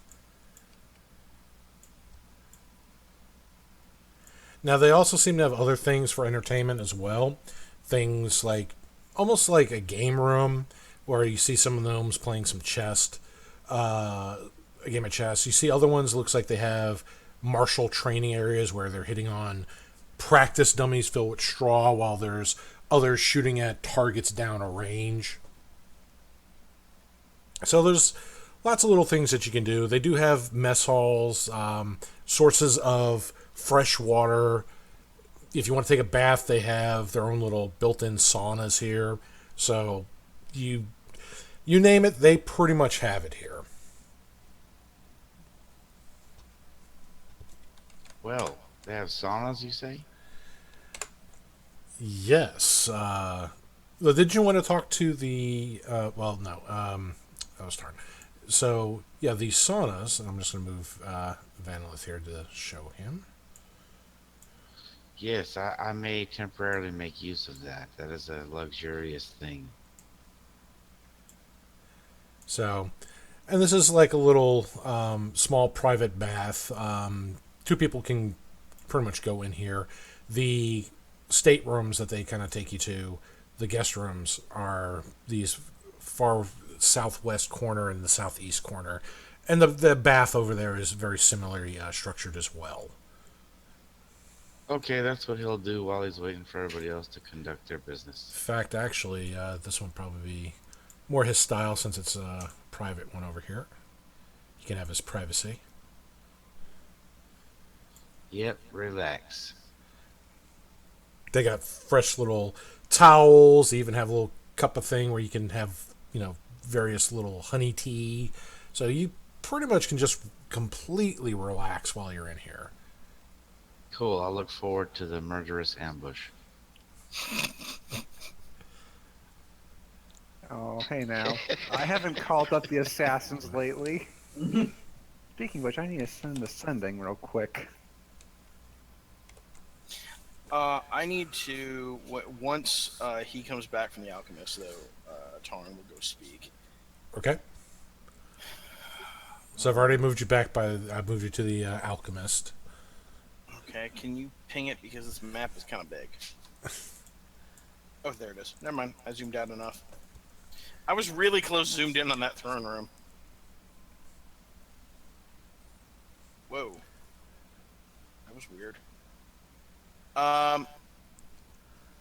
He'll approach. I'm sorry to bother you. My name is Tarn. I'm one of the recent arrivals.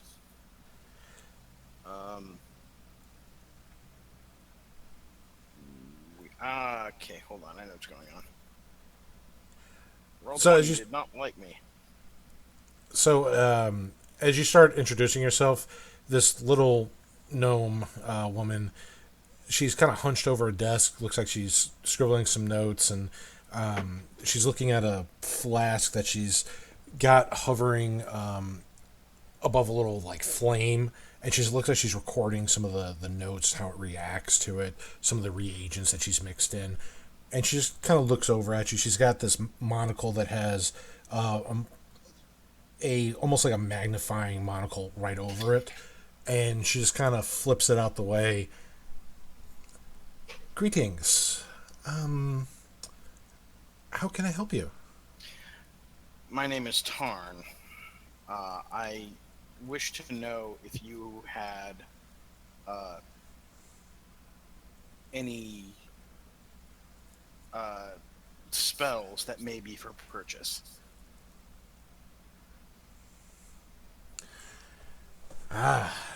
Dabbler in the arcane arts.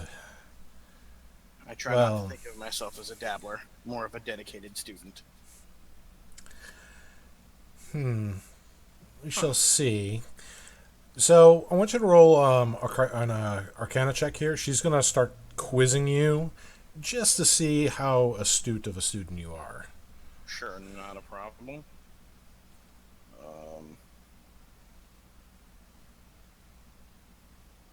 Tarn has... Oh, there he goes. Okay, weird. Alright. So what do you want me to start with, Arcana? Yeah, just Arcana. She's basically asking you questions that, any wizard worth his salt would know, and a few things more advanced. So, basically seeing if you are claiming to be who you are. Because you don't want to give reagents and magics to just anybody. Gotcha. Not a problem. How many do you want me to do? No, that one is fine. Okay. Okay. So, yes, I do have some things I may be willing to part with. Anything in particular you're looking for? I simply seek a way to expand my repertoire. Uh, whatever that can be more, anything that can make me more versatile. I was until recently a slave, and because of that, my access to magic was highly limited. Although I learned the arts as well as I could, corners had to be cut.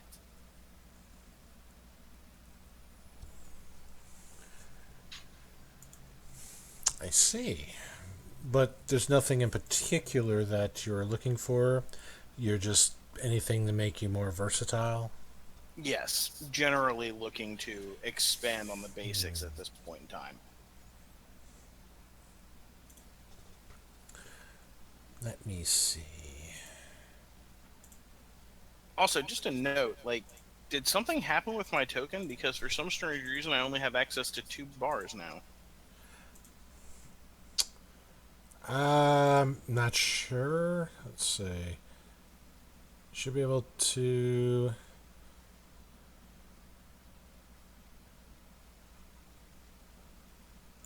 Yeah, you should only have. Yeah, you should only see. Yeah, you should only have access to two. Should be able to do your auras and everything, but your nameplate and the third one, I believe it's the blue one, you shouldn't be able to edit. Okay. I didn't know why it was locked off. I was just curious. Weird. Could be the base. It could be the base token. It's weird. I didn't even know you could lock those off. Oh yeah, there's a lot of crazy things you can do with these. Let's see.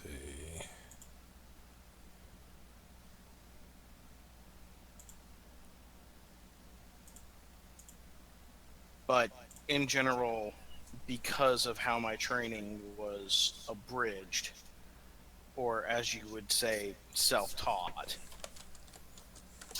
one cannot exactly ask uh, effectively a demon to help school them in the arts, at least no one who is sane.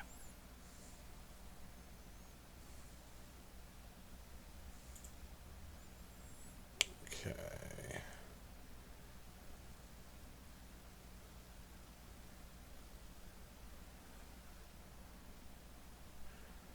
All right, Tarn. I want you to roll 4D100s. Sure.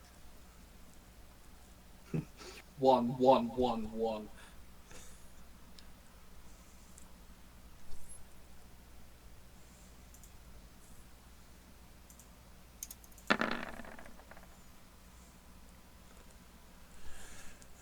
Okay, so she's going through some papers here, and she has a scroll of charm person. She pulls out. She has another scroll of spider climb. Another. I want you to re-roll another 100. Sure. Oops.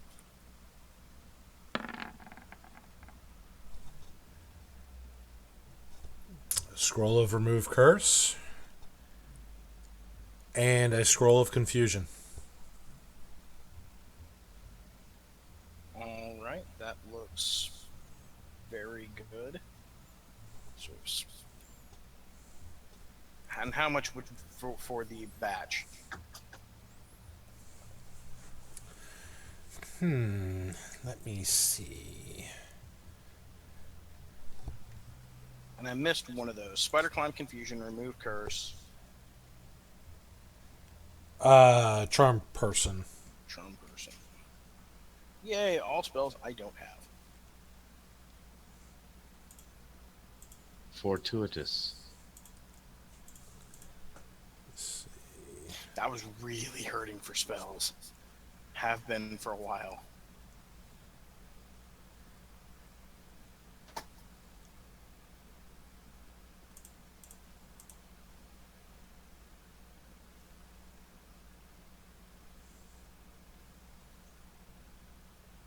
I don't have that chart open.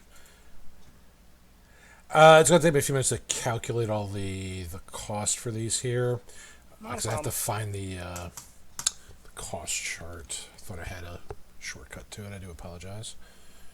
Oh, no problem. Well, I'm sure the king can be persuaded to be generous with his donations, considering we saved his kingdom.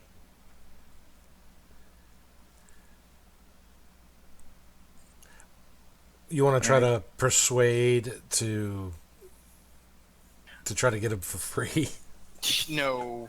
Sorry, well, Yeah, but you're not there haggling. Cenarium will. He's persuasive. No. The thing with Tarn is he believes Yeah, you should give it to us for free. he There you go. just as a For free. Dude, my goodness, man. You gonna like make her charge double price? Oh no, she can't hear me. Look where I am. Oh, okay.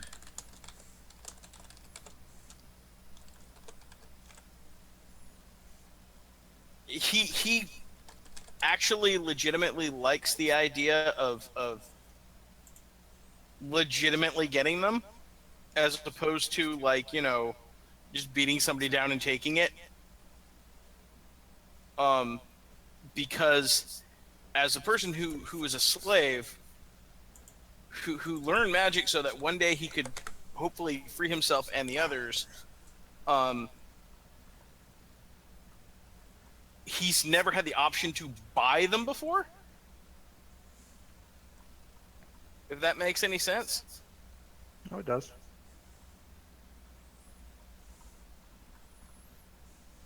He is having his great moment of freedom.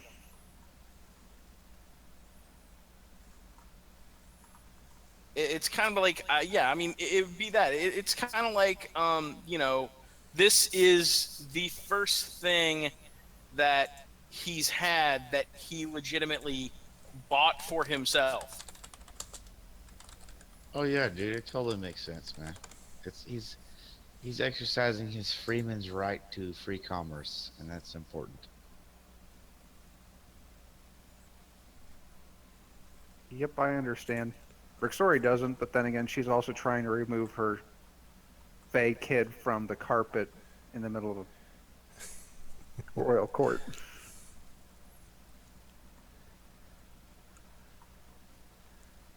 I got to be right back for a minute or two. I've got a friend who's a bit of trouble or something. Okay. Let's see.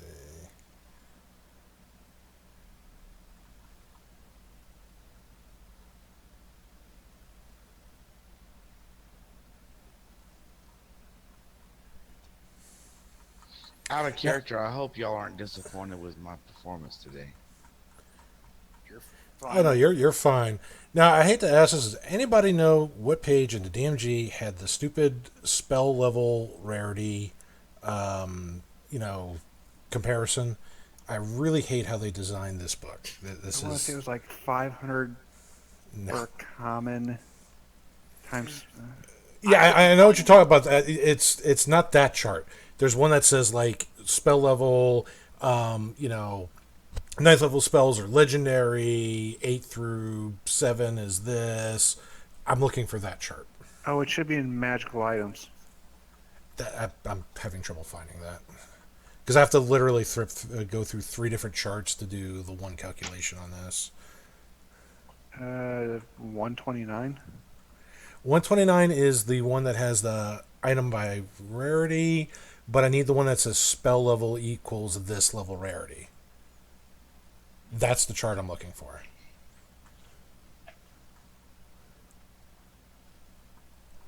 Let's see. Come on, computer, boot up for me here. Because if I can't find it in the next like 2 minutes, gonna have to calculate it outside of game. because it's taking up way too much time. This is why they need digital books. Everybody who's watching, digital books with hyperlinks will make life so much easier. Come on, Watsy, get Yeah. with the times. I apologize. I didn't realize this would be this difficult to pull up. Yeah, they didn't make it any. They didn't make it easy to calculate these things. If they put them all in like the same like 5 pages space, it would have made sense. But for whatever reason, they've moved the scroll or the spell levels to some weird spot that I cannot find. So that's crafting. That's not the spell level. It's one thing the other games I played have actually done really simply is they've just had, like a set number, spell level multiplied by insert number here. Gotcha. It's on 200. It's on page 285. Actually, it tells you what common thing there is. It says common or first, uncommon or up maximum. Yeah, that's exactly. Rare is 6th, very rare is 8th, and legendary is 9th. Yep. Okay. And it has the It attack says it on bonuses. 200 as Yeah. well. That's 285. Okay. I'm looking at it on 200, but I mean, whatever. Oh they're yeah, in no, two- it is. It's under spell scroll too. I just saw that also. Yeah. Okay, so it's gonna be common, uncommon, common, rare.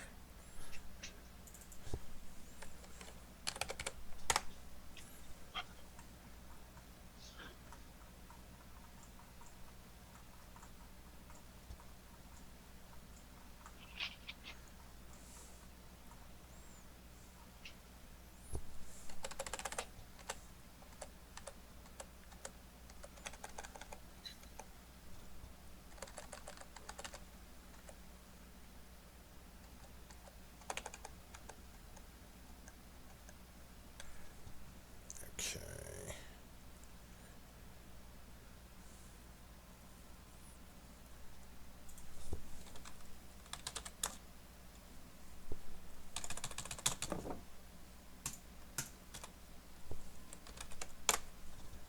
All right, so this will be that plus that.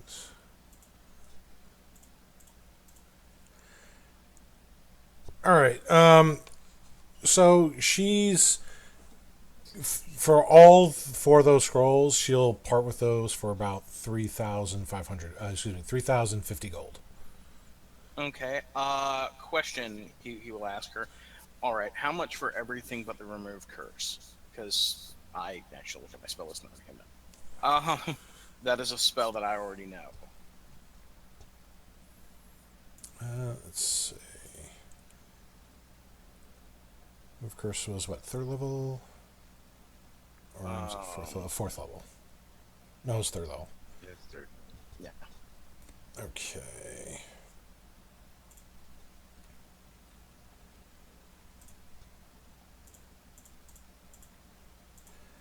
Uh, 2,800. Okay. He will carefully go into his pouch. And fortunately, that's actually in his realm of affordability.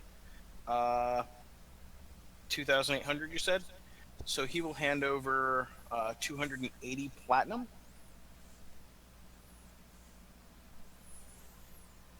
And that Sure. will leave me with 20 platinum.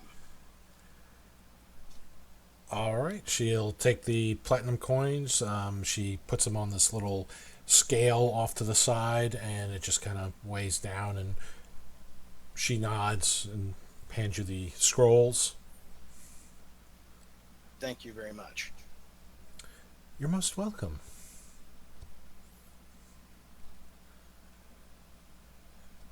If ever there's something I can do for you, please let me know. Just don't startle me while I work. There are too many here that don't understand the sensitivity of what I do and how dangerous that can be. I understand. She's an alchemist, right? Yes, she is an alchemist. Okay. Durf.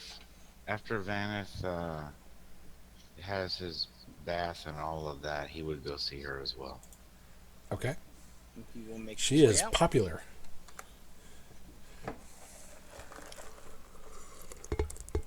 and he will greedily start attempting to copy said scrolls. Now, you can go to pretty much anywhere you want to do that. You can stay in the main foyer, so to speak, to do that. You can go off to any of the dining areas to do that, anywhere there's not a lot of people.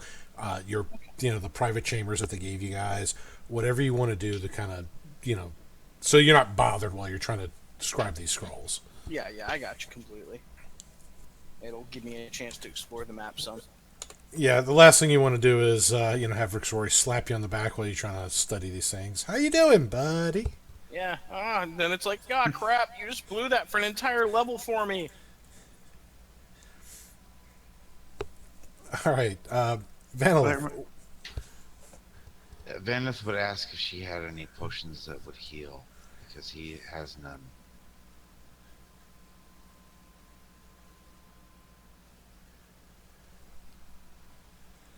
Greetings, good lady. Would you happen to have any restorative elixirs that I may purchase? Is there a particular elixir that you are looking for? Those of healing, preferably with an increased potency.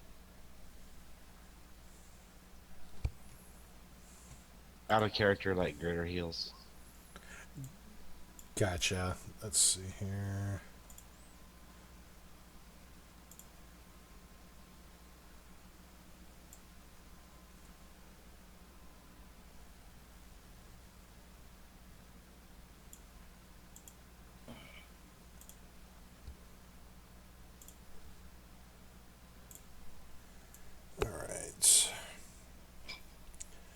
Alright, so those were just uncommon, if I remember correctly. Alright, let me see how many she has in stock.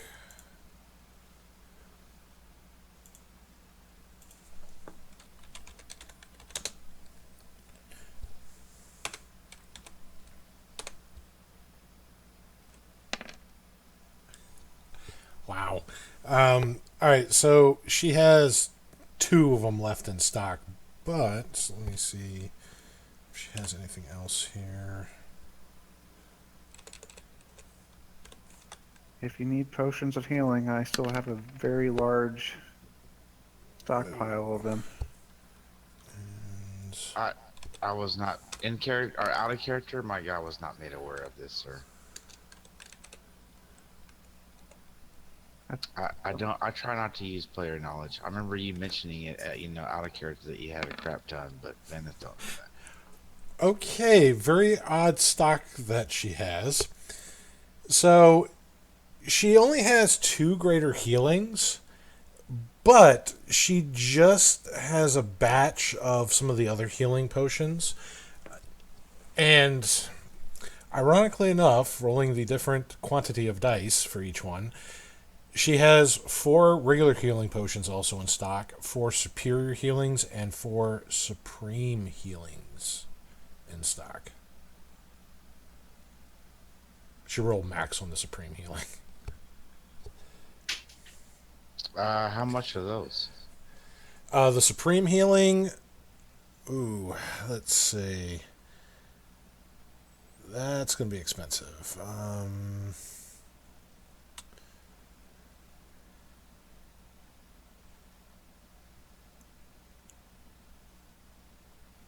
Those are going to run up about 20 grand a pop. Yeah, that's insane. I'm nowhere near that rich. But they do heal 10d4 plus 20 hit Yeah, I points. know they're amazing, dude. You ain't gotta tell me you're preaching to the choir. They're amazing. And you guys thought you had too much money. There is money lying around if you ask for it, but that's a lot of money for a potion. Okay, It's actually greater are, cutting prices on that too. greater are the second level, right? And then superior are the third level? Yeah, so they have healing, greater, superior, and supreme. So Okay, if I buy both the greater and you said four superior? yeah, she has four healing, two of the greater, four of the superior, and four of the supreme. Okay, how much do would both the greater and all four of Fair. the superior cost?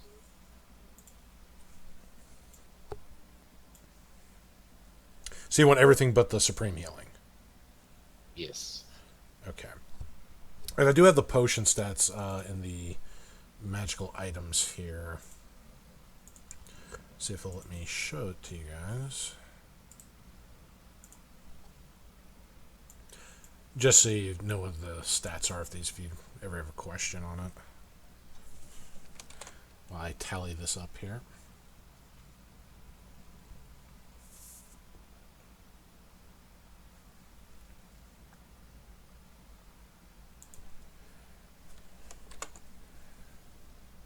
Ignore this. I'm just checking the macro real fast.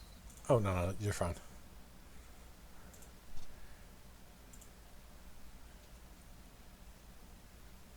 It's in. Yeah, that.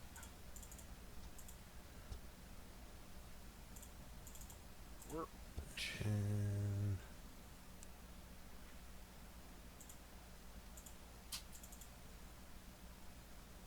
And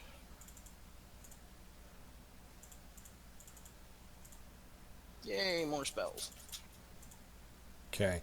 So for all the other potions, she'll let those go for about 10,700 gold.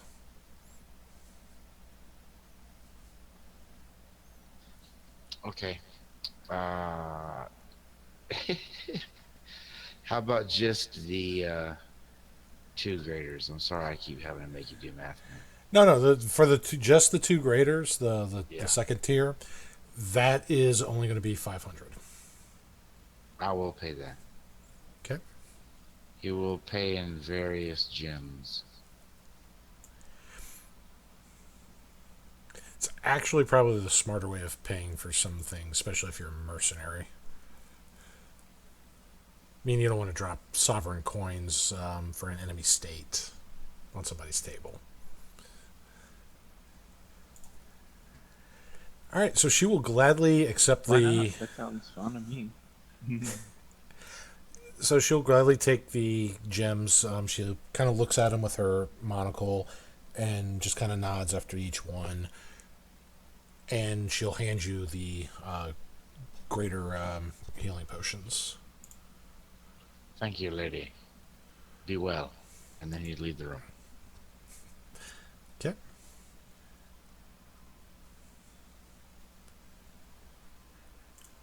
I'll examine any items in the floor, see if anything like just stands out as being exceptionally badass. You're not really seeing anything like weaponry down there. You're seeing more of kind of like the mundane kind of items, like lavish tapestries, paintings, little chalices, gem goblets, statues, gold, coins themselves embedded deep into the floor. The closest one to the surface about 3 feet. There's no telling how much is further down. They kind of go past your dark vision. Yeah, that is an impressive treasure hoard. This is why Newt was so drawn to it. Will they give her just an itty bitty chip of the purple floor?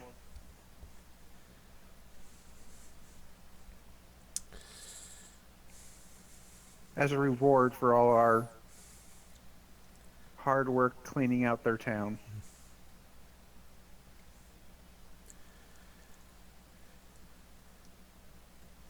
He'll make something happen with that. He'll get her something.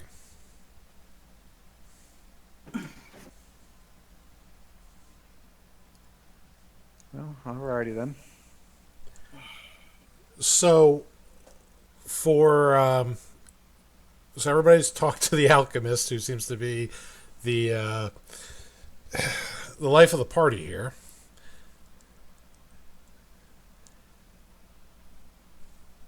Does anybody want to talk to the royalty at all? Any more questions to them? Pretty good. No, I'm fine. Okay. So they're still gathering some of the materials, getting that for the ship, and he's sending a bunch of his men out there to deliver that as quickly as possible. He wants to make sure that ship is up and running and that Vindon is on it the minute it is ready to go. Because, my God, he wants to be there when Vindon goes.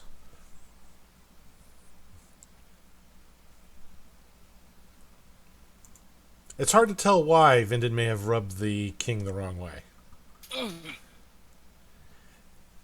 Oh, he rubbed the king the wrong way, eh? Yes.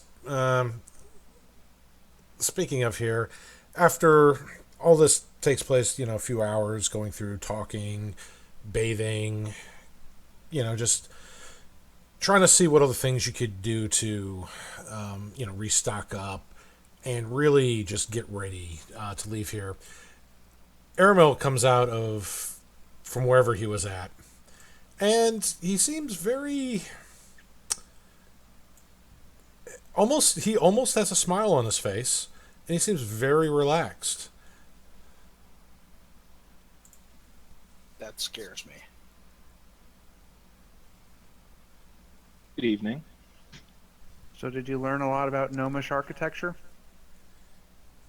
Architecture, no. But I'm trained in many things, and part of my training is not speaking of what happens behind closed doors. Oh my god. He's good at this game. Well played, sir. You see, a gentleman never tells, but it was like this. It's almost like I'm back home in the court again. So have we come to a decision on what exactly we're doing now?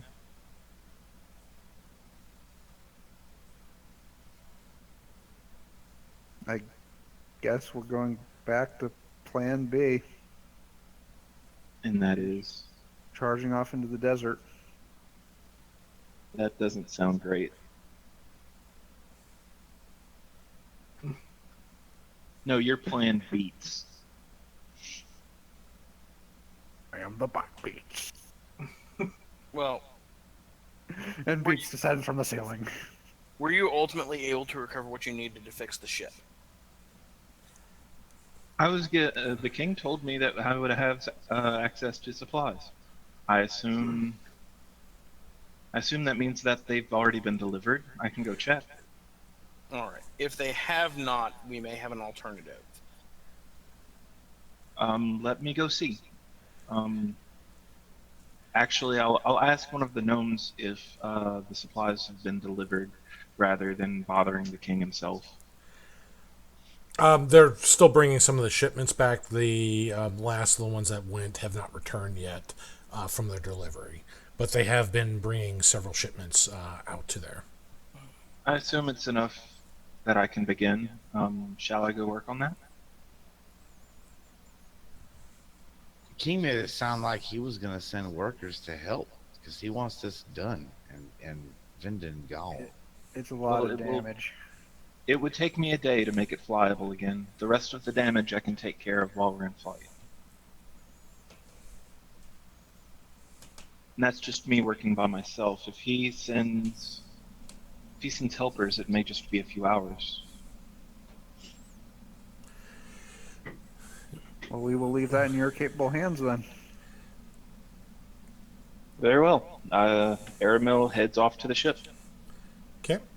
So, while waiting for Aramel to go to the ship and kind of do a status and start working on things depending on, the status here, you guys have a few, a couple hours to yourselves.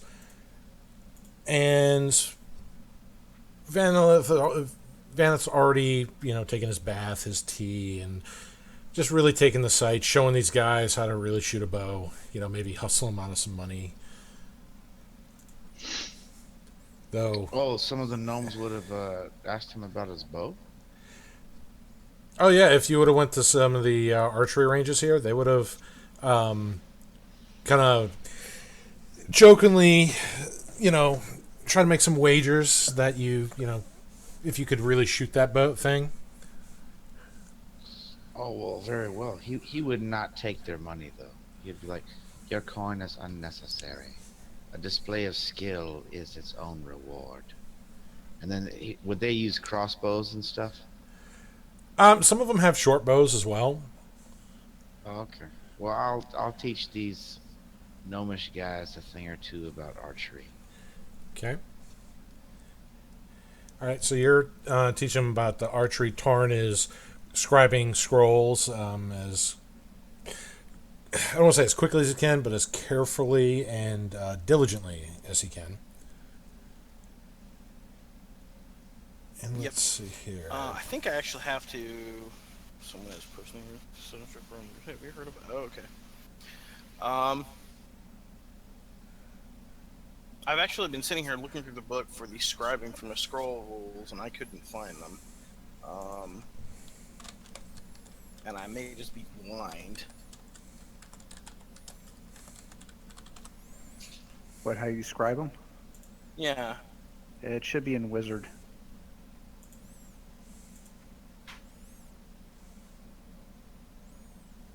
It's not. It's Under spell scroll. It says it spells on your class's list.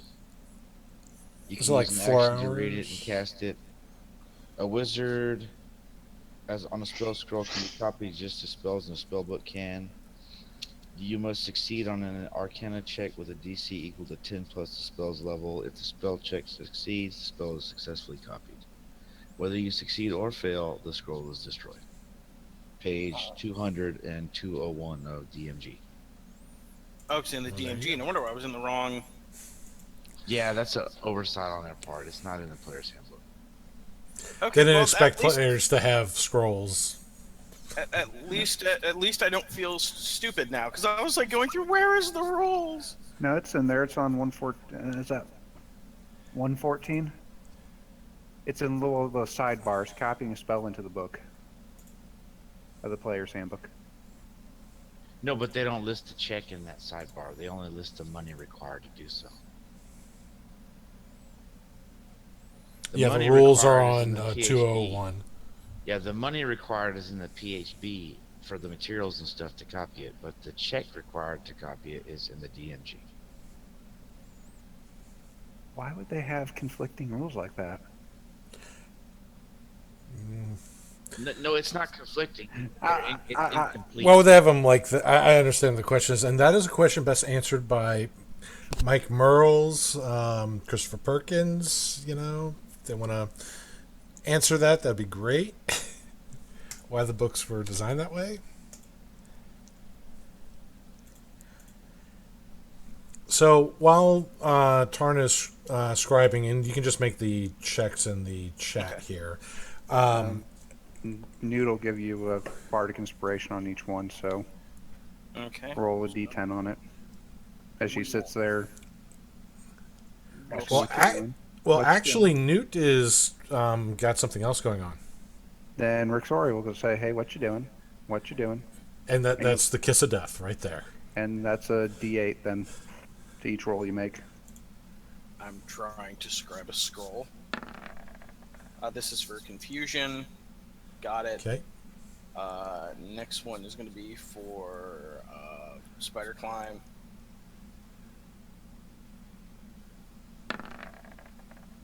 Got it. And then for charm person, which I don't think I can fail. Got it. You're good. All right. right, then I will go back and bother the king about the white lady whose name I can't remember. Yeah, I just Seth. saw. I was only going to add the D10 if it became necessary. Should I roll Carpenter's Tools? Yes, for the repairs for the ship. Now, Uh, Rick, sorry, when you That's a 17, a reliable talent. all right. Let's see here. Okay, got that.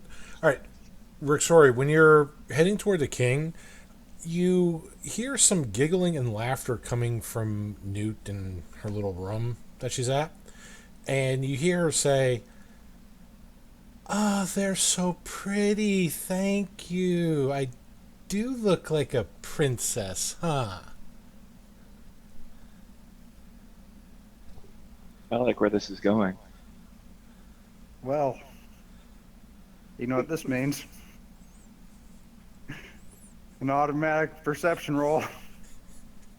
25. Parental instincts are kicking in. Okay, so you start listening and you just hear her kind of, moving around, and um,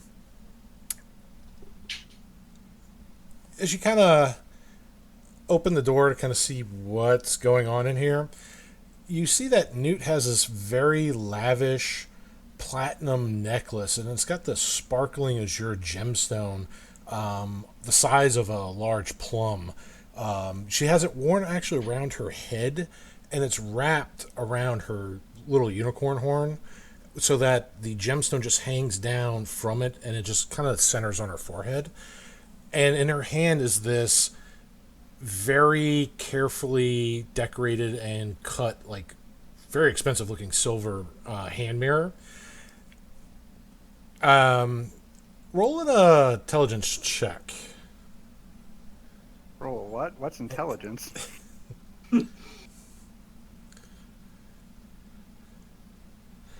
Wow. Well, I can't argue with that. You realize that the gemstone is not actually like a normal gemstone. That's actually a very large astral diamond, easily worth 1,000,000 gold. Oh my god. And she's just looking at the hand mirror, smiling. Princess Newt. And she's just smiling away. She doesn't seem to notice you. It's very easy. We wait until she goes to sleep, we steal it, and then we pin the blame on whoever we have to kill next. Newt, who are you talking to, dear? And she kind of like jumps up and throws the hammer behind her back, and she just looks at you. No one? Uh-huh. Who are you talking to?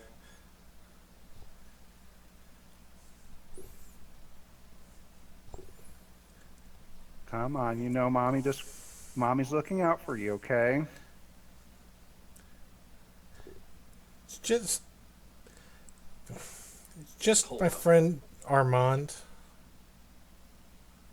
And you've heard her mention that name before. When she was first brought on the ship and all the other kids like stayed away from her because she looked weird, she made up, imaginary friends, and one of them was named Armand.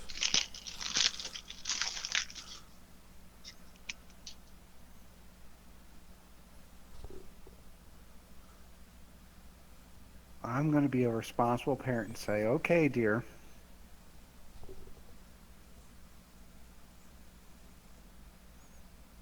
Just remember, though, that the king's going to give you something nice, so you make sure you don't take any of his stuff, okay? Otherwise, he can get really, really, really, really mad at you. Like, Beats level mad. She kind of shakes her head, the gem's kind of dangling.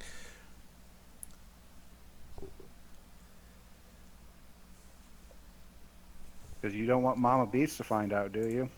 That you've been doing something naughty?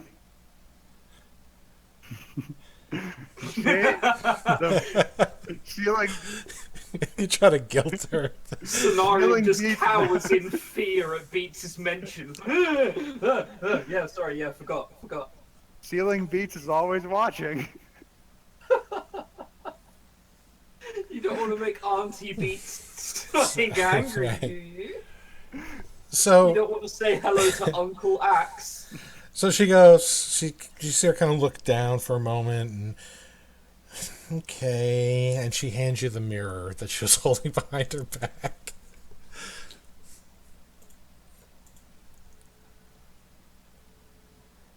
What about the gemstone? I've got an even prettier one on the ship that would look just perfect on you. Armand gave it to me. Don't I look like a princess?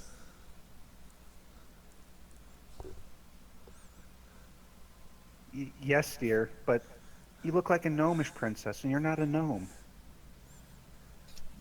Wow.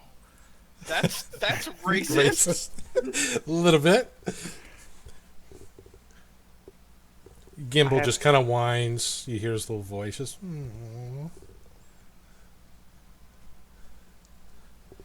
I have an even nicer one on the ship that will just be perfect for you.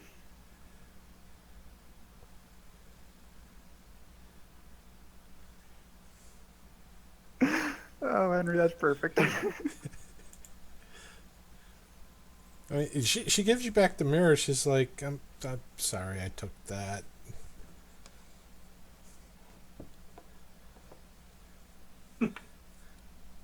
But she's still wearing the necklace. and where and where did Armand get that necklace from? She just kind of shrugs. It fell off a truck. Fell off the back of it. Couple of boxes fell out, you know how it is. She honestly doesn't know. He just gave it to me. He thought I'd look pretty in it. And you do look pretty, dear. And she just kind of beams and just smiling up.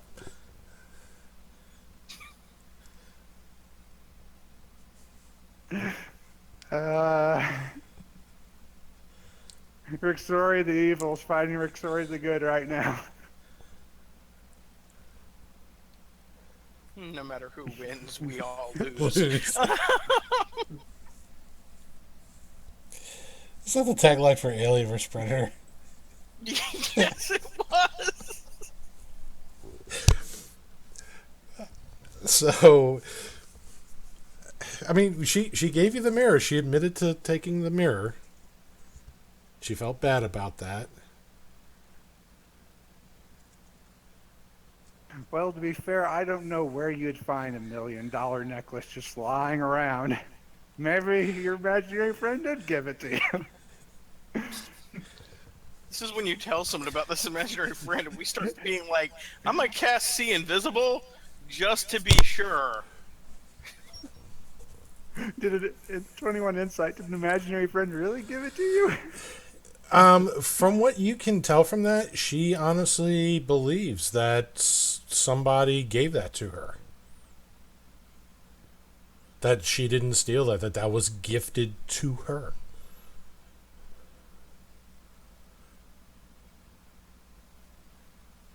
Well, you know, we're gonna have to step out in front of the king, so we'll find out pretty quickly.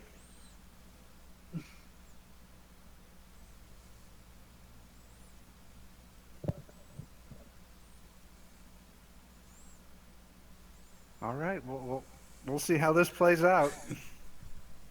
So you're gonna march her in front of the king with that on? We are so going to get executed. Stay here for a moment, Newt. I need to go talk with the king, okay? Here, look at the mirror. And she just starts looking at herself in the mirror, just beaming. I think we're already dead. Rixori's very confused now because this might still be a dream. And she's going to ask the king, is there a $1 million astral diamond necklace that the queen may possess? Or the princess? Or, once recently gone missing. Do you ask it in that exact way?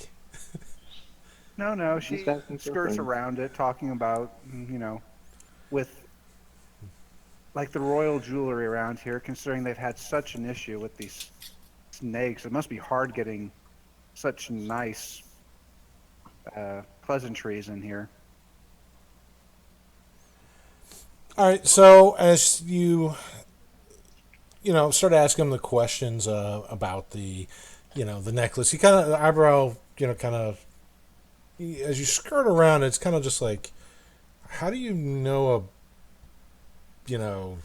about this? Why are you asking about this particular thing, this topic, when all of a sudden, need everybody to make a dexterity saving throw. The whole mountain lurches violently to one side, like it's tilted on its own axis. Whoa! All right, so Vaneth is doing the Matrix.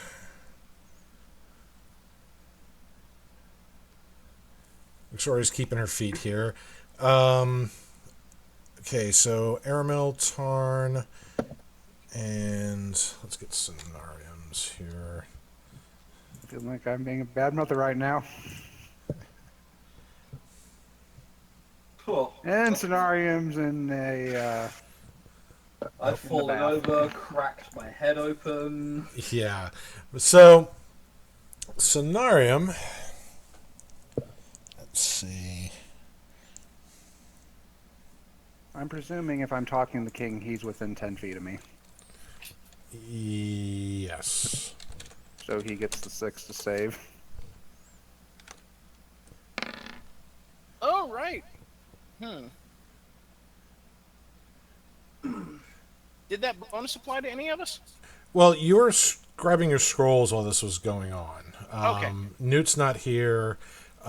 Civis was here. Aramel's not here.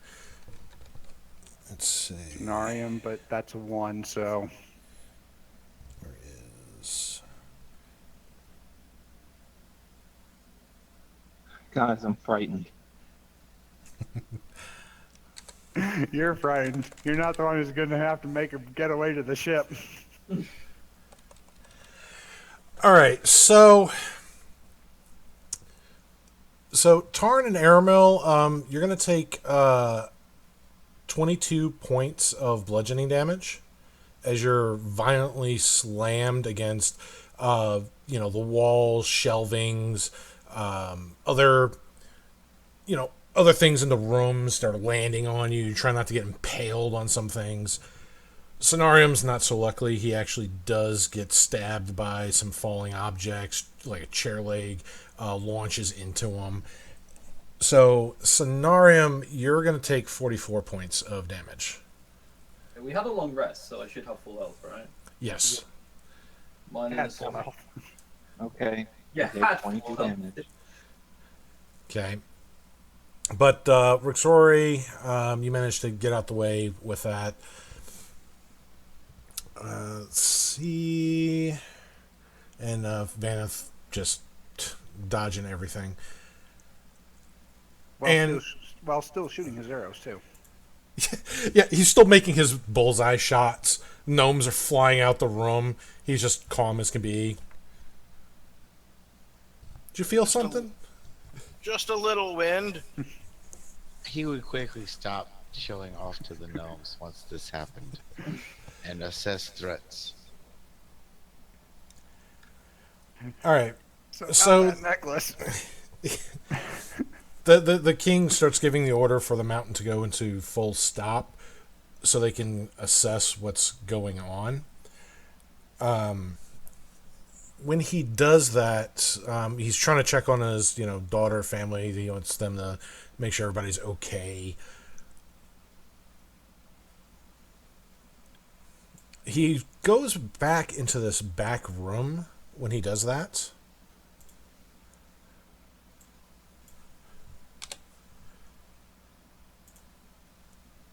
And when he goes back there, you see him just kind of stop, and it looks like he's in kind of a mild shock at what he sees back there. Is everything all right? You need help back there, my lord? Guards, get Ursa and Orin here immediately.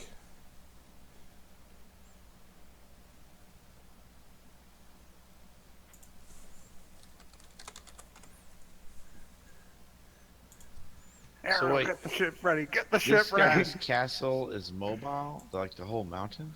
Yes. I'm already doing my best. I did not know that. That's impressive. Well, you say that, but when they first came here, the mountain looked like it was stuck in a circular pattern for quite some time. Leg.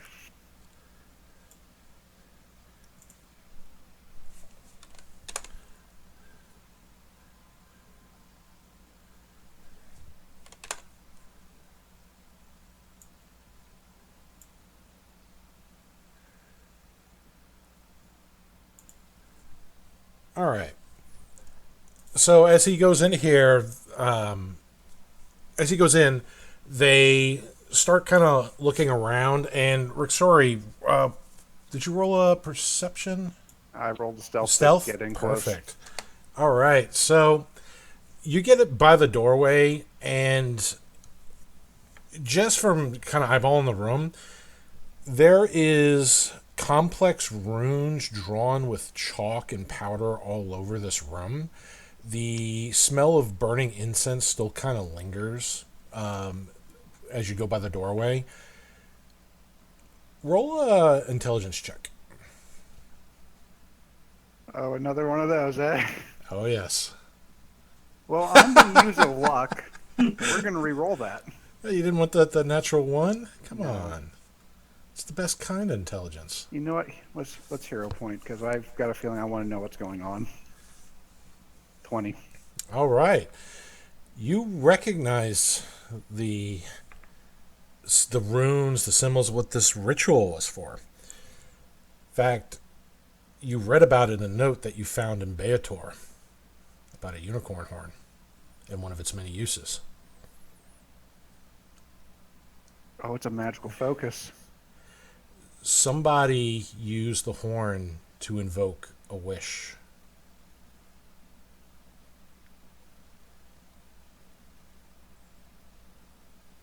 How Can the you tell? fuck does someone has access to? Like a wish, or let's say a limited wish, because unicorn horn was a limited wish. Somebody invoked the wish property through the ritual. So someone just dumped an 8th level spell in here. Regular wish is 9th. The ritual was The ritual is for a limited. It wasn't as potent as the wish was. Is there? If In only 5th, is there a limited? No, I just basically took the limited wish from previous editions and threw it in here. No. I was thinking out loud. Sorry, I was thinking if I could think of any way to find out what might have been wished for. But I don't think I have anything for that. Now, If only as I far as knew of a Rixori character- knew, well, as far as Rixori knows, there's only one other unicorn here, and that was on Newt's head. Well, there. And I never Unicorns saw are- the unicorn body out in the. Nope.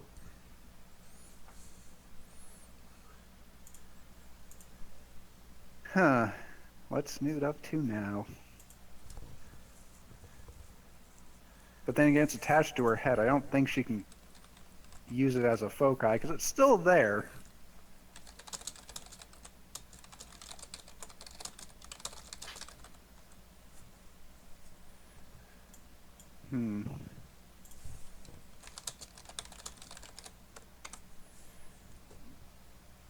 Newt has magical powers I don't understand. I know that's not what happened, but Newt has magical powers that I don't understand. And she somehow broke the mountain.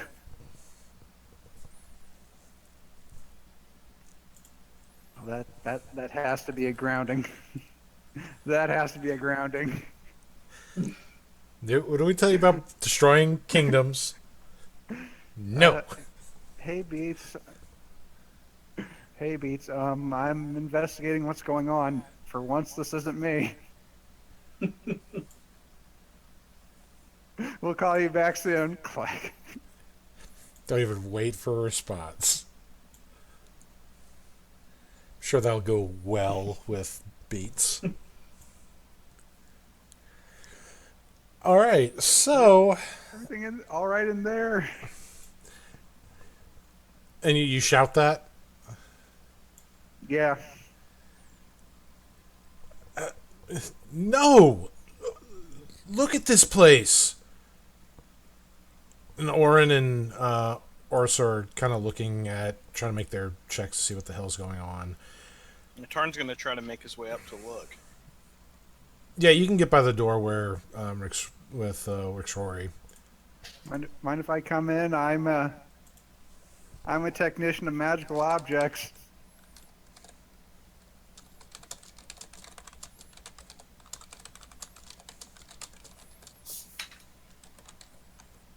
I am highly skilled in this sort of thing. Roll deception. Now, Orin is not sure what's going on here. Orsa thinks she's read about something about this, and she's pretty close from what she's telling the king here about a ritual involving a powerful fey creature sacrificing their power for more arcane power.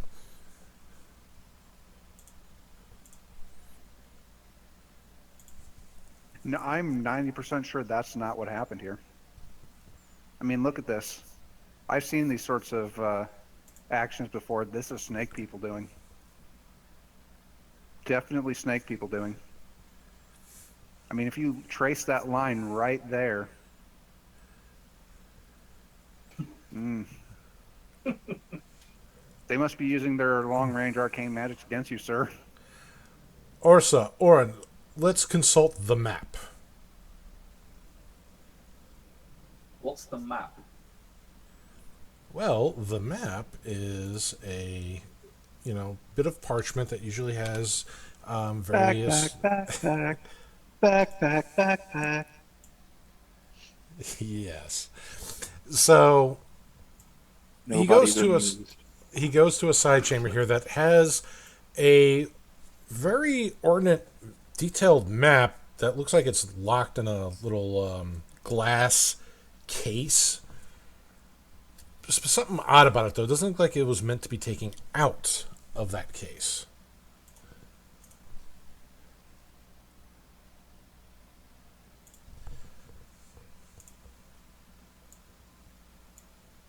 And is it out of the case? No, they're going into this chamber here to consult the map. I'm gonna poke You my can't head really in. see across the room with it from where you're at. If only I would have kept a mirror.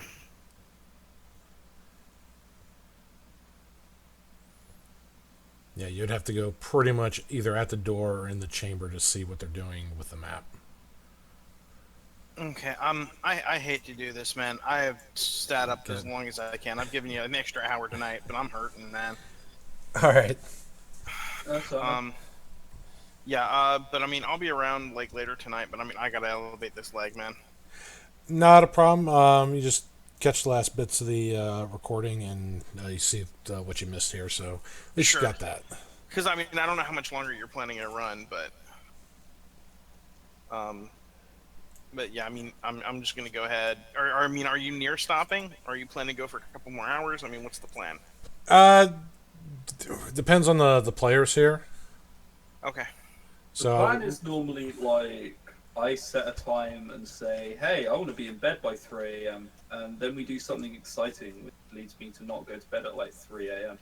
I gotcha. Well, I mean, I really can't, guys. I'm still recovering, so I will let y'all go.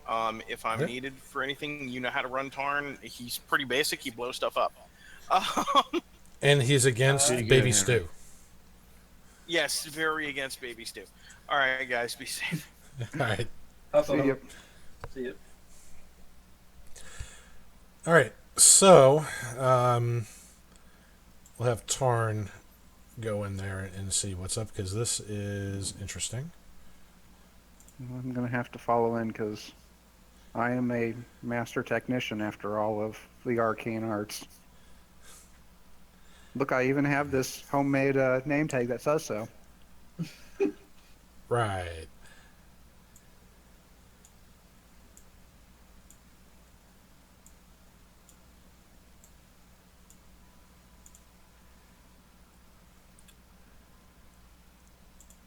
All right.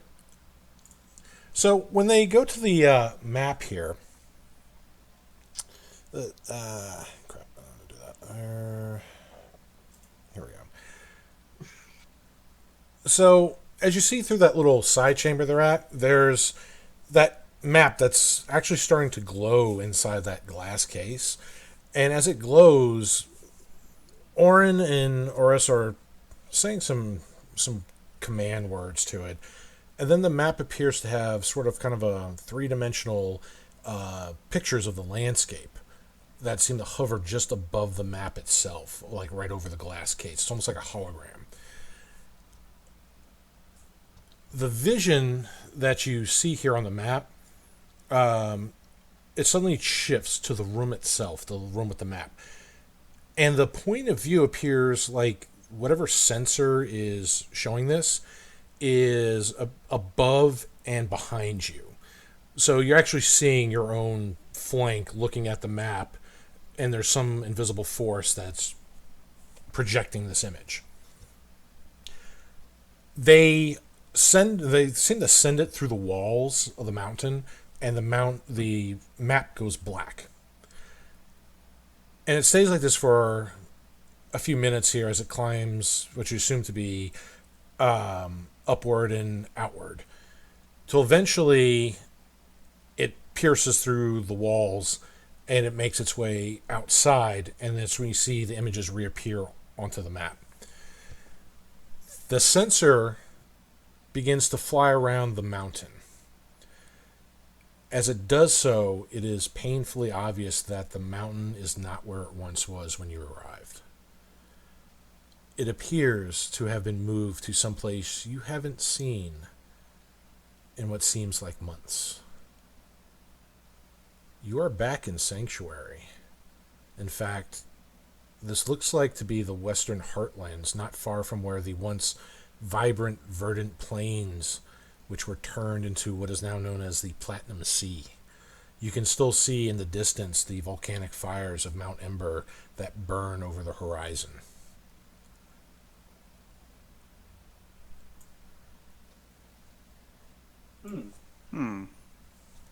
Hey, Snarm, can you come in here and take a look at this?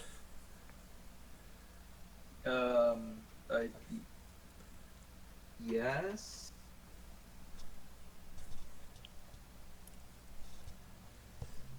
Where are you? Doorway to the top. Up here? Yeah, okay.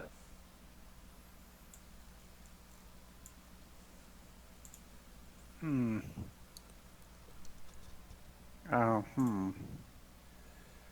And the gnomes are kind of chatting in gnomish, which you can understand, Rixori.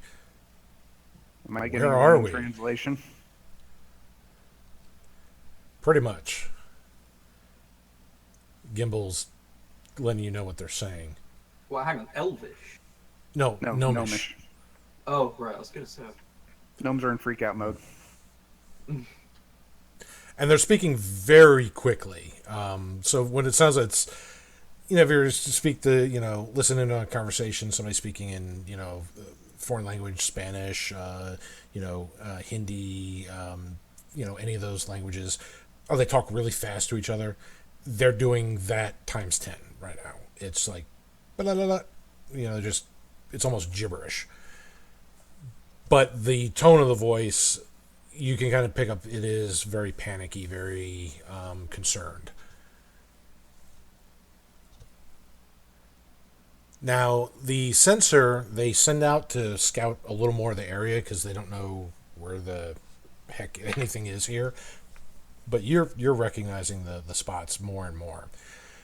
And as they send the sensor flying out, it starts moving very fast over the landscape. So fast, it just becomes like a blur as it travels. But eventually it slows down.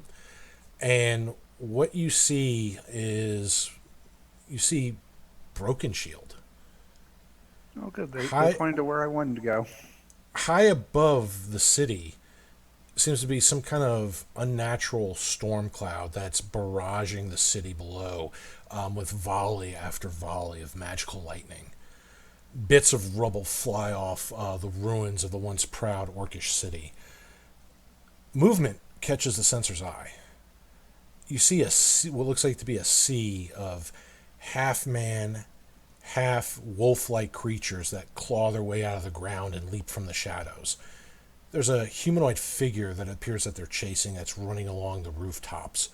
The sensor moves in, revealing it to be a shape of a woman. She's covered in tightly bound, hooded robes as she presses onward, fleeing from the horde behind her. She comes to what looks to be a dead end, but she leaps over the high wall and landing near a small puddle on the other side. As the ripples calm from the image, you see something appear from out of the hood of the mask, which looks to be and this is in the reflection of the water, the image of a blackened half skull-like mask with a red, eerie iris that just can seem protruding out from the bone-like mask out of the hood. There's a sudden scream that the sensor picks up and turns, and it flies off in that direction. See, as it passes more war-ravaged buildings, it comes across what looks to be a small child that's running in terror from something, and the child has just turned into a dead-end alley. Then there's this loud, almost sounds like a funeral bell that can be heard, this gong.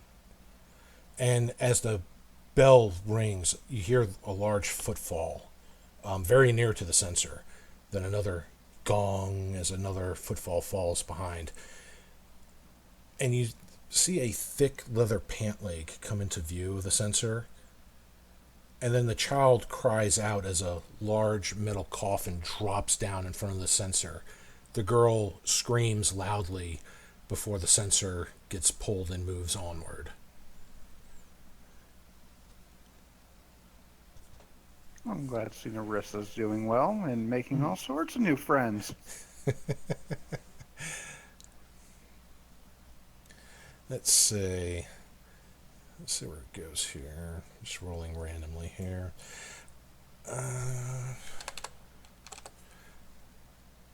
Okay, so the sensor, as it's flying over the land, what you see appear on the map is a series of lights begin to swirl on the ground, spinning in a counterclockwise direction, faster and faster. And these lights begin to encompass an area about the size of a lake. As it quickly forms, the ground within the circle falls. The skies begin to fill with various thunderclouds, lightning flashes. And from where that lake-like area was at, pools of mist and boiling steam rise up from the circle's center. You can see the waves of heat come from this as flashes of red can be seen through the mist as their shadows begin to move about, almost tendril-like. Several spiked chains as thick as two horses shoot out, grappling the ground, the hills, nearby mountainous terrain. And then there's the sound of hundreds of bloodthirsty roars can be heard. You cut out, Dave. Then hundreds of bloodthirsty roars can be heard from the mist as three larger hook-like chains pierce the ground and begin to widen the circle's perimeter. As they do so, pillars of twisting flame shoot out high into the air, causing the storm clouds to part. Then the sensor flies over some mountains. Flies over verdant savannas, over to crisp blue ocean waters. There's a single ship in the water. Though it is painted white with blue trim, Rixora, you do recognize the hull of the ship. It's the hull of the Black Wyvern. The ship that you once took from the pirates that outran the Dragon Turtle. The sensor flies closer to the deck. The deck that's packed with crying people huddled under blankets as they're given bowls of stew, trying for some sort of comfort. Higher up on deck, there is a woman of obvious Sunju descent, in her mid-late 30s, though how she carries herself resembles someone who may have lived in higher social circles in life, but her eyes show the marks of her soul, that the marks that you usually will find from grizzled war veterans that tell horror tales of battle. Across her back is a black oaken bow, upon her breast a pink lotus flower, and at her hip a great dwarven warhammer. She is about to carry a conversation with a small gnome dressed in loose-fitting robes that are tied off at the joints when the censer is violently moved away, pulled toward some town off the coast. A town that looks to be in smoldering ruins, fires still burning as embers fly up on the wind. The ground quakes with each thunderous footfall that can be heard in the distance. A breeze clears some of the black funneling smoke. You see a large, hunched-over shape moving away in the distance towards the sunset. It lets out a deafening roar as a shockwave erupts from it, the remaining buildings in the hamlet reduced to splinters from the force of the beast. Then the sensor moves out towards a place that you've been to once before, Rixori. The mountains where the once held the Silver Monastery. Place where you first met Escherlith. But as it approaches, there is a blood-red dome covering the mountain. Arcs of white energy dance across the surface. The sensor tries to penetrate the dome, but is blocked by some unseen force. It begins to fly around, searching, until it finds what looks to be an unnatural cavern at the top of one of the cliffs that cuts into the dome. The cavern has a face of a demonic being with a wide open maw. Waves of heat can be seen exiting the opening, but there is no light from within. As the sensor flies toward it, you see a familiar face appear above the map. The visage belongs to the same lich-like being who teleported your crew out into the middle of the freezing ocean waters. He wags his finger at the sensor before another hand, not his, reaches out for the sensor and appears to crush it. As it crushes the sensor, the map case explodes, showering everybody nearby with glass and metal shrapnel. So, this is going to be Tarn and Rixori are close enough to get hit by that. Cenarium is just out of reach. The cowardice really helping out once again.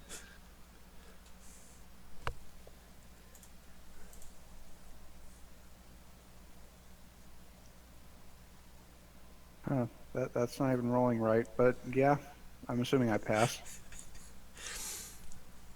Yeah, so you just kind of take cover in your armor there.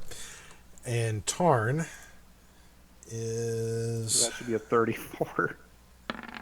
No, it's higher than that. I have a plus. What's your bonus on the save? Is that 6? Yeah. Okay, so Tarn manages to make that as well. Yeah, it should be a 36 for the save. All right, so you both take 6 points of damage. I'm going to lay on hands and just heal it so I don't have to modify any of those numbers. 24 points of heal on hands left. I'll heal him too, so... Okay.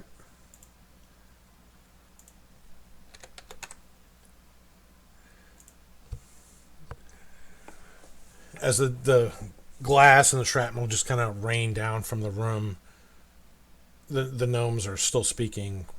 You know, what the hell was that? What's going on? And they're trying to make their Arcana checks to see They're trying to make sense of any of this. Oh yeah, that guy. Yeah, I know that guy, guys.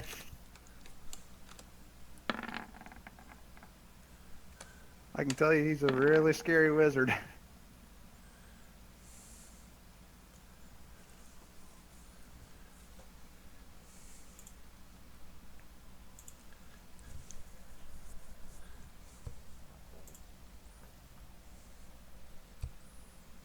See, Tarn can probably tell them what's going on.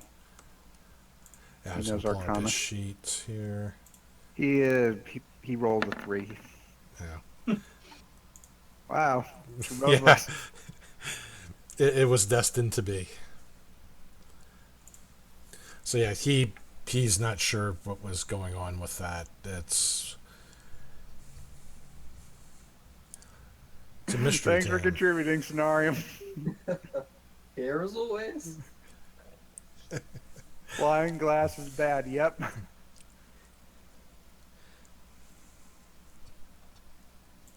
Well, Aramil's still at the ship trying to repair it so we can get GTFO. Good news is you can look outside and realize we're not in Kansas anymore.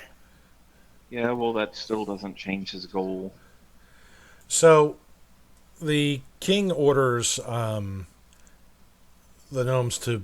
He says in Gnomish to bring the prisoner. Bring the what now? The prisoner.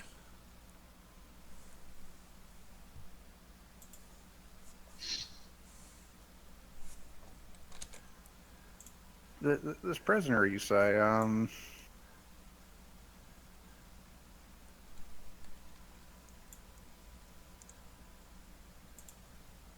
guess going back to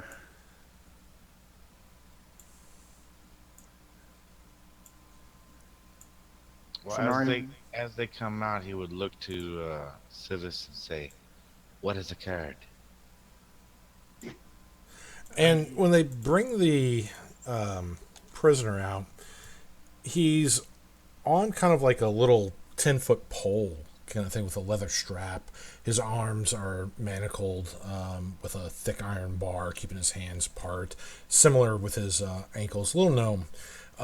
Seems kind of terrified. He's got a little collar locking his neck in place.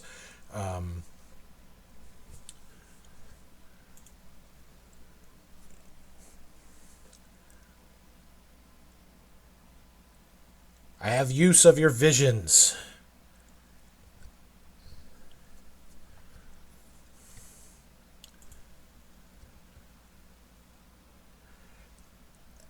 And the gnome starts getting terrified. No, no, no, please, no. I don't want to see the horrors. No, please don't make me. And the soldier just kind of uses the pole to push him close so that the king can touch him. And when the king touches him, you see the gnome's eyes just go white. And it's almost like he's seeing something in his mind. And his voice takes on a different tone. Instead of the shaky, cowardly voice, it's very, very stoic, very cold. The lands shiver as fires take their last breath. Unless the artifacts are reunited, the frigid doom will claim this world. And then his eyes kind of, you see his pupils pop back, and he seems just terrified of what he spoke. Whatever he saw in his mind was much more frightening.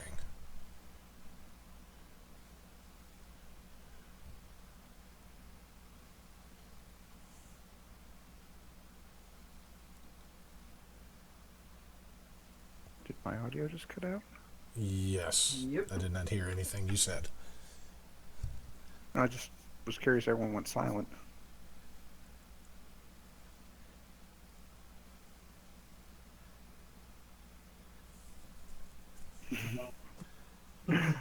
I hear you, beats.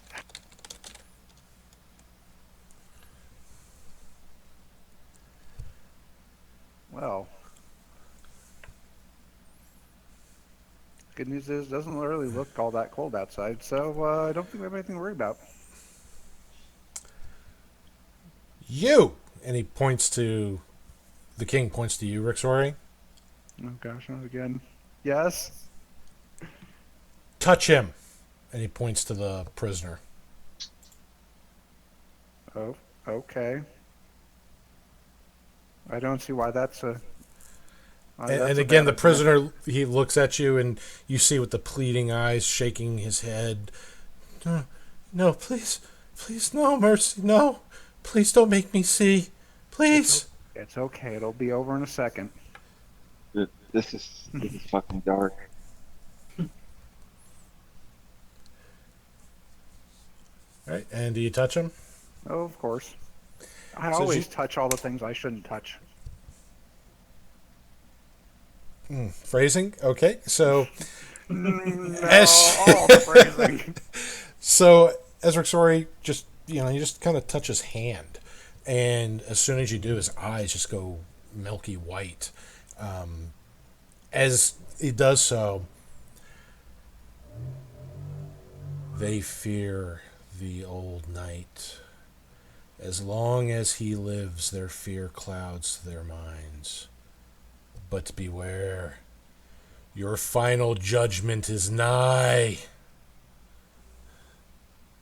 And then his pupils come back, and he's just, again, terrified. He's wet his pants a little bit. That didn't sound scary at all. Why are Newt you peeing your pants? Newt goes, "Ooh, me next," and she runs up and grabs the other guy's hand before he can even protest. and Newt. It's game time for everybody. she doesn't. She just thinks it's a game. And as soon as she touches him, eyes go white. You are drawn to innocence, just as innocence will be drawn to you. As long as you stay pure, you will save the loved one from divine retribution. Though if you stray from the light, so will the light of your life be extinguished. And his eyes just pops back, and he kind of pulls his hand away from Newt, and he's just kind of cowering in a little fetal position. And he's just kind of rocking back and forth. No more. Please, no more. Please. See, Newt, that's why I told you have to listen to Mommy and be good.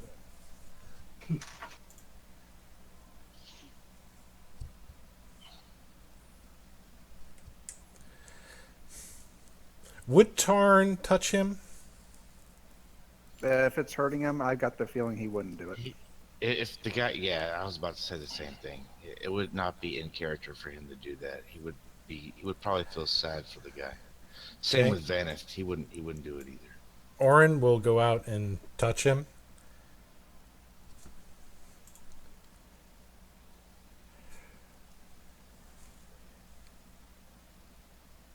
Oh, It's hold coming. No, go ahead, man. Go ahead. His eyes turn white. It's coming.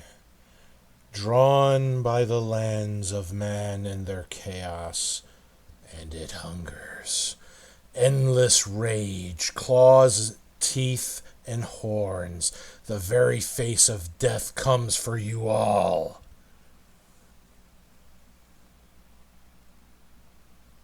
I like this guy. He's got such happiness to him. He does have a certain charm to him. Out of doesn't he? character, I forgot about Vanith's flaw. He would touch the guy. All right. So the guy's crying. Yeah, this Van- is probably the only case you would ever see him act in a way that could even minorly be construed as cruel. Would be something like this type of stuff. So, all right. So Vanith, you touch the man, the gnome, and his eyes go white. His head shoots up, looks at you. You will have to choose take an innocent life by your hand, or watch a great evil claim one of your companions. If you hesitate to make your choice, you and all your companions will be slain. And his eyes come back, and he's just like shaking on the floor. Big puddle of wee. The other gnome girl goes to God. touch him. What was that? The gnome girl, the alchemist, Orsa, she touches him. Okay. This poor guy. Funeral bell rings. Beware, for you are the one whom the bell tolls. So she drops that potion, huh? Let's see. Cenarium, do you want to touch him? I want to touch him. Veleth has already touched him, right? Yes. Vaneth has touched him. Actually, in character though, right as he was moving to touch him, he would apologize for doing so though. I am sorry, my friend, but I must know. And then he would touch him. Okay. Hey, Newt Cenarium wants to play a game. Yeah, we're playing a game. It's called Let's Not Touch the Man. Touch the man! Let's say not touch the man. Come on. Hang on, will it cause harm to me? Doesn't seem to be hurting any of your companions. It's just tormenting the poor man with whatever horrors you're injecting into his mind. It's just going to cause nightmares later on. You know, the usual mental trauma. People get that just from being around us. Out of character, Okay. he told me that I would have to kill an innocent or multiple others would be slain. That's what he said. That Wait, is that the choice? We either touch this person or no. innocence is slain. No, Vaneth, he told you that you would have to you'd be given a choice to take an innocent life by your own hand, or you would have to watch a great evil claim one of your companions. If you hesitated to make that A or B choice, then you and all of your companions would be slain. Okay, so in other words, sacrifice an innocent, sacrifice one companion, Or or everybody choose goes. neither and then everybody dies. Correct. Okay. Hey, that's a lot more optimistic than Final Judgment Day is coming. Which has So- been coming for a long while. That's Aramil, I hate to ask this, but Well, Aaron Emerald's on the wasn't ship. there. Yeah, he's on the ship. well, outside of that, about that baby you found, near. Wait, what? Well, someone's got to kill an innocent. So, Oh wait, you want Aramil to kill someone? So Is that what I'm hang up hearing? the I don't- line. no, I'm trying to that's not what I understand said here. At all. That's not what No, I said at all. Okay, the player doesn't understand. Okay, I was joking. I don't. Oh, I'm confused The as well. idea is Touch the that he man. has to Yeah. kill an innocent. Yeah. Please Uh, preface. or we die, basically. So I was like, well, so about that baby you found, are No, there any more? Apparently, it seems like each person is getting something specific to them so far. So Okay. the choice will be Vaneth's for some reason. besides, I'm super innocent. Yeah, super innocent. You're not related to this catastrophe at all. Nope, not at all. I don't know what you're talking about.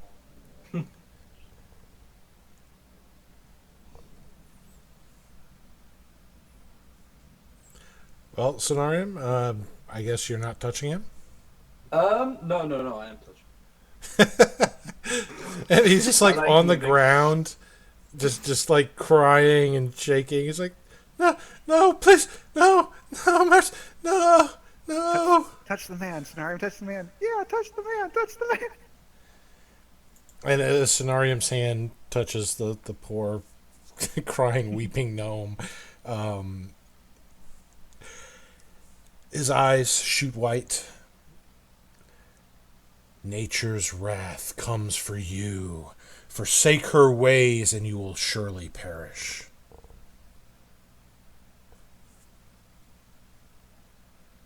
That was mine. What was that? Yay!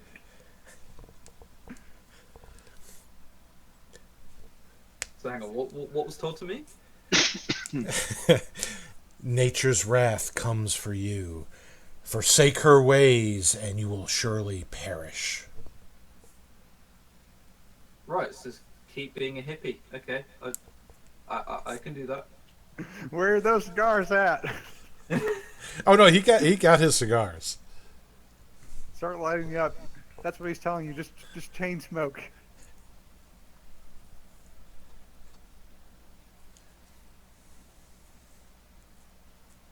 Three at a time.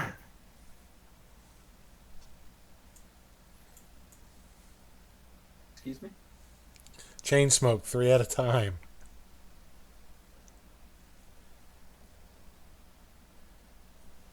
Dun dun dun. All right, so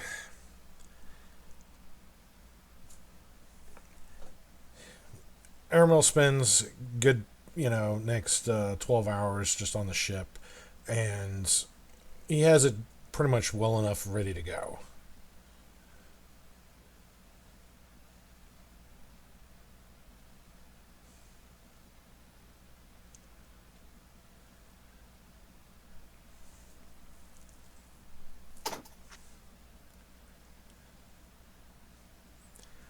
Well, you were excited to see us leave, Mr. Royalty. Well, he and you don't see Newt doesn't have the necklace on anymore. The king does make with his promise and gives us a little cube, like the size of a dice, a large dice, to Newt of the amethyst floor, and she's just all happy.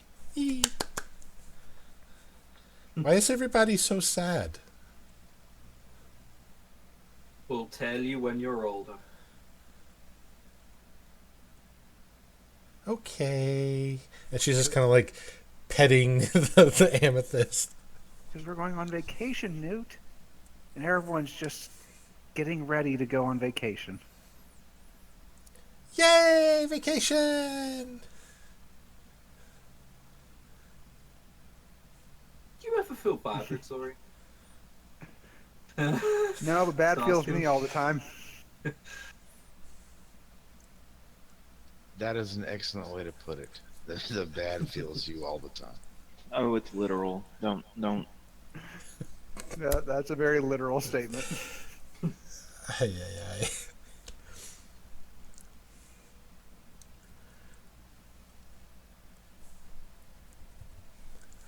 All right. So, what do you want to do now?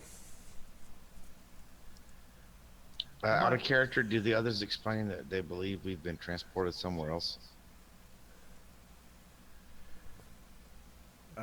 Rixori would tell you before the little sensor got blown up. Yeah, we're back in her homeland, which seems to be a little worse for wear than when she left it, which is Whoa. saying something. So that is what that drastic moving about was. And then he would, like, go to the exit to look out and see what the hell's going on.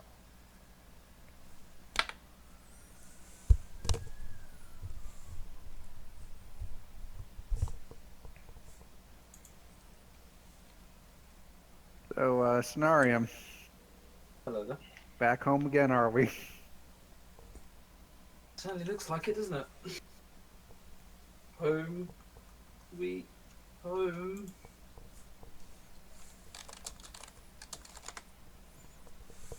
Yeah. It looks like it's not holding up so well, doesn't it? Oh yeah, Yeah. hey Beats. We may have accidentally somehow teleported back in the sanctuary. Not sure how. Unicorn magic may be involved. And Newt still has her horn on her head.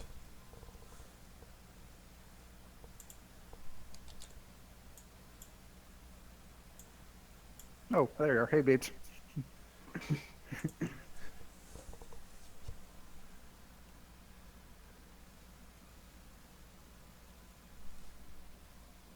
Huh. Why am I not hearing Stephen? Are you not hearing me, Dave? I can hear you now. So, Beats, did you find it? No. But I found a bunch of stragglers.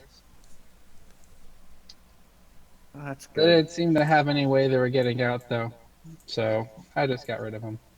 Nothing to follow, nothing to chase, and it looks like we're where we need to be anyway.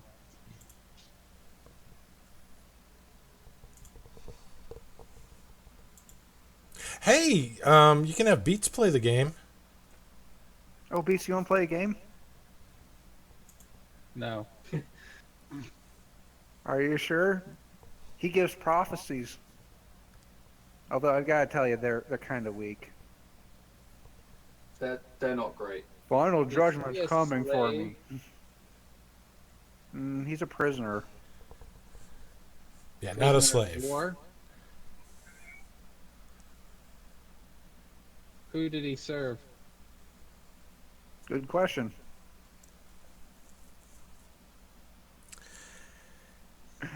He was caught practicing the dark arts.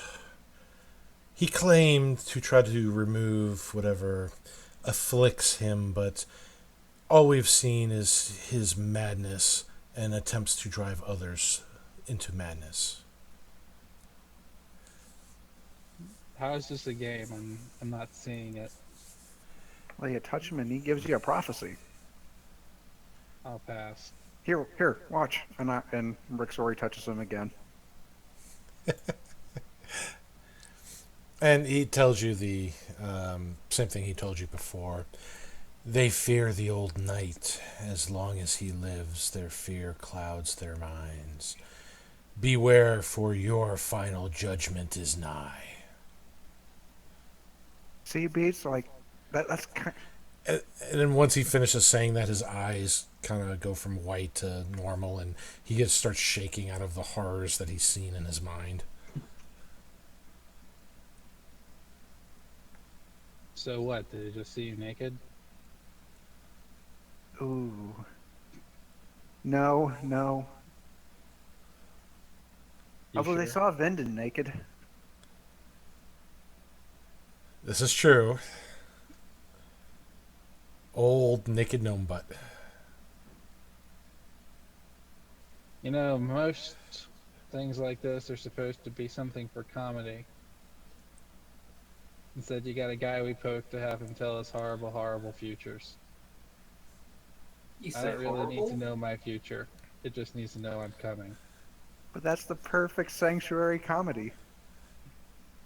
That's the most Beats thing I've ever heard. Well, there's something I got to talk to Steven about with Beats and the new arrival. He didn't tell Beats yet about Steven about the new arrival. I thought Steven knew about Rick Sorky. Nope, not I see Lee. But you told us to babysitter. Did I? Did I really? You sure about that? Yes. Basically, she's your problem. You gave us a stereotypical Beats answer of, you caused it, here you go, have fun. Hmm.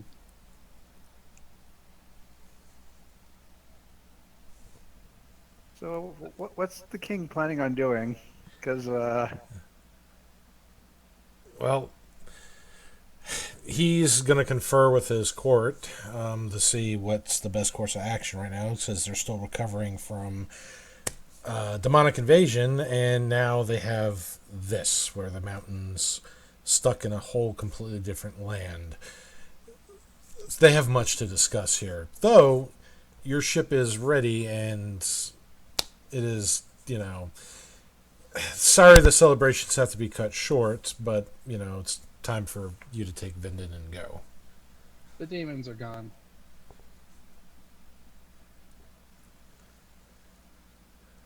Beats points at the sack. Out of And- character, so this is like a mountain-sized island that floats. It's, massive legs that's walking. mechanical Oh, legs okay. that physically move the mountain. So, But so it can only go around in circles. this is just stuff I didn't know before. So the Yeah. terrain in the mountain and the wilderness is actually on this thing that moves inside around.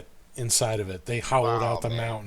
that is on an insane scale. That's cool. Think back to when you were a child and you took apart, or someone you knew took apart dolls. This is a pet rock that someone stuck Barbie legs on, and said, "This is my city for my game." Only updated a little bit. Yeah, that's pretty crazy.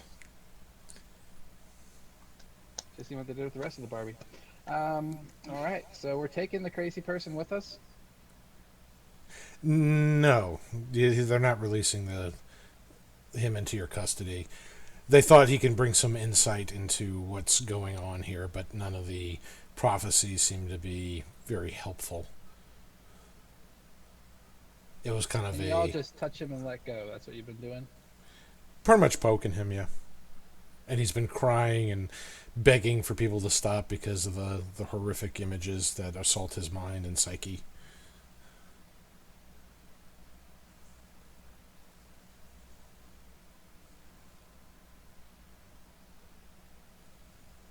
He walks over, crouches down, looks at him real close. And he looks at you, just, please, no, please, no, no more, please.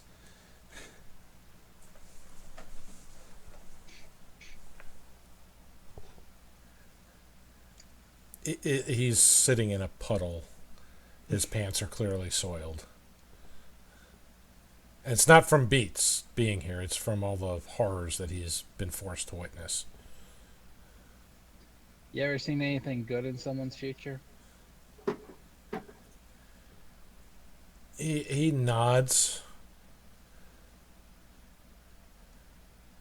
How often do you see stuff as bad as what's waiting for the rest of this group? He kind of shakes his head and cries. Some of the worst I've seen. Who was the worst?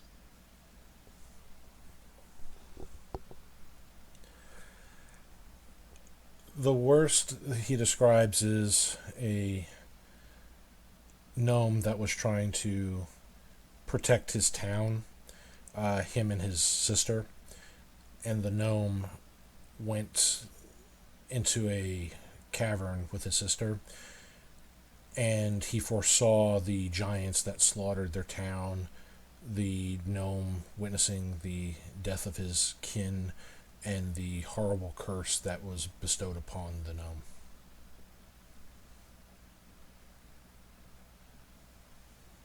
All that stuff happened after you saw it? He nods. Have you ever been wrong? And he looks down and shakes his head. Just no. And that's what hurts the most, because he knows these horrors can become true.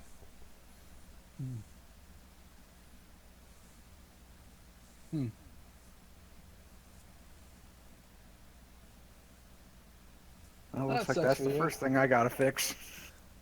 Make this gnome wrong. So, is this guy a prisoner for life then? He is a danger to himself and to others if unchecked. Out of character, how many feet does that say above the gnome? 225. Yeah. I'm so tempted to kill him. Such power should not be known by mortals. Oh wait, that guy, not Vindan, the other guy. Okay. Yeah, not. That the seer gnome guy. Be careful. Your arrow's got to pass by beats. No, I'm not gonna do it. It was just a thought that crossed his mind That's a momentarily. natural one you don't want to roll. So you're keeping him here as a prisoner for his own good. Would you Not rather just be a his. prisoner, or would you rather be dead?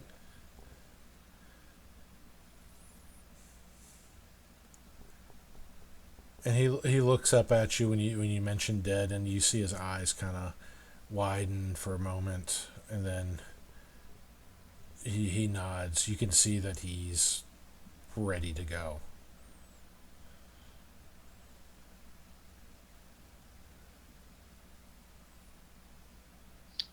Can I do an insight check real quick? Sure. The king is kind of looking at you. Why are you asking these kind of things? Oh, Boom! I would like to know. I would like to feel if this gnome is the innocent I must kill to prevent the other stuff when he told me my prophecy. uh, insight's more of just kind of Okay. it wouldn't apply for that. But you can kind of read his emotional state, his I his guess you body can't really language. roll a check for sixth sense or like your gut reaction, can you? There's spells that can kind of help with that, but the insight itself wouldn't really apply to that. I But roll insight against the fates. Files. you can see that from Beats' conversation with this poor guy that he is indeed he welcomes death at this point. He's seen too many horrors, too many people's deaths. He does not want to see this anymore. It's something beyond his control that's torturous to him.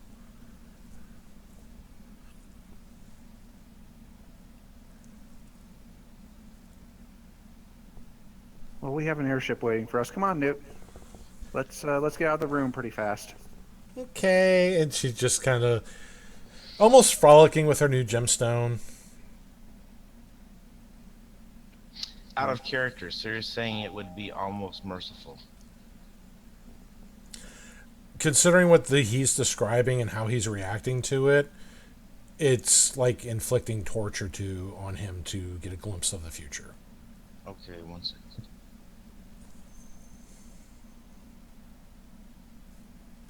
Hey, Newt. Where's your princess gem at you got from your friend? And she kind of see her lift up like her shirt a little bit. She's got it around her waist now. Alrighty, no. Let's keep going. Mommy does want to take a look at it later just to make sure doesn't have any curses on it, okay?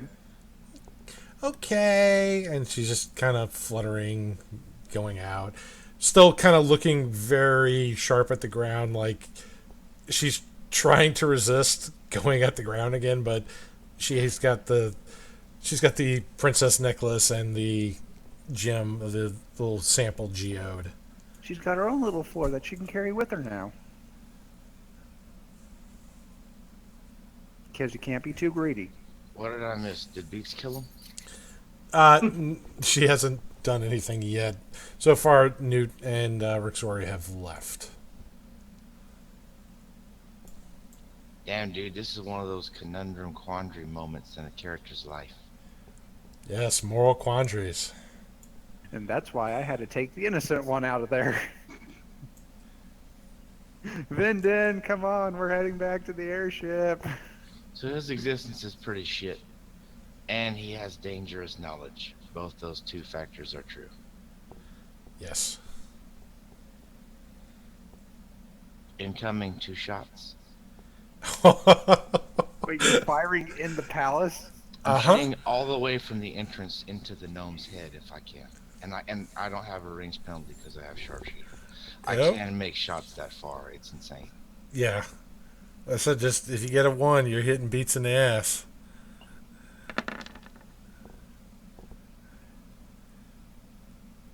right. Whew. Close on both. That was low rolls, man. Now, roll again because he is prone because he's already on the floor, so you'd have disadvantage on those. Okay, so the first one was 13.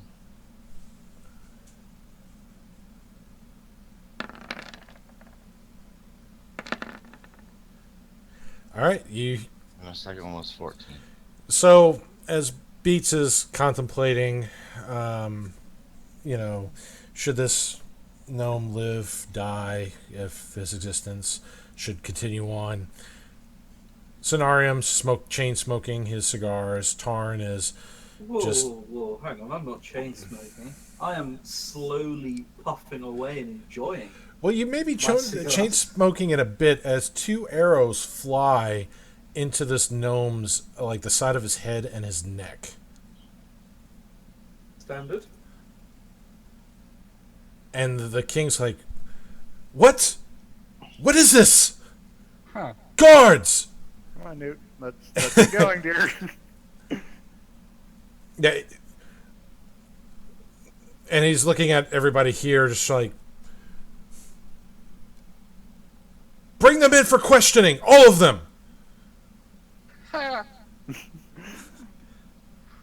Well, I don't intend to make this a murder spree here, so. Out of character, I hope I didn't piss anybody off. You talking about other players? Yeah. Dude, Steven, I fed somebody a baby. Cenarium just makes a mental note to definitely add "we make bad decisions all the time" onto our ship in Latin once we're back. not sure of how Steven feels with that, because I'm not sure what he wanted to do with the gnome, but that's the only one. No, it's more now, how do I get Minden out of this? Yeah, because he's no longer held by that Protectorate doctorate. So, yeah. Beats, are you there? I am. Are you mad at me, man? No, Okay. You were thinking about killing him too, admit it. I don't have to admit anything.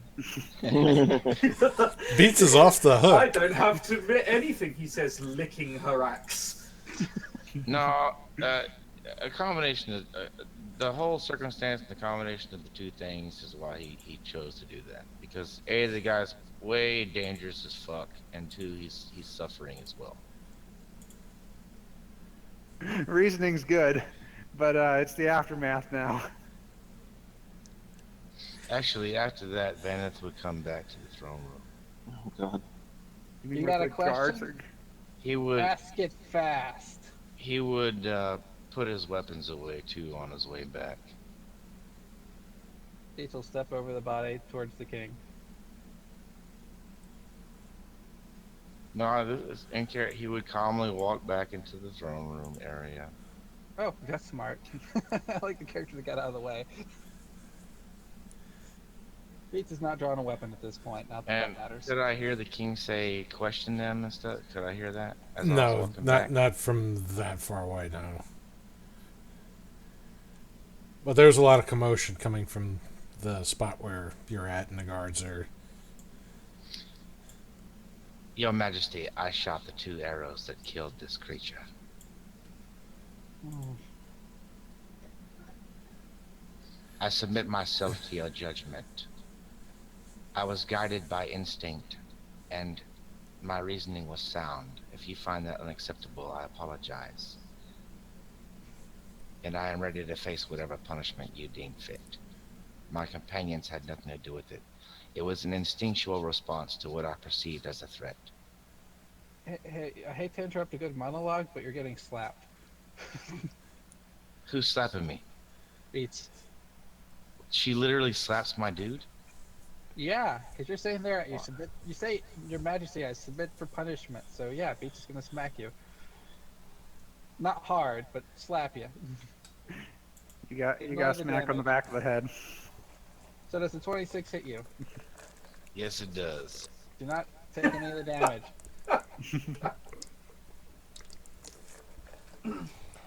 So yeah, Beats comes around, turns around, slaps you upside the head. It's like, there, you've been punished. Nice for being polite. Go.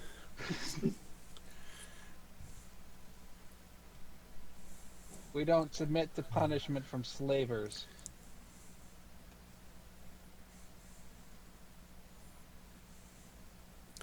So, Vinden is already kind of running full bore out of here. Come on, move it.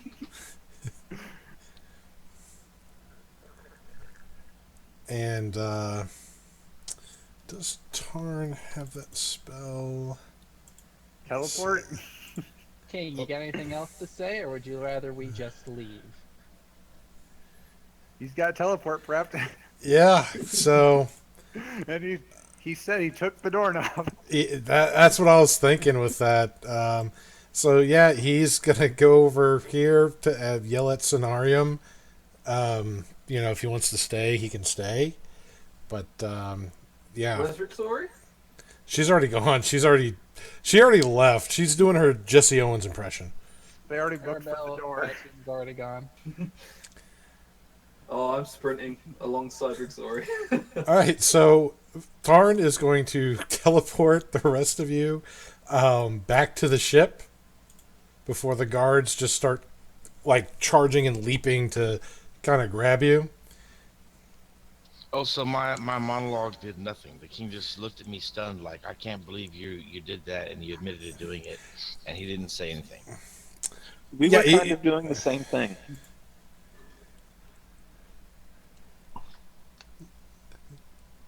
So yeah, he was he was kind of in shock with that, and what would have probably happened is they would have locked you into jail. They would have had probably a trial court to give judgment on your actions to see if it was truly just or if Yeah, it we ain't was got time uncalled for for. So Tarn did the quick way of just, well, you just killed this guy. Let's teleport back home now. Let's get on the ship. Hey, guess what? I'm setting on the guy. I'll take him with me. All right, you gonna take the body too? All right, Yep. perfect. That way they can't just raise him from the dead and make him do it again. I figure they've got that access of magic. Considering what you've seen in their palace, yeah, that's an easy assumption. Yeah, apparently someone in the palace has access to Lesser Wish. Who knew? I wonder who. Probably the queen. Probably the queen. Was that the person who stepped out of the way? Like, I King's feel Cross? bad now, man. I feel bad now. No, that wasn't the queen. That was the alchemist Orsa. The queen is still in her bedchamber. Okay. Cenarium bird form, let's get out of here. Each finger You think wave- he hasn't done that already? As the Yeah. teleport goes off, Yeah, each will go bird ahead and form. finger Right, wave come the on. king with Grab one me, finger grab on Victoria, one we're hand. off. Sinarian, what do you call it when you finger wave with just the middle finger? You're the expert on these things. Out of character, dudes. My bad. My bad. Why? It's funny. No, it was an impulse, dude. And I had reasons, but it was still an impulse. You're with Rick Sorry. It's The fine. only- That's the only- actually pretty mild. Okay, out of character. Beats wasn't going to go ahead and do it right away. Beats was going to give the king a chance to go ahead and make the right decision. But it was going to be a lot worse if he made the wrong decision. If he said no, it was still gonna happen. And that teleport probably would have been resisted because Beats would have been like, nope, 4 slavers. I'm not done. Well, you guys are back on the ship here, and Aramel, you're busy overlooking the crews here, trying to get everything repaired, and Yep. everybody seems to have a little bit of sense of urgency to them all of a sudden. And Beats is back here, and not surprisingly enough, she's standing over a corpse. Oh, that's normal. Man, Tarn is gonna be so pissed at me. Why? He just got a chance to teleport the rest of you out. He got to make his teleport wishes come true. No, yeah, but out of character, I'm the only one who hadn't yet done something he found morally reprehensible until Give just him now. time. He'll follow that path too. It's a I have a matter of feeling time. he's gonna actually be happy we did that. Like seriously, straight up happy. You're fine, dude. I fed someone a baby. Did do Yeah, that. but we don't know that. Yeah, I know, but Fine, he fed someone a baby. Well, I just don't want y'all, reconsidering. Like, oh, we're glad that Magnus is here with Vaneth. Oh, not anymore. Not anymore. Just more chaos. dude, as long as you keep talking with that awesome voice, yeah, you're welcome here. All right. So what's now that you're back on the ship, and where's your first order of business? Where do you want to go? You got a quick glimpse of the surrounding landscape since the teleport spell, the second one. What's going on? What do you want to do? Hey, Beats. They have your ship. Oh yeah. You didn't tell Beats about some of the things you saw. You sly Got your dog wife. chief. Wait until we're out of the Let's, reach of beats to let's mention get it. airborne and worry about that once we know where we're at. Not only do they have your ship, they repainted your ship white and blue. All I know for sure is that we're someplace back. Yeah, we got. Home. We saw Narissa. Let's get airborne. Did I stutter? Yes. Beats I'm gonna Airmill take will a dodge go action. Airmill will go and fly the ship. Beats will go make sure that nothing's holding the ship anchored down. Crow's nest for me, sir. And Rick Story is going to use Identify on that necklace. Just to make sure it's not a cursed magical object that we accidentally brought on board. Again. Again. Because that's a thing that happens all the time. Pretty much every pit stop. Every pit stop. Have to keep Oh. expanding my collection. Rick, sorry. Oh, hi, Beach. How are you? Detect magic on the corpse. See if he's still cursed or whatever. You want me to Well- detect magic?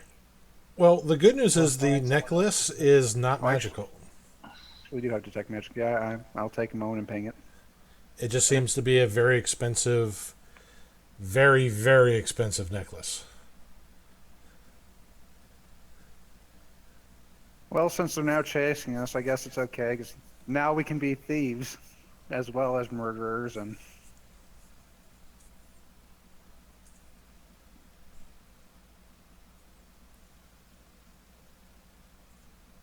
yeah, I'll detect the corpse for any sort of magic remaining.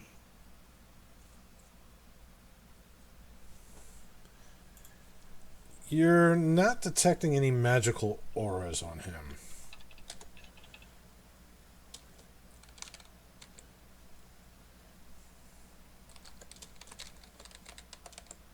Alright, so.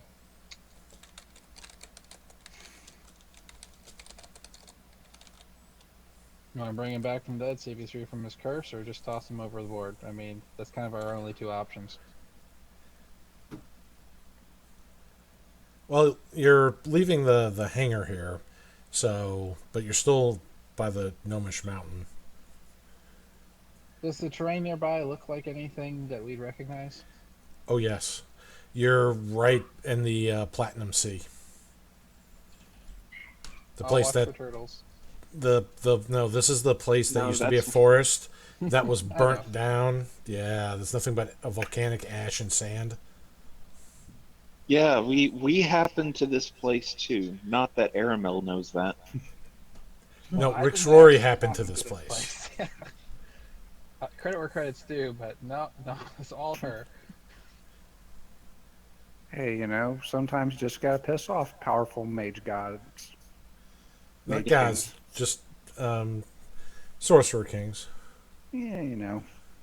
I'm sure they give themselves that title every now and then. Oh yeah, they're probably still hunting us too. Cool.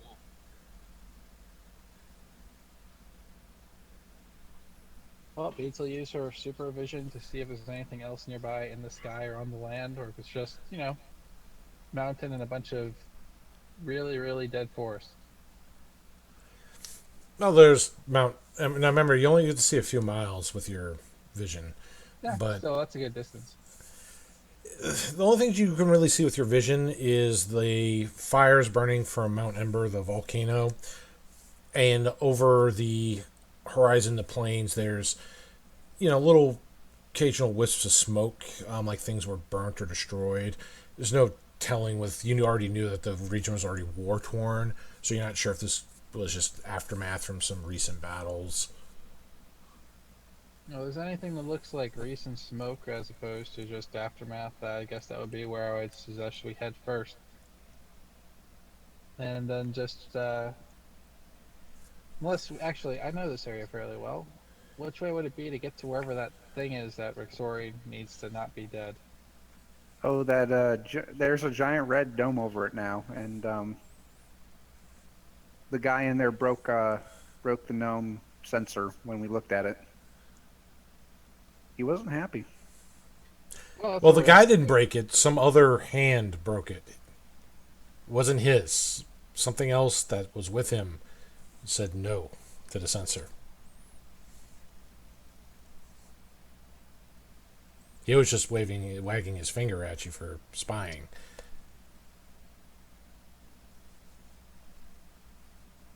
Cool. So yeah, I'll try to see if there's any visual cues in the sky to set a course that way. Broken Shield's in a lot of danger right now too. Yeah, well, so will we. Make up your mind. You are Broken Shield.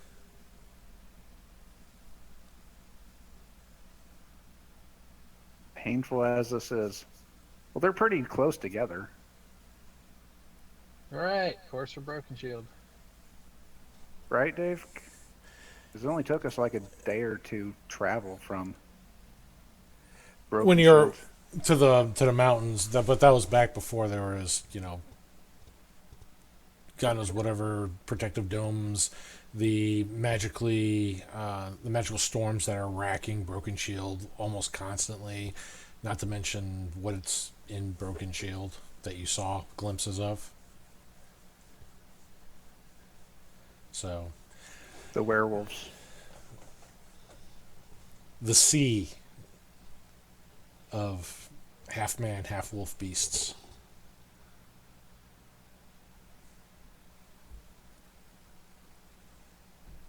And when I mean a sea, I mean they were covering the streets and climbing up buildings and swarming.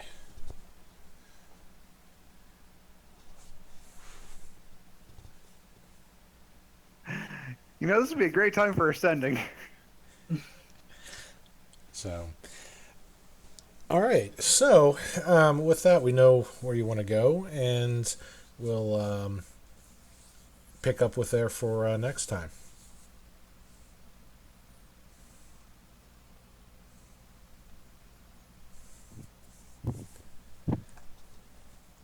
Still level 15? I got to calculate some of the milestones with that. So I'll let you know who levels up here and get these nice little cards updated for everybody to see. Cool. I guess it's during downtime that we'll resolve whether that guy gets raised from the dead or not. Yeah, we're going to have some little bits of downtime, unless you guys just start going storming Norman into Broken Shield next session. It's all up to you how you want to tackle that. There'll be plenty of time to Well, discuss normally that. all our decisions are calculated and thought through. Absolutely. Rick Sori is the perfect tactician for all that. Rick Zori's not calling up for best friend again. Don't worry about it, guys. That's good. It's So, all good. NPC wise, we only have the big ones on the ship still. All the the freed slaves that want to be freed are gone. Right. Plus, well, there is a newcomer, which I'm going to tell you about in just one moment.